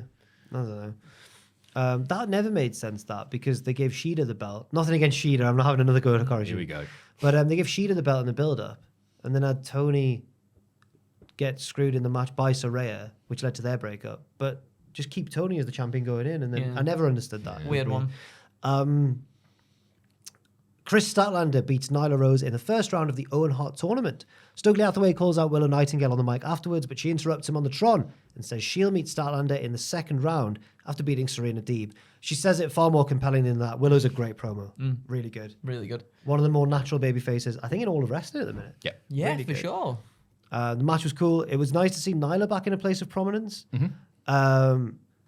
She pointed out on Twitter that she's unstoppable because it was not only Juneteenth, but Pride Month as well. She went, I'm basically invincible. But it made me think, I hope they've not just got her back on TV because it's Pride Month. Because she disappears for long stretches of time. Yeah, she does. Yeah. And she's good. I think she's good. Yeah, she is. I'd be up for Statlander winning this whole thing. Yeah. I I heard think he Mariah was. might win this whole thing, you know. Do you reckon? Challenge Tony. There's various ways they could go. Statlander's been... Oh, actually, you're right, that's a good Statlander- shout. Statlander's really taken to being a heel. Yeah, she's been great. a really, really good. And it'll make Stokely Hathaway look competent as well. I'm all for that because I Right. love him. Renee interviews Private Party ahead of their Rampage match against Commander and Metalik. But hey, guys, Chris Jericho and co interrupt. Genius. Jericho has some advice saying that when he was facing luchadors back in Mexico, when he was, I can't remember his ring name, Can't remember. when he was Katahajime, There you go. that's a Japanese word. He Katahajime. always avoided the pile driver, but he gives the Spanish name for it first and then says, also known as the pile driver. If anyone was going to hit that on me, I'd just say, that doesn't work for me, brother, and not take it. The crowd did laugh at that. Your voice is picked up as well. You're clearly having a good time. Right Like up it, there. don't yeah. Isn't I like- he fun? I don't like what it's done to Brian Keith, but he wasn't really doing anything before. Collateral damage. Jericho's But- just great fun, isn't he? But Get him a Big- T-shirt. But Big Bill has been really doing well in this, actually. he has, I've yeah. called him Big Cass here. Big Bill says they're really looking forward to facing Private Party on Saturday, but there's like an undertone of menace. I'm really looking forward to it, guys. And Brian Keith interrupts and tells them to respect Chris Jericho. And then walks off, and then Private Party go, tell him to respect the ender, sorry. The end of this dude. I didn't need to, sorry. I'm so sorry. Daniel Garcia wins a short match against Rhett Titus. I'm sure I've heard that name before. Yeah. Regular of the indie scene, I think. Rings a bell. Hechicero and the Cage of Agony run out to beat Garcia down, as well as Daddy Magic, who always is on guest commentary for Garcia's matches at the moment. MJF makes the save, but he's crap. They beat him up. So Ospreay makes the real save. Him and MJF clear the ring and then do the Western, like, we bumped into each other. And, Whoa. wow. And then they stare each other down. If you're listening on the audio, you missed one hell of a water bottle trick. And then they stare each other down, and the crowd are excited for this. MJF leaves, and Ospreay helps Garcia to his feet. Good match. Yeah, and it just sets up things for the future. Actually, about a minute long, wasn't it? It wasn't very long. Yeah, it wasn't super long, was it? But Red Titus got the first blows in. Yeah. He did. And then Garcia quickly took control. Yes. Yeah. It was all about that stare down. Yeah, that's all it was, Ooh. wasn't it? Yeah. Yes, please. Backstage, Brian Cage tries to attack Ospreay during an interview, but gets held back by security. They, through shouting at each other, agree to an international title match on Collision. Yeah. Ospreay could lose. Nah. Lose that belt before he goes in the forbidden door. No. Nah, with the both worlds thing, yeah, you're right. It's good though, isn't it? Ospreay versus a powerhouse, not Hobbs, is always fun. Yeah. So I think it'll be. And since he got bigger, it sort of happens less and less. Yeah. Yeah, and he's not on the indie scene anymore. He's with the big boys now. That's where the big boys play. Bryan Danielson joins the announce team for the main event, a first-round Owen Hart tournament match between Claudio Castagnoli and Pac. Pac wins, yeah! Brian is surprised but impressed, I think, on commentary. He's kind of like, oh, fair enough. Then he's disappointed in Claudio, who refuses to shake hands and walks off. Brian's very concerned about this. Claudio was acting weird on Collision, as you mentioned. Yeah, well, he was doing all his stuff. Some people suggested that Switzerland had literally just won in the Euros, and he might have just been buzzing. Maybe he was, yeah. Maybe. He still did, because he came through, he like ran through the crowd a little bit beforehand and got up on the barricade. It was as if he thought he was at a house show. Yeah. He was enjoying himself. There's shades of heel Claudio, and I'm really Oh, excited. it's delightful. Because he's such a good, I'm a really good guy, but not really. And Eddie Kingston has, for about a decade and a half now, warned everyone that Claudio's not a good guy. And it's coming to fruition now. And I like the big win for Pac, who hasn't had too many since he made his return. No, for sure. I think this could be the thing that finally gets Claudio into the main event scene, the world title picture. Yeah. I really, really hope so, because the clock's ticking, isn't it? It really We is. didn't see it in WWE. Obviously, he had the one match with Roman, but nothing sustained. And this could maybe be it. When we used to do be part of all those conference calls with WWE, they don't really do them as much now, but they do the post PLE press conferences, don't they? But when they used to do like the international media calls, someone would always ask every single wrestler, who is someone on the roster that you think is underrated or underutilized? And it was when he was there, he was rarely not an answer. Everyone would go Claudio, Cesaro. Yeah. And you're right, the clock is ticking now. And when's someone finally going to pull the trigger on him? It's got to happen. It's got to happen. Yeah. He'll go down as a big. What if is unfair because he's accomplished so much. But if we were to do 10 wrestlers who never held a world title, you won't believe he'd be there.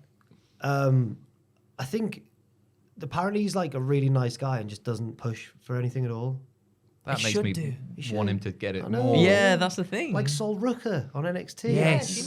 Never asked for anything. Yeah. Well, great match as well. Yeah, really I would happily have taken it on pay-per-view and given them longer, but great stuff. Better Dynamite than Collision, certainly. Good Dynamite. Yeah, Yeah. that was a really good Dynamite. Good week of wrestling. Especially was. in the run up to Forbidden Door, where things can get a little bit muddled sometimes. I think they did a very managed good to- job. Yeah, I would agree with that. Well, that was the week in wrestling. Let's have a rummage in our mail bags. Let's have a look, in the mailbag. Hey, Diddlers, and Jack, who is clearly superior. Well, not really, but I feel like he needs the confidence boost more than anyone else who may be on the podcast. Andrew's right here. I'm right. Look at him. It's insulted all of us. Happy Thursday for you, Friday for viewers. I have no interesting story to share, but I love what you guys do and have since the name redacted days. The last 5 years, I've watched significantly less wrestling after my brain surgery lowered my attention span for things. Hope you're doing okay. But I still consume your content all the same, as I find it so easy to relax and enjoy. Anyway, as for a question, as we sit here halfway through 2024, who would be your wrestlers of the decade so far? For me, since I know you're dying to know my answer, it's probably Ospreay, with an honourable mention to people like Bianca Belair or Cody Rhodes. Lots of love to everyone besides the arrogance of youth himself. Oh, Fraser, catching strays. Mark from the middle of nowhere, Pennsylvania. Cheers, Mark. Thank Hope you, you're doing Mark. all right, Hope mate. you're okay. Take care of yourself. Wrestler of the decade so far. Mine's only come up in the last couple of years rather than starting off the 2020s Okay. really strong. But Rhea, Rhea's a good shout. yeah, Great I just shout. think her rise and how much of a star she feels. Yeah. Like there's lots of wrestlers. We're spoiled for choice at the moment, but Rhea is very, very unique. Do you want to go? You can go. Gunther is up there. That's good would have been shout. one of mine as well. Oh, I'm sorry. No, it's okay. Ospreay was mentioned there, of course. Yep. I think, despite having periods out with injury, Bryan Danielson continues to just be fantastic. That's a very good shout. Maybe this year slowed down a bit, or last year when he's been out with injury and stuff, but he was in the main event of WrestleMania towards the start of the decade. Then jumped to AEW and just immediately started having great matches there. Yeah. I'd say Gunther, Ospreay, Danielson. It's not the most original list, is it? Shout out to Reigns as well. Reigns is Yeah. a great shout. Good think shout. it's He's still done all right, hasn't he? underrated. He's done all right. Actually, we probably should have mentioned him. Yeah. What else you got? Andy? Sammy, I think, has absolutely solidified himself, I feel like, as someone who could well aim for that high main title. Yeah. Without a doubt, and hold it and do a tremendous job with it. And I think eventually he will do for sure. I mean, Toni Storm too, I feel like, has completely... Storm? Yeah, I feel like she's... From what she was given in WWE to what she's done in AEW and, developed the character and everything now, I think... And she has amazing matches on pay-per-view too, so... Fair enough. That's so funny that we didn't think of Reigns, who I know. has literally owned professional wrestling since Yeah. 2020 exactly. Thank you, Joel. Joel, He still feels underrated. You got the correct answer there. Well done. Howdy, guys. I do declare that I love the podcast. Wait until you see where this person's from. It's Billingham. Great coverage from Glasgow throughout the week. I enjoyed especially the chaotic post-show video of Jack trying, and generally succeeding, thank you, to maintain order surrounded by hundreds of upset, drunken Scottish wrestling fans. With All In fast approaching and my now annual trip to a wrestling show and hoping to spot you, I wondered how you guys react to being recognised in public and what the most unusual place you've been recognised is. A bonus question for Joel. Since you've become an unlikely sex symbol, how have you been recognised out in public? Unlikely. Unlikely's unfair. Yeah. isn't it? Yeah. Nasty, I innit? like that. Backhand. No, I haven't been recognised. That'd be great. The day I get recognised, Let us I know. can die a happy man. Okay. Keep up the excellent work. Job, the more talented brother, Bellingham, plays for Sunderland, a.k.a. Graham from Billingham. Thank you, Graham. Cheers, Graham. Thank you, Graham. So how do we react to getting recognised? Jesus. You're all about Sorry, the I'm drink knocking containers things today. over. How do we react to getting recognised? Disgust. And where's the most unusual place we've been recognised? I still find it weird, but it's lovely. I think that sums it up. Yeah. I've never got used to it, really. No, it's really nice, isn't it? It's if somebody appreciates what you're doing and wants to say hello or thank you, take a picture, whatever. Yeah, it's really, really nice. I had it in the toilets at WCPW, literally mid-piss. That's good. That's a good. It's, one. it's not an unlikely place, is No. it? Like we're at a WCPW show, but looked at my knob while it was all right, mate. And obviously I'm there, and it's like 6'4" lanky bloke with specs. I'm Adipogene. But you don't expect your knob to be looked at. I had it quite recently in Tesco on the, what's it called? Is it a Travelator? Yeah, you know about it? Yeah, I had my knob out on the Travelator. There was some guy who was just filming me. I was like, oh, come and say hello. Oh, or I've never something. knowingly had that. Yeah, I just some bloke just filming me as like 2 bags of shopping there. I'd my feel bread weird and my then. milk. I'd feel weird then. I Yeah, think. that was unusual. That was a bit of a weird place, but whatever. It's nice. It's a nice feeling, isn't it? Andrew?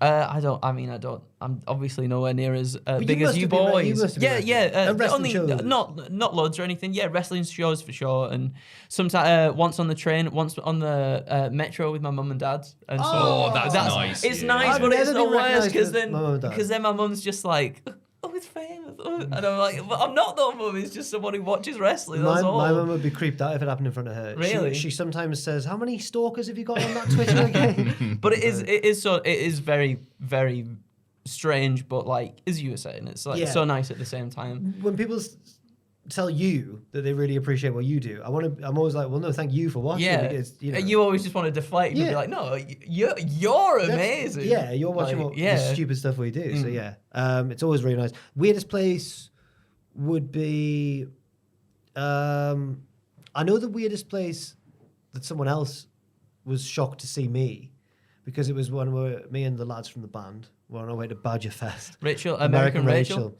And it's in the middle of Lincolnshire, in the middle of nowhere. And it was like this tiny town that we stopped just to go to the Tesco. It was years ago now. I think the lad was like, I think he was working at the Tesco, and he went, "What are you doing here?" And I was like, "Yeah, I'm a rock star." So Well, he would have seen the like billboards and stuff for American Rachel, so he would have known that you were in the area. Yeah.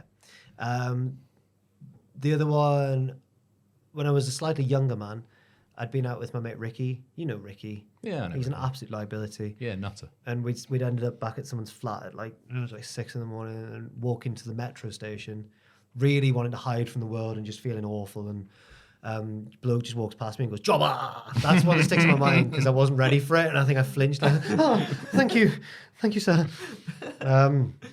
Hey guys, I have a very unpopular opinion and I would love to hear what you think. With Drew not winning the title at Clash at the Castle, it's pretty much confirmed that Priest will drop the title to Gunther. I would agree tentatively. No, I don't think I do. Well, I'm not very thrilled with that, to be honest. I think Gunther is good and all, but we just saw him holding a title for about 2 years. Him being such a dominant heel makes his feuds a little bit uninteresting to me, as I already know he's not losing. You'd have to imagine if he wins the title here, he won't be even dropping it at the next Mania, as we know Triple H loves his long heel reigns. I wish they had kept him at a good spot in the card, but have him not go for titles anytime soon. Part of why I don't want to see this happen is because something you guys have mentioned before, Triple H not pulling the trigger on certain people when the time was right. I think Gunther could have easily dropped the title way earlier to Sheamus or Gable. After losing to him, they lost a lot of momentum before recovering ages later. Thanks, guys. Love the podcast. Keep up the good work. Former Chelsea left back, Baba Rahman, a.k.a. Mac. Thank you, Mac. Thank you, mate. Cheers. I think I disagree on 2 points. I don't think it's a given that he's going to drop the title to Gunther because he's got the Judgment Day with him, and I think it's a possibility that they could get involved and stop that. There might be some shenanigans somewhere. I would, if I had to guess one way or the other right now, I'd say Gunther, but that wouldn't be with any degree of certainty. Yeah, me too. I'd probably go for Gunther, but I don't think it's a given as he's made out here. I think I think maybe perhaps less of a given now. I agree. I think Gunther probably gonna do it, but at the same time, I mean, Damien's just beaten Drew in his hometown, and then if he beats Seth Rollins, who was the former world champion as well at Money in the Bank, it's going to solidify him a little bit more as like a really worthy champion. So I guess it puts a little bit of doubt there. So that obviously there'll be no shame in losing to Gunther either. But yeah, another thing in there is that Gunther, his reign and his feuds are a little uninteresting. I think Gunther's a tremendous champion, and that yes, he has these matches, and yeah, we're like, oh, he's gonna retain and whatever. He sells really well for for his opponents that really do at some points make you think, in the one he's gonna against the Miz. yeah, Whoa, he's like, yeah. what? He's gonna lose it. Oh my god! So I think he's really good in doing that stuff that makes it feel a little bit more like, oh, maybe he's not gonna do it. I would also say that I agree to a point about maybe wanting to drop it to Sheamus or Gable. We mentioned the Sheamus one earlier, actually, saying like it's actually worked out all right. The Gable thing has as well. But I would agree that Triple H does have a tendency to do that because I still don't think it was the right decision. It's worked out unbelievably well for them, but I don't think Cody should have lost at WrestleMania 39. And I think that they lucked into it and made the most of it as well by the end of it. But I think they kind of lucked into that. Yeah. The payoff was worth that extra year of not very good television. couldn't believe people are already revising history with the Roman reign. That last year wasn't very good. No, it wasn't. It The Jay was- stuff, everyone was sick of that by SummerSlam. Yeah. Yeah. The other point. Sorry, go on. Well, I was just going to say that I remember saying after WrestleMania 39, saying there is no. Everyone's going, but they'll lead to something bigger, and I was going, there is no way. There's no bigger peak that Cody will reach, and somehow, like he actually did. Yeah. But I think that luck played a big part in that. I think Triple H deserves a lot of credit for standing up to The Rock, basically by the sounds of what's gone on behind the scenes, and can't wait for Rock to squash Cody at 41. The other point that I would maybe disagree with was the amount of momentum that Sheamus and Gable lost after losing to Gunther, because it has all worked out for both of them. I don't think they lost too much momentum by doing that. Gable's on the run of his career right now, and ultimately Sheamus is Sheamus. Right. Yeah. And I don't think it hurt him tremendously. I think maybe the important thing to do is book Gunther as somebody who wins most of the time, but not all of the time. Give him like a 90% win record rather than a 99% win record moving forward. Because it's a lot more difficult to book a champion as dominant as Gunther was with the IC belt when it's with the world title. I still enjoyed all of his matches. I still looked forward to all of them. Yeah. Me too. But thank you for the thought-provoking discussion. Yeah, it's interesting that. And I do agree to a point about Triple H sometimes missing it. No one's perfect, but I do think the product is much better with Triple H at the helm. Everyone kind of agrees with that. Good evening, gentlemen and gooners. This is the first time I've mailed into a podcast. This is mainly because the Cultaholic Podcast is the first one I started listening to, as it's like sitting having a chat with mates in the pub, especially the post-WrestleMania one. The main thing I want to say is thank you for all the laughs that you give me and my partner every week. Thank you very much for listening. With us both doing the Riley Osborne, hey! I can't really do Ross's. that was good. That was a good impression. Yeah. Ross normally does Riley Osborne's pop out on a daily basis. Hey! He came out the curtain one week and went, hey! Ross lost his mind. Should probably ask a wrestling question now, shouldn't I? Seeing the Christian interview midweek about how he didn't think WWE trusted him to carry a main event match with Cena on his own made me think. That was with Chris Van Vliet, wasn't it? Yeah. Very interesting. Who, in your opinion, is someone who you feel wasn't trusted enough to carry a feud that was misplaced, or perhaps someone who was the opposite, trusted to carry a feud but ultimately couldn't? Once again, thank you for all the laughs and for reading my letter. Former Celtic, Hibernian and Sunderland winger Ada McGeady, a.k.a. David Rosie from West Lothian. P.S. I had to resend this because I forgot to put my actual bloody name in. And I can confirm that there were two near identical emails in the mailbag. Interesting. Someone who was either trusted to carry a feud but couldn't, or someone who wasn't trusted to carry a feud but should have been given that ball to run with. I think the most obvious one that springs to mind, it's not a feud as the title reign of Jinder. Like, we look back on Jinder now, and I think we understand what a great wrestler he is, and he's a bit of a meme as well, and people like not hindering the Jinder and all that stuff. But let's not kid ourselves, it wasn't any good. It probably shouldn't have happened. Yeah. I think that's the answer to the question here. And I guess another one that wouldn't have been as successful without him, and needed somebody else to carry the feud, was actually between two super respected wrestlers in Batista and Randy Orton. That would have been a pretty underwhelming WrestleMania main event as far as crowd investment goes, and they needed somebody to carry that, and that person was Daniel Bryan at that time. Yeah.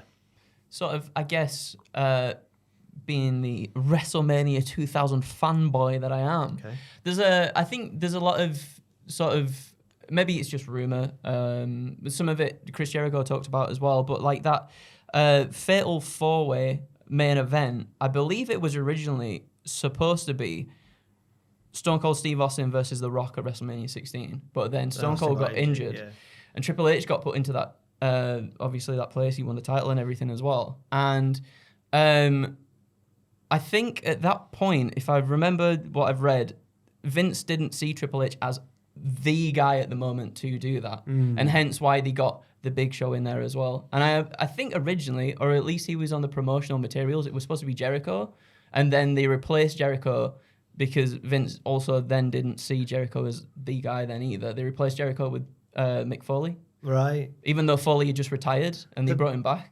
Once Austin got injured, the main event of WrestleMania 2000 should have just been what happened Backlash, surely. I mean, well, yeah, exactly. Like, so they did it there. So I feel perhaps Triple H Vince McMahon at that point just didn't see Triple H as the guy. Because if you go back to like the previous WrestleMania, Triple H is like mid-card in a match against Kane. And then 16, he's there with the title, and he's, maybe not seen as the person. The big heel. That win there, I think the stats say that was the first time that, like, it wasn't the big babyface win. It was the first heel win. Yeah. And I think that maybe was to solidify the fact that maybe, he could go on to do it. I'm going to step out of WWE for mine because I'm a big indie boy. New Japan Pro Wrestling. When Tetsuya Naito first won the big belt and finally beat Okada in the main event of Wrestle Kingdom and everything, it was a big jubilant moment. Me and Sam were watching it on stream. It was great, but I do think that it was a couple of years too late, and that Naito's real momentum came when he had the IC belt, and he was like this heel. He was turned face by the crowd, essentially, and LIJ were a stable that was turned face by the crowd. And Naito became like this anti-establishment sort of hero figure in New Japan, going against... I think he was so popular, particularly with younger viewers, because he was going against the grain in Japan, this very traditional like society of respect your elders, and he was being the most disrespectful. He was like DX and trashing this belt that he was dragging around with him. That was the time to pull the trigger on him, and it became almost a joke online that Gato, who was the booker at the time, hated Naito and never wanted him to get anything good. And I think by the time they finally pulled the trigger on Naito, it was a little bit too late, and then COVID hit, and New Japan has never really recovered since. So there we go.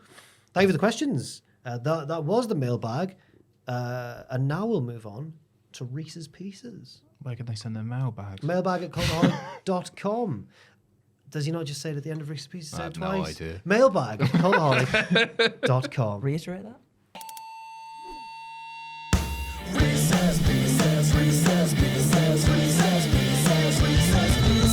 Good evening. From Elvis's Flying or Otherwise to the artist formerly known as Prince Ikea, the influence of the music industry has long been felt inside the squared circle. Wrestlers have borrowed mannerisms, ring attire, and songs from the minstrels of the mainstream. Oh, this is lovely writing. But forget about the in-ring portion and focus on the musical component. Which wrestlers can truly hold a tune, and which will be lucky not to be booed off the karaoke stage? Attached is a bracket with 16 musical gimmicks. Your task is to determine which of these artists is the greatest, strictly based on musical ability. No consideration for any of that wrestling malarkey here. Hopefully by the end you can, in honor of Jack's boys, find the one true voice of professional wrestling. Sincerely, former Bolton Wanderers midfielder, watch this, Stelios Yanakopoulos, I remember him from when he played, a.k.a. Steven from Chicago. Look in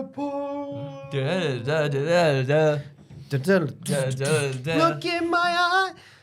Jeez, I've already I got really my... went for it there.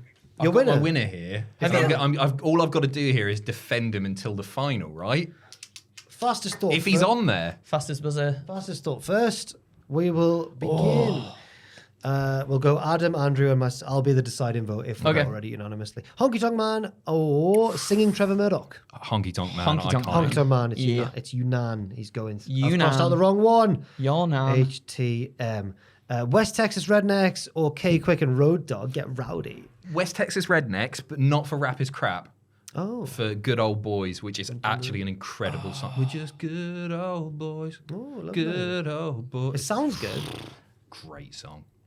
K Quick and Road Dogg came around when I was about 8, so I loved them. I thought they were the coolest. Well, I'm sorry, yeah. Adam. Sorry, Adam. You haven't heard it? Were they the ones you had to defend until? No. Oh, that's all right can't- then, you're fine. On the screen, Well, at least, I think- can't see I who think I'm the looking for. Rap is Crap was wank though, really bad. No, Oh. that's good as well, but Good Old Boys is The special. Men on a Mission or Aiden English? Aiden English. And in English. Yeah, Aiden English, yeah. Good, genuinely. Rusev Day. Van Hammer or the Doctor of Thugonomics, John Cena? Word life. It's got to be Cheesy though, isn't it? But yeah, John gets through that round. Jeff Jarrett or Gillian Hall? He's missed it. In fact, he's done me in here because he's put Jeff Jarrett, and it was the roadie. I was looking for the roadie, which is a song I absolutely love. But let's assume that Jeff Jarrett is singing that, Okay. which he wasn't. Jeff No, Jarrett. That was the source of the feud, wasn't it? Jarrett by default. Jazza Jazza, yeah. Gillian Hall was really bad. That was her thing. Man Mountain Rock or The Acclaimed? Acclaimed. No, The no, no, Acclaimed. It's The Acclaimed, yeah. Oh, Tough. 3 count or the 3-man band. What a matchup. Oh. Musically. Think musically here, and it's 3 count, isn't it? It is Because 3 3-man count. band. Did they have any I would have gone for songs? the 3-man band, but I'm thinking that I just like their entrance music. Yeah. Did they actually? Were they actually a band? Did they release music? I can't You're remember. right. It's 3 count. So don't think 3 months. And DJ Tank Abbott, of course. Of course. well. Miz and Morrison in brackets. Hey, I hey. hated that. Ho, ho, ho, the Universal Champion needs to go. That middle Awful. one they released was brilliant. And they or Elias, who can actually play music. Elias. I would have gone for Miz and Morrison, but Elias. Really? Elias will be facing Joe Hendry at North Wrestling's Thunderstruck. Yeah. Yes. Elijah now. No. Sorry, Elijah. Honky Tonk Man versus K Quick and Road Dogg. Get round. It might just be a sign of the times for me. K Quick and Road Dogg. Thought you were singing K Quick and Road Dogg, I Adam. think so. Honky. Yeah, Honky Tonk Man. Yeah, 100%. Yeah. He's the Honky Tonk Man. Yeah, true. He's cool. He's cocky. He's bad. Yeah. I don't regret sending him through. Aiden English versus Doctor of Thugonomics John Cena. Probably Cena. I reckon Cena. Aiden English didn't demonstrate much beyond. Yeah. Didn't have a chance to. He had a lovely voice, yeah. Yeah. But Cena had the songs raps. and a multi-platinum. Apparently that's bollocks. You know, they tout it, it's wrestling, I know. Who'd have thunk it? But they touted it as like, oh, it sold X number, and there's just no record of it at all. Really? It's just not true. I know, I'm outraged as well. Word life. Jarrett or the Acclaimed. Jarrett. Oh, Yes. Does he count? Yeah, he plays the guitar. No, but it was Road Dogg. Yeah. Jarrett's through then. 3 count or Elias. Elias. He had loads of bangers as well, Elias, didn't he? Yeah. He was always coming out with great Didn't he do stuff. Wonderwall and stuff as well on like house shows? Yeah. Right, semi-finals I think. Honky Tonk Man versus Doctor of Thugonomics John Cena. Long sideburns, hair slick back. I think so Gotta as be well. in there. Yeah. Honky Tonk Man. Honky Tonk Man. Oh, this is good. Miserable prick though. Like if you ever see him in a Oh, convention. yeah. I don't know. Actually? I've never talked to him, Oh. but he's always sat there with like Greg Valentine. They're just like, oh. I don't blame them. You know, they're old. Yeah, right? they are. Yeah, they just want a cup of tea. Do the song Honky Tonk. Oh. Honky Tonk's through the final. Jeff Jarrett versus Elias. I think. Oh, Right, I'm going to change because you're right. It wasn't Jeff know. Jarrett, so it's Yeah. not fair. Yeah. With My Baby Tonight is the best wrestling song ever made. From Bad Street, USA. Yes, better. But it wasn't Jeff Jarrett, so Elias, Okay. unfortunately, because he's messed it up. I can't believe that the Freebirds aren't in here, by the way. oh yeah. Honky Tonk Man versus Elias in the final. Oof. Oh, I've decided already. Shall I cast my vote first? I know what I'm going to say. go on. I can't think of an Elias song I enjoy more than Cool, Cocky and Bad. So I'm going for Honky Tonk Man. Andrew, you go next. I think I might have to agree with Honky Tonk Man. Oh, There we go. Mine was Honky as well. Hey! He's the Honky Tonk Man. It's interesting that he had like K Quick and Road Dogg there over R-Truth, who has quite a popular song and releases music away from it. Do you agree that, I can't remember who said it, but that Miz is redundant in their new entrance and does too much? Yeah, maybe. Right, those were Reese's Pieces. Thank you very much to Stephen from Chicago for sending that in. And you too can send in your questions and everything else to the mailbag. Mailbag at cultaholic.com. It's Cultaholic's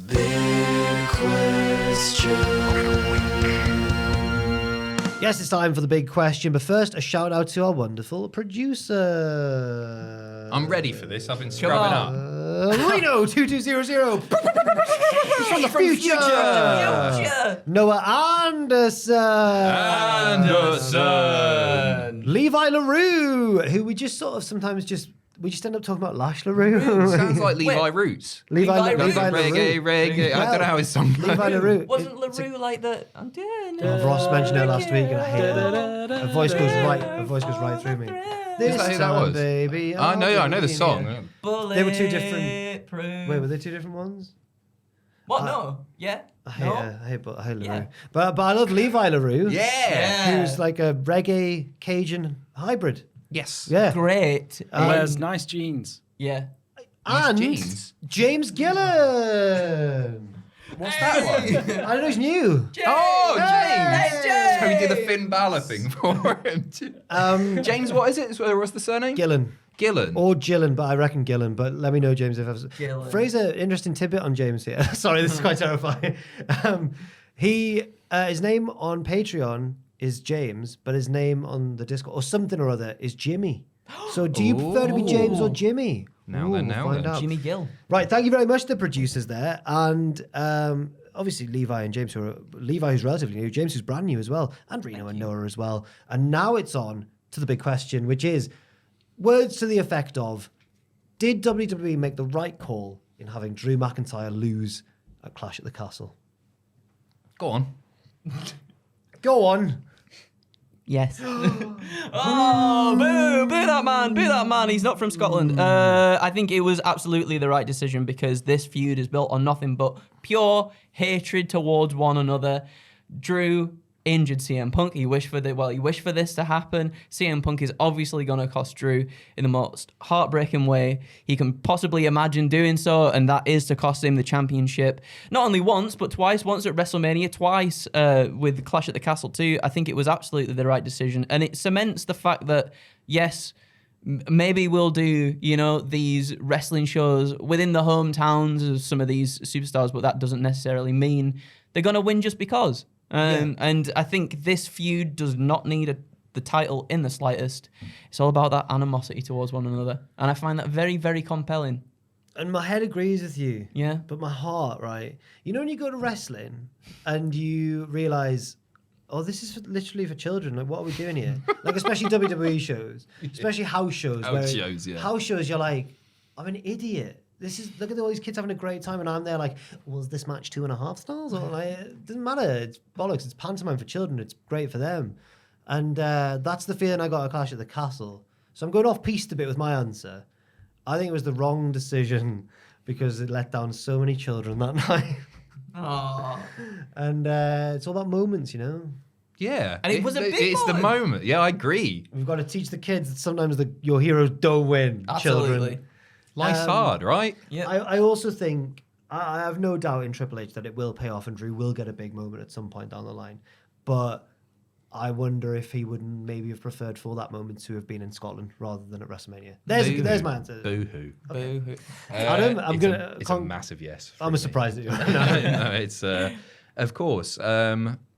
I think it's something that we'll be talking about for a long time. I think they made the biggest possible moment that they could make. But I think perhaps more importantly, Damian Priest gained so much from that performance, which he wouldn't have got had Drew won, shenanigans or otherwise. Drew McIntyre is still a multi-time world champion. And one of the biggest stars in the pro wrestling world. CM Punk is more conniving than ever and is still CM Punk. Damian Priest now is a more than worthy world champion, and they made a guy with that. Damian Priest gained the most both in kayfabe and in real life with that ending. I really do think so. I agree with everything that Andrew said as far as it's a feud that doesn't need the belt. Yeah, it's bigger with the belt, but it doesn't need the belt. And ultimately, it was just so inventive, so well done. We all knew that CM Punk was going to run out, but I don't think many people called it like that. And I think it's just something that we'll be looking back on for decades to come because I think it was really clever. And just an additional little point here, whenever Clash at the Castle 3 rolls round, if Drew's in another big match then, everyone's going to be like, what's going to happen this time? Is he actually going to win? Well, The tension there. I think they've alluded to it as well. It's like it's a curse around him now. Like commentary have alluded to that in the past, so that is going to be quite interesting if they do another clash and Drew, like you said, is in a marquee match. Then Unfortunately, he quit. And He Chad did. Gable's dead. Chad Gable's dead.